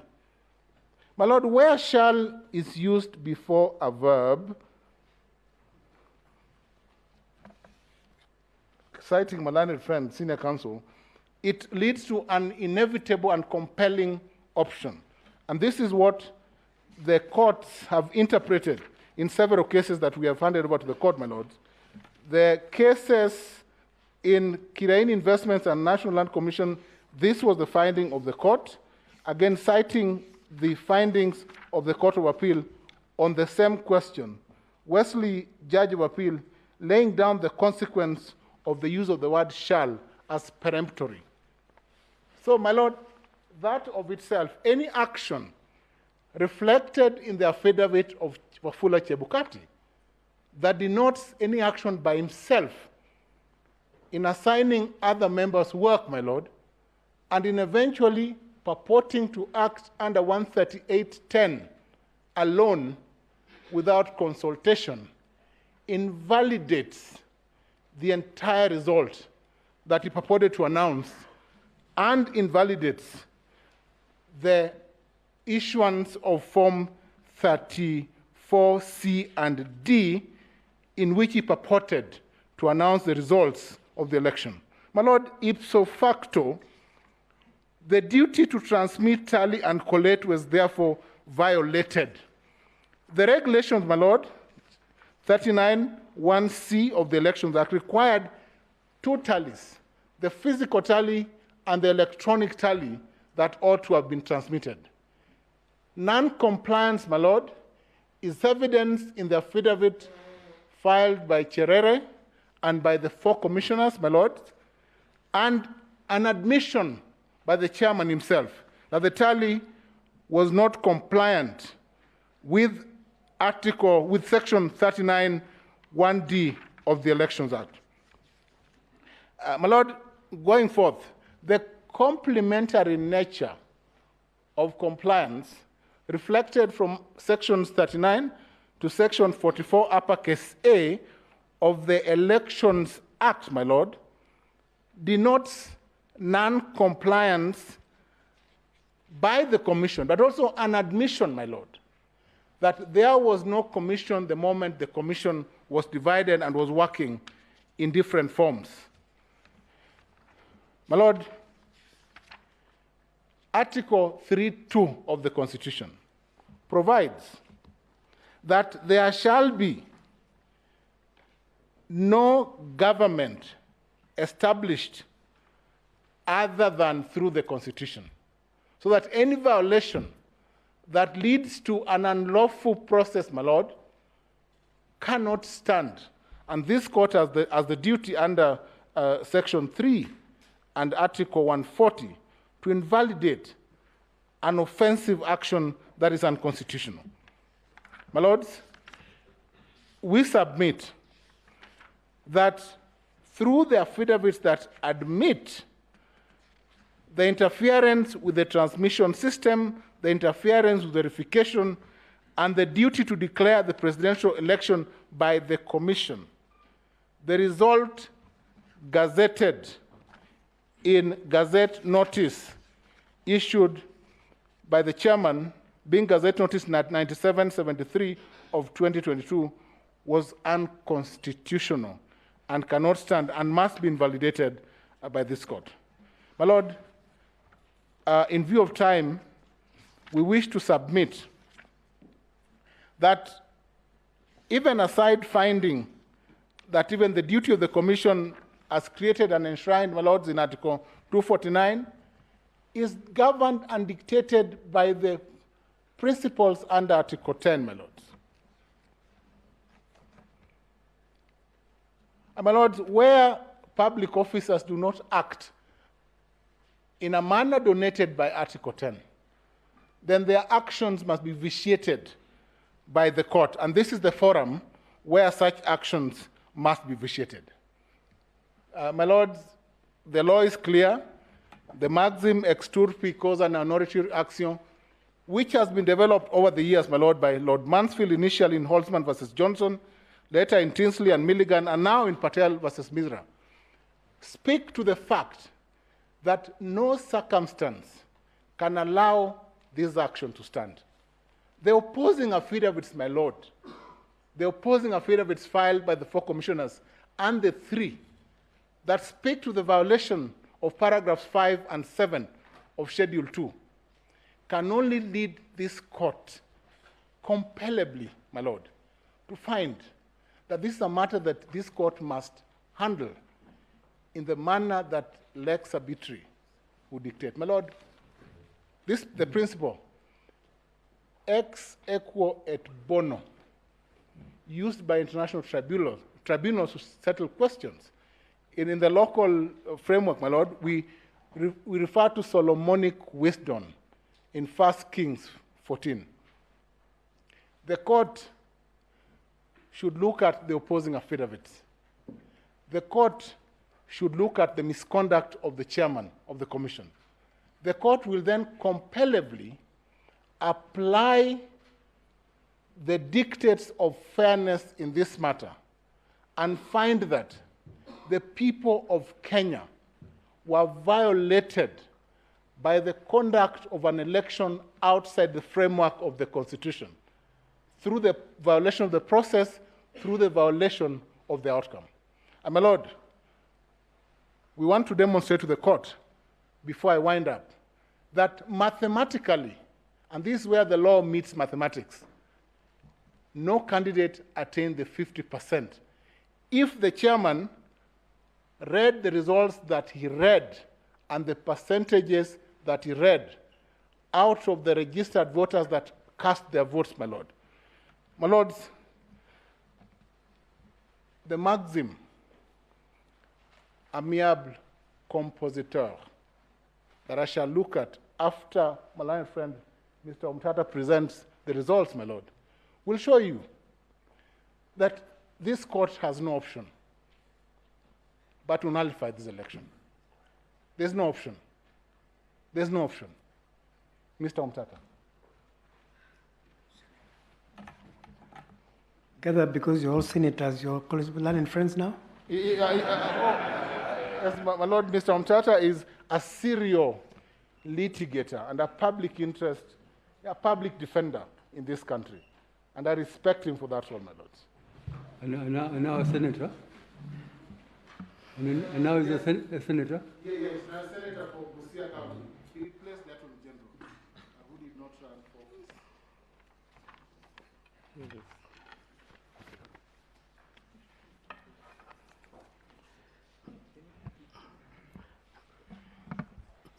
Members of the Honorable Court, in my submissions, I will rely on the petition we filed jointly with the three others, which is dated 22nd of August. I also have submissions which I filed alone, which are dated 26th of August. And I also have a further affidavit, which is dated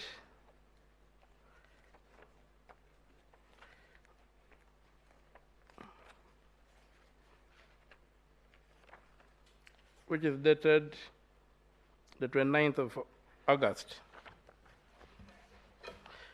My lords,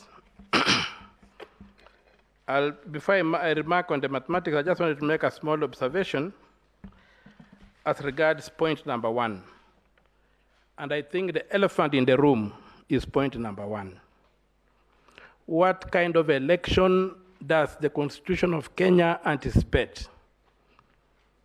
That's a question that I've seen documents and videos by some members of the court telling me that even this court does not comprehend the kind of election anticipated under Article 81 and 86 of the Constitution. Short of a digital election, you cannot meet the constitutional threshold. Mr. Mutata, what Yes. did you say? I said I've come across publications and video recordings by some members of the bench who complain that the 14 days the court is given to determine a dispute concerning the presidential election is too short. And I'm saying that statement demonstrates the failure of, with due respect, the honorable judges of this court to understand the electoral architecture in the Constitution of Kenya 2010. The Constitution of Kenya 2010 only anticipates a digital election. And if we are dealing with a digital election, 14 days is too much. But if you are dealing with a paper election, a manual election, you need maybe 2 months. That's where I wanted to begin. And this election does not meet the threshold in the Constitution at all. The presidential election, the one I'm referring to, that's before this court. It's not simple. That's why you have got spoiled ballots. In a digital election, you don't have spoiled ballots or rejected ballots. And you don't even have the question of whether spoiled or rejected ballots count. It's not verifiable.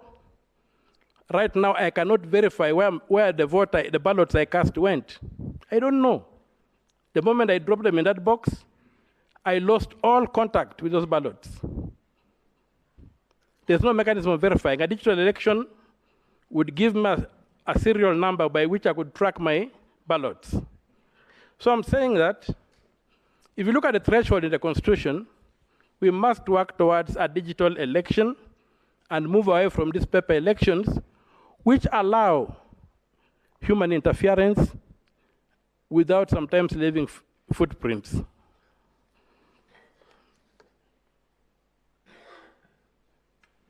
I would now go to my submissions. I was supposed to be given some aid. Yes. Where the If the time could stop running, we had supplied the electronic instruments to the court.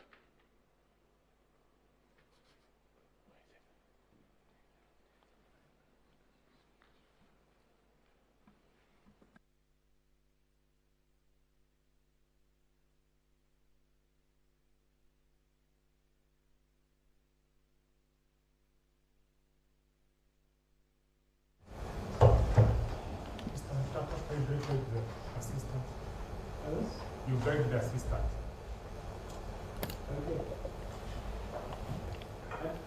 I don't understand what you said. I come there. Oh, open for me the PowerPoint document.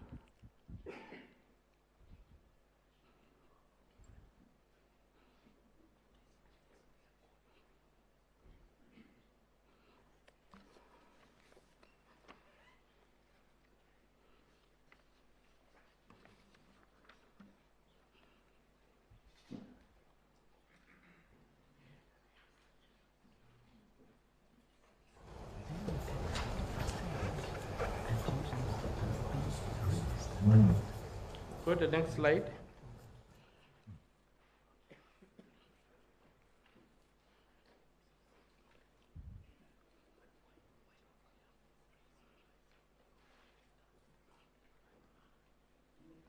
Yes, we're looking at an analysis of paragraph 26 of affidavit filed by Mr. Sunkuli in petition number 7, paragraph 26.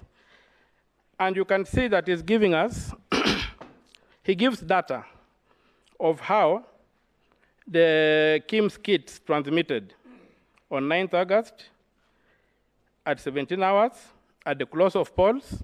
He gives that figure. On 9th August at 20:45 hours, about some 3 hours and 45 minutes, he gives his figure of 13 million. Then, most surprisingly, you have two entries. There's the entry that which gives us at 14 hours and 14:40 hours. The KIMS kits are transmitting some 23 hours later, still transmitting data.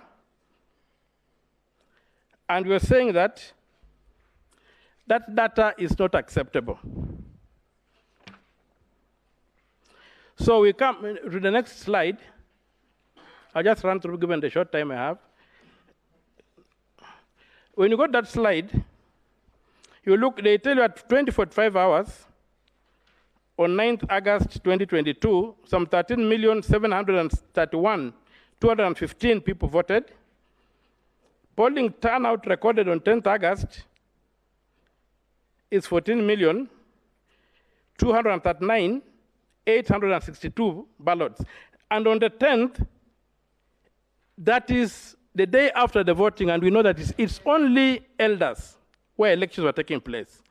Now, when you analyze that data, you find that 508,647 ballots are added on the 10th. And you saw Land Council Willis show that the audit of the register had almost the same number of ghost voters. So you can see from that data that Mr. Sunguli presents, you are able to isolate 508,647 ghost cast votes, which are more than the difference between the two leading candidates.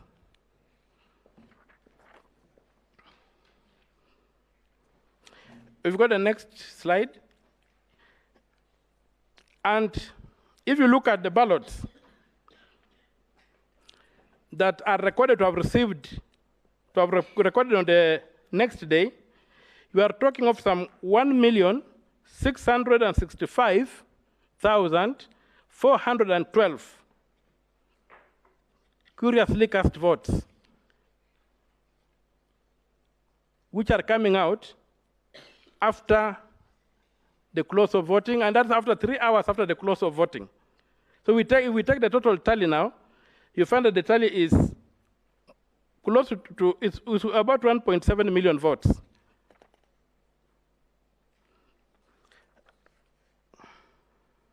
That spike in votes is not possible. That spike in votes is part of the problems we're having, that fellows were having access, the KIMS kits that were still transmitting data from locations that are not clear.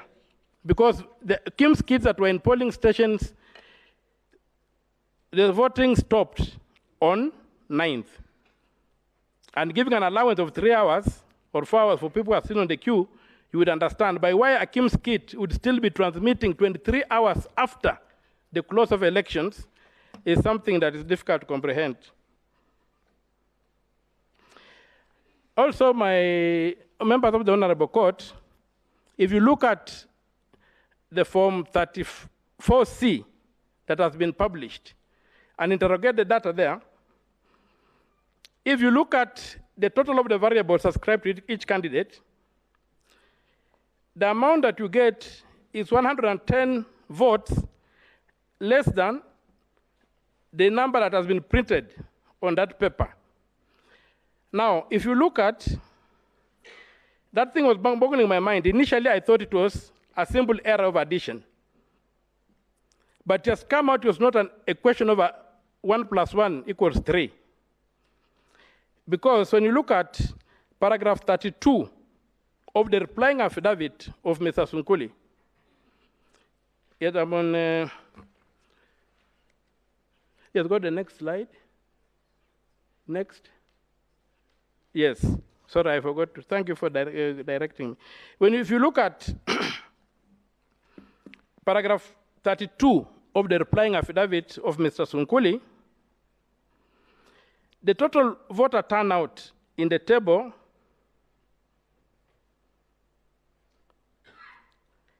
when you subtract from it, as given in the table, the number of rejected votes on Form 34, you get exactly that figure of 14,213,137, which in that replying affidavit they claim was an error of addition.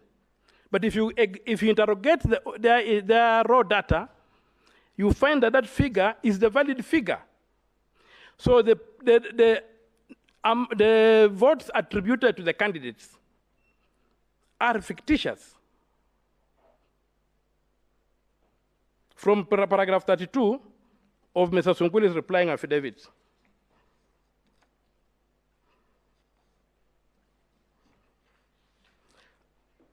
So,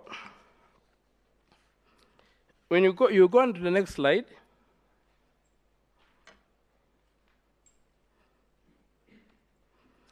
I've reproduced I've tried to factor in the figure that Mr. Sunkuli gives, and when you add them, you get the 14,213,137. Yet, when you add the figures attributed to the individual candidates on Form 34C, they come to 14,213,027. That is not an innocent mistake. It is a situation whereby somebody has left a trail that they were working backwards from a certain figure which they had, and they were working backwards, and so they would going to get that. And most important, I would also refer to the affidavit signed by the chairman, filed by the chairman in petition number 5. At paragraph 95 of his replying affidavit, sworn on 26 August 2022, the chairman presents the exact figure of 14,213,137 as the total valid votes cast for all the 4 candidates. So if that is the figure that's coming from the raw data, that's the figure that's carried in the affidavits, then the values attributed to each one of the 4 candidates are fictitious and cannot count And therefore, that Form 34C is an invalid document.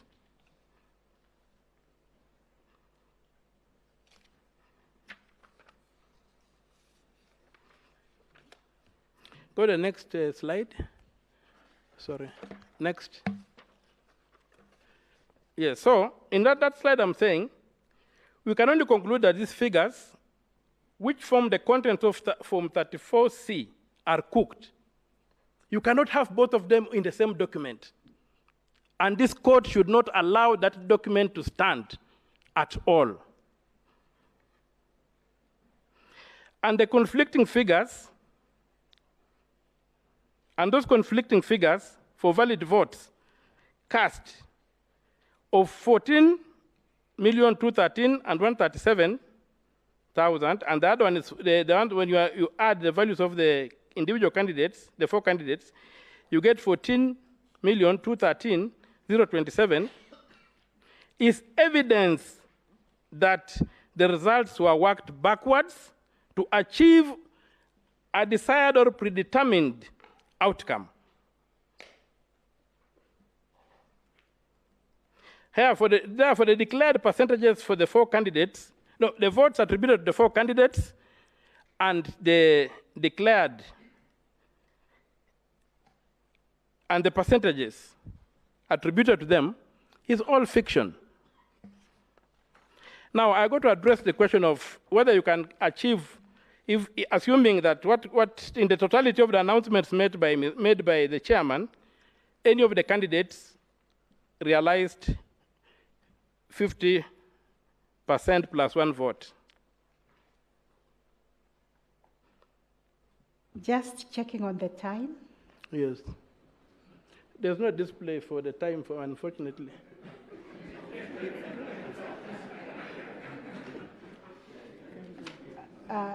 According to mine, time is over.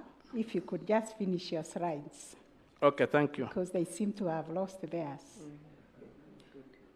Okay, so a further analysis of Form 34C on voter turnout, the chairman announced, and that issue has not been retracted at the close of voting.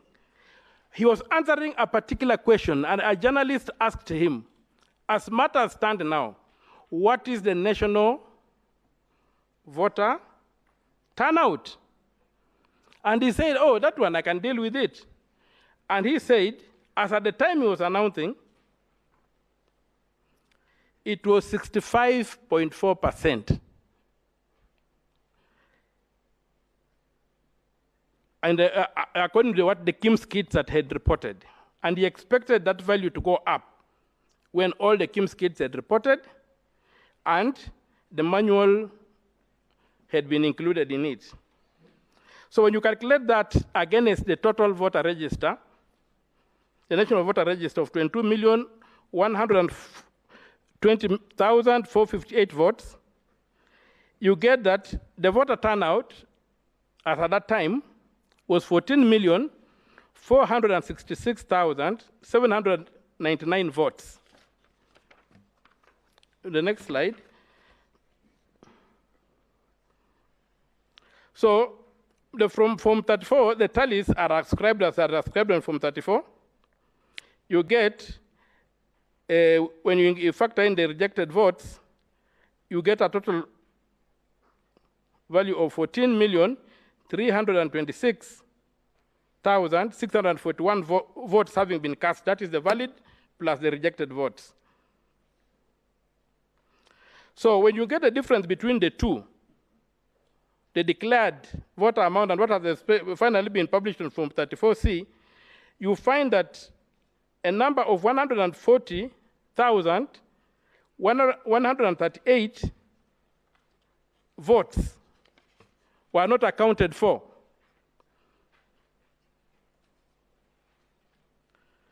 If you add those votes,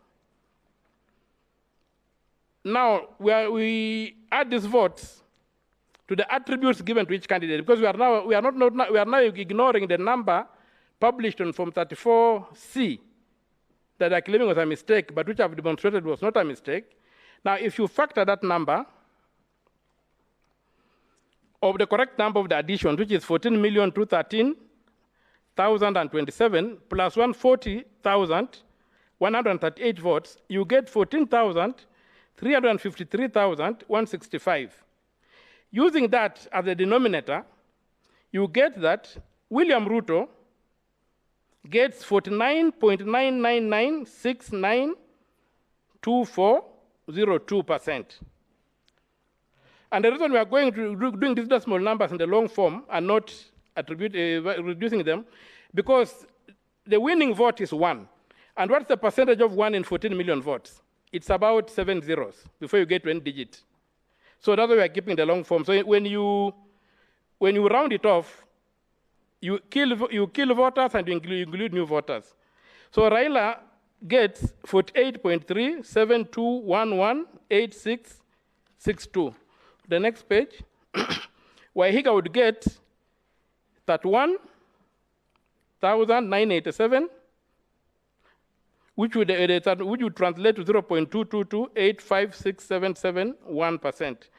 Wajakoya at 61,969 becomes 0.4317447. And so now there are these other votes, the 140,000 votes, 140,138 votes. Since those votes were not, we don't know how the voters gave them to the candidates. We cannot randomly allocate them to any candidates. So they become the fifth variable here. Those ones amount to 0.976356086%.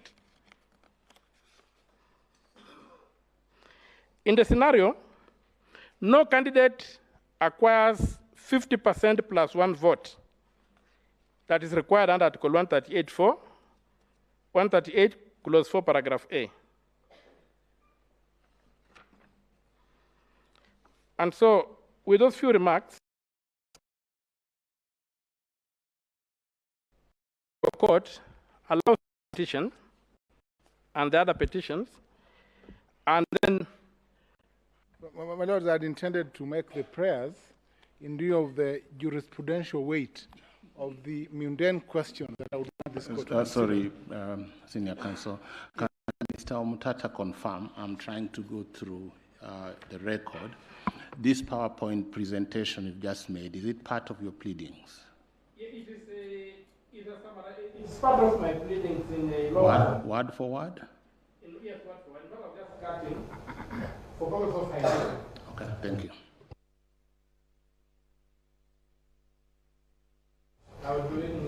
Unless you are changing, that is not word for word. No.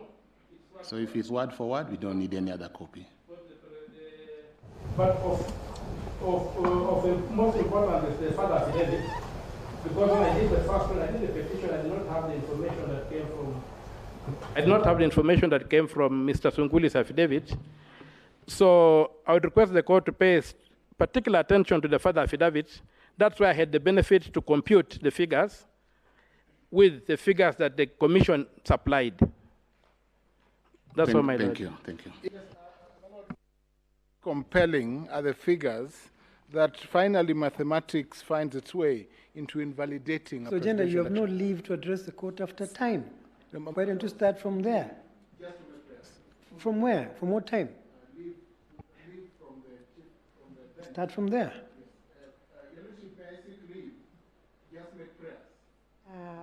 Senior Counsel, we agreed on the ground rules yesterday. Your time is up. In fact, his time went over because he was on the PowerPoint. We noted he went over by 6 minutes. So please, yes, if you have anything, you can reply when you have time to reply. Rejoinder.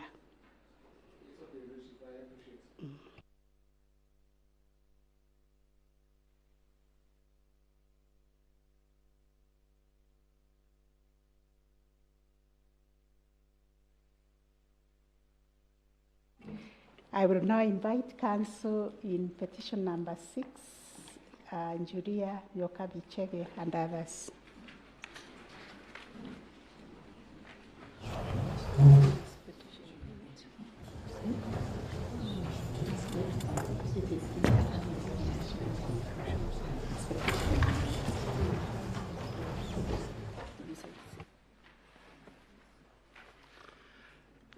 May it please Madam Chief Justice, Deputy Chief Justice, and other members of the court. My name is Kibe Mongai, appearing with Ms. Wairi Mukeru for Julia Nyokafishege and 3 others. First of all, let me say that I'm very happy to be responding last, and particularly to have had that very good presentation by my long-term friend, Mr. Okiya Omtata. My Lord and my ladies, the petition before the court has been introduced. The petition is dated 22nd of August this year. It is supported by 2 affidavits, an affidavit sworn on 22nd of August by Julia Shege, and a further affidavit that she swore on 28th of August 2022. We have done submissions which were filed on the 30th of August 2022. That is when they were stamped. And we have also done a bundle of authorities as required. Now, having introduced the pleadings that we have filed, I wish to, looks like I don't have the petition, but basically the petition before the court, the petitioners are basically arguing for invalidation on the simple ground that there are so many violations of the constitutions and the electoral law by IEBC and its chairman, as the case may be, and as a result of which, those violations constitute such severe illegalities and irregularities that the results announced ought to be nullified. We have pointed out, for purposes of the specific issues raised by the court, we want to dwell with issues number 6 to 9 that were identified by the court. And to sum up, because before we go to the exact issues, is we shall basically be talking about 3 violations before we refer to the conclusion. Now, the first issue is the fact that over 700,000 people who ought to have voted during the general election held on 9th of August were deprived of the opportunity to do so. Number 2, we shall be arguing that the 3rd respondent, that is the commission, contravened or violated its duty of accountability, transparency, and public participation during the 4 stages that we shall shortly be outlining, and in a manner that it declared the results of the presidential election. The 3rd issue that we shall be referring to is the fact that the 3rd and 4th respondents violated the procedure set out in Article 138 of the Constitution in discharging their mandate of tallying and verifying the vote at the Bomas of Kenya. I start with issue number 1. The constitutional basis for issue number 1 is Article 38 and 138A of the Constitution. And in this, we are referring to the number of people, 700,000 by our count, who ought to have voted and were deprived of the opportunity to vote. Now, what is the complaint? The complaint, members of the court, is laid out at paragraphs 56 to 60 of the petition, paragraphs 56 to 60 of the Constitution. And the supporting evidence is laid out in paragraphs 24 to 28 of the supporting affidavit sworn on 22nd of August 2022. The long and short of those paragraphs is that the petitioners are basically saying that by virtue of Article 1 of the Constitution, the people's sovereignty is exercised in Kenya by two major methods: through voting, and collectively we only exercise that right during a presidential elections. And number two, by voting in a referendum. Now, under Article 38, it is expected that the right to vote for a candidate of your choice is recognized.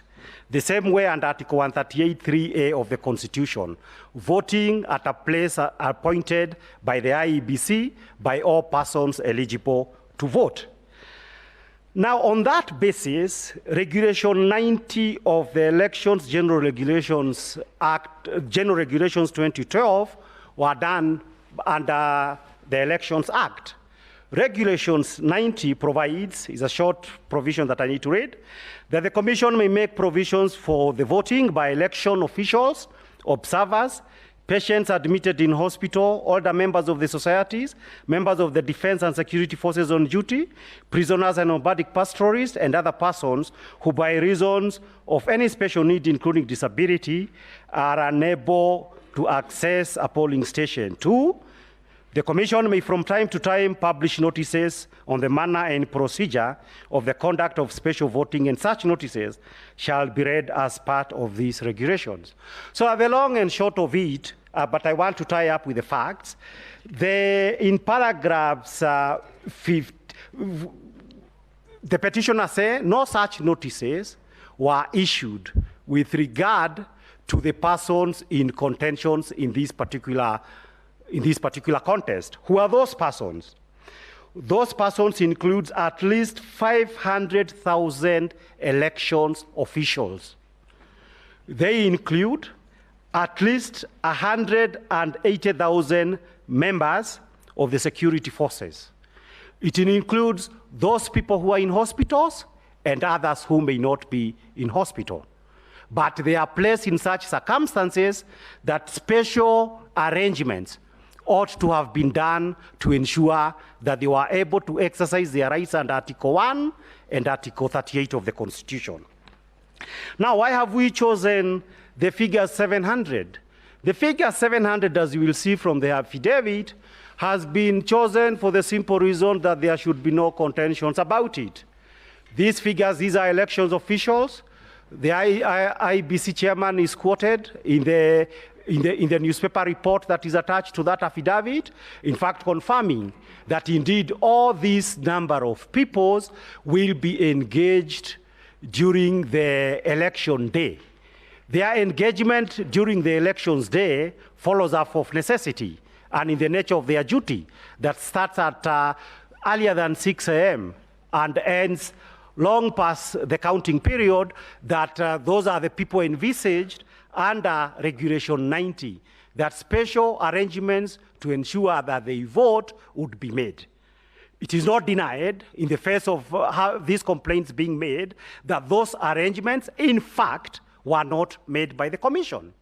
Now, it is important to point out these regulations were made in the year 2012. Of course, it is interesting to know, faced by these complaints, how did Chebukati answer them? He answered them in his affidavit by first of all saying prisoners were allowed to vote under Regulations 90. He says diaspora Kenyans were allowed to vote under Regulation 90. And he also says very old people and sick people would be first on queue, and so such instructions were issued to ensure that those kind of people would vote first with a little bit more convenience than others. But, Your Lordships, it is important to note that when it comes, for example, that prisoners voted, prisoners have been voting in Kenya in the presidential elections, not so much because IEBC has been complying with the law, but because I believe it was Judge Lenaola, when he was at the High Court, made an order first that prisoners to vote in the presidential elections, and number two, in the referendum. And that was done. Even the reasons why diaspora voters vote in Kenya is again because of another subsequent court decision. So that where we stand today, for purposes of Regulation 90, the IEBC cannot give a single instance that in support of ensuring that as many Kenyans as possible will vote for the presidents of Kenya and exercise their rights to franchise has ever done anything. There is no evidence of that. Now, during the preparation of this petition and afterwards, for purposes of these kinds of violations of the right to franchise, it is a very serious thing across the world, because as many of us are entitled, and that is why even this right was given to prisoners, to ensure that we vote.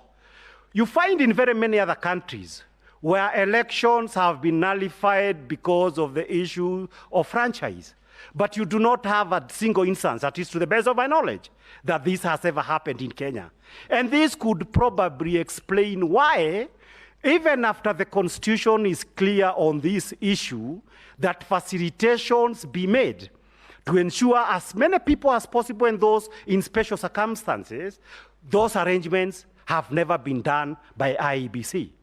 It is my submissions that given the results that were declared on the 15th of August this year, voting by up to 700,000 voters, even if that was adjusted, how many of them could have been registered and how many of them could actually have voted to the actual averages, you would still have arrived at a very big figure of more than 300,000. That directly and on account of non-compliance with an express provision of the law were unable to vote. Did the failure to make that accommodation, those arrangements to ensure those people voted affect the results of the elections? Undeniably. If those people had voted, it is our submissions that the results of the elections could have been affected. And my Lord, it's in my submissions that unless and until this honorable court take up that issue as a serious issue of violations of constitutional law, then Regulation 90 could as well be an empty piece of legislation. And therefore, part of the enforcement of ensuring that the universality, that the free franchise and universality of it is respected, would be to ensure that a very serious elections was violated on its account. And it is on that reason that when we read our submissions, we are urging the court to do exactly that. Issue number 2 has got everything to do with the fact that the duty of accountability and verification, as we had said, was violated at various stages.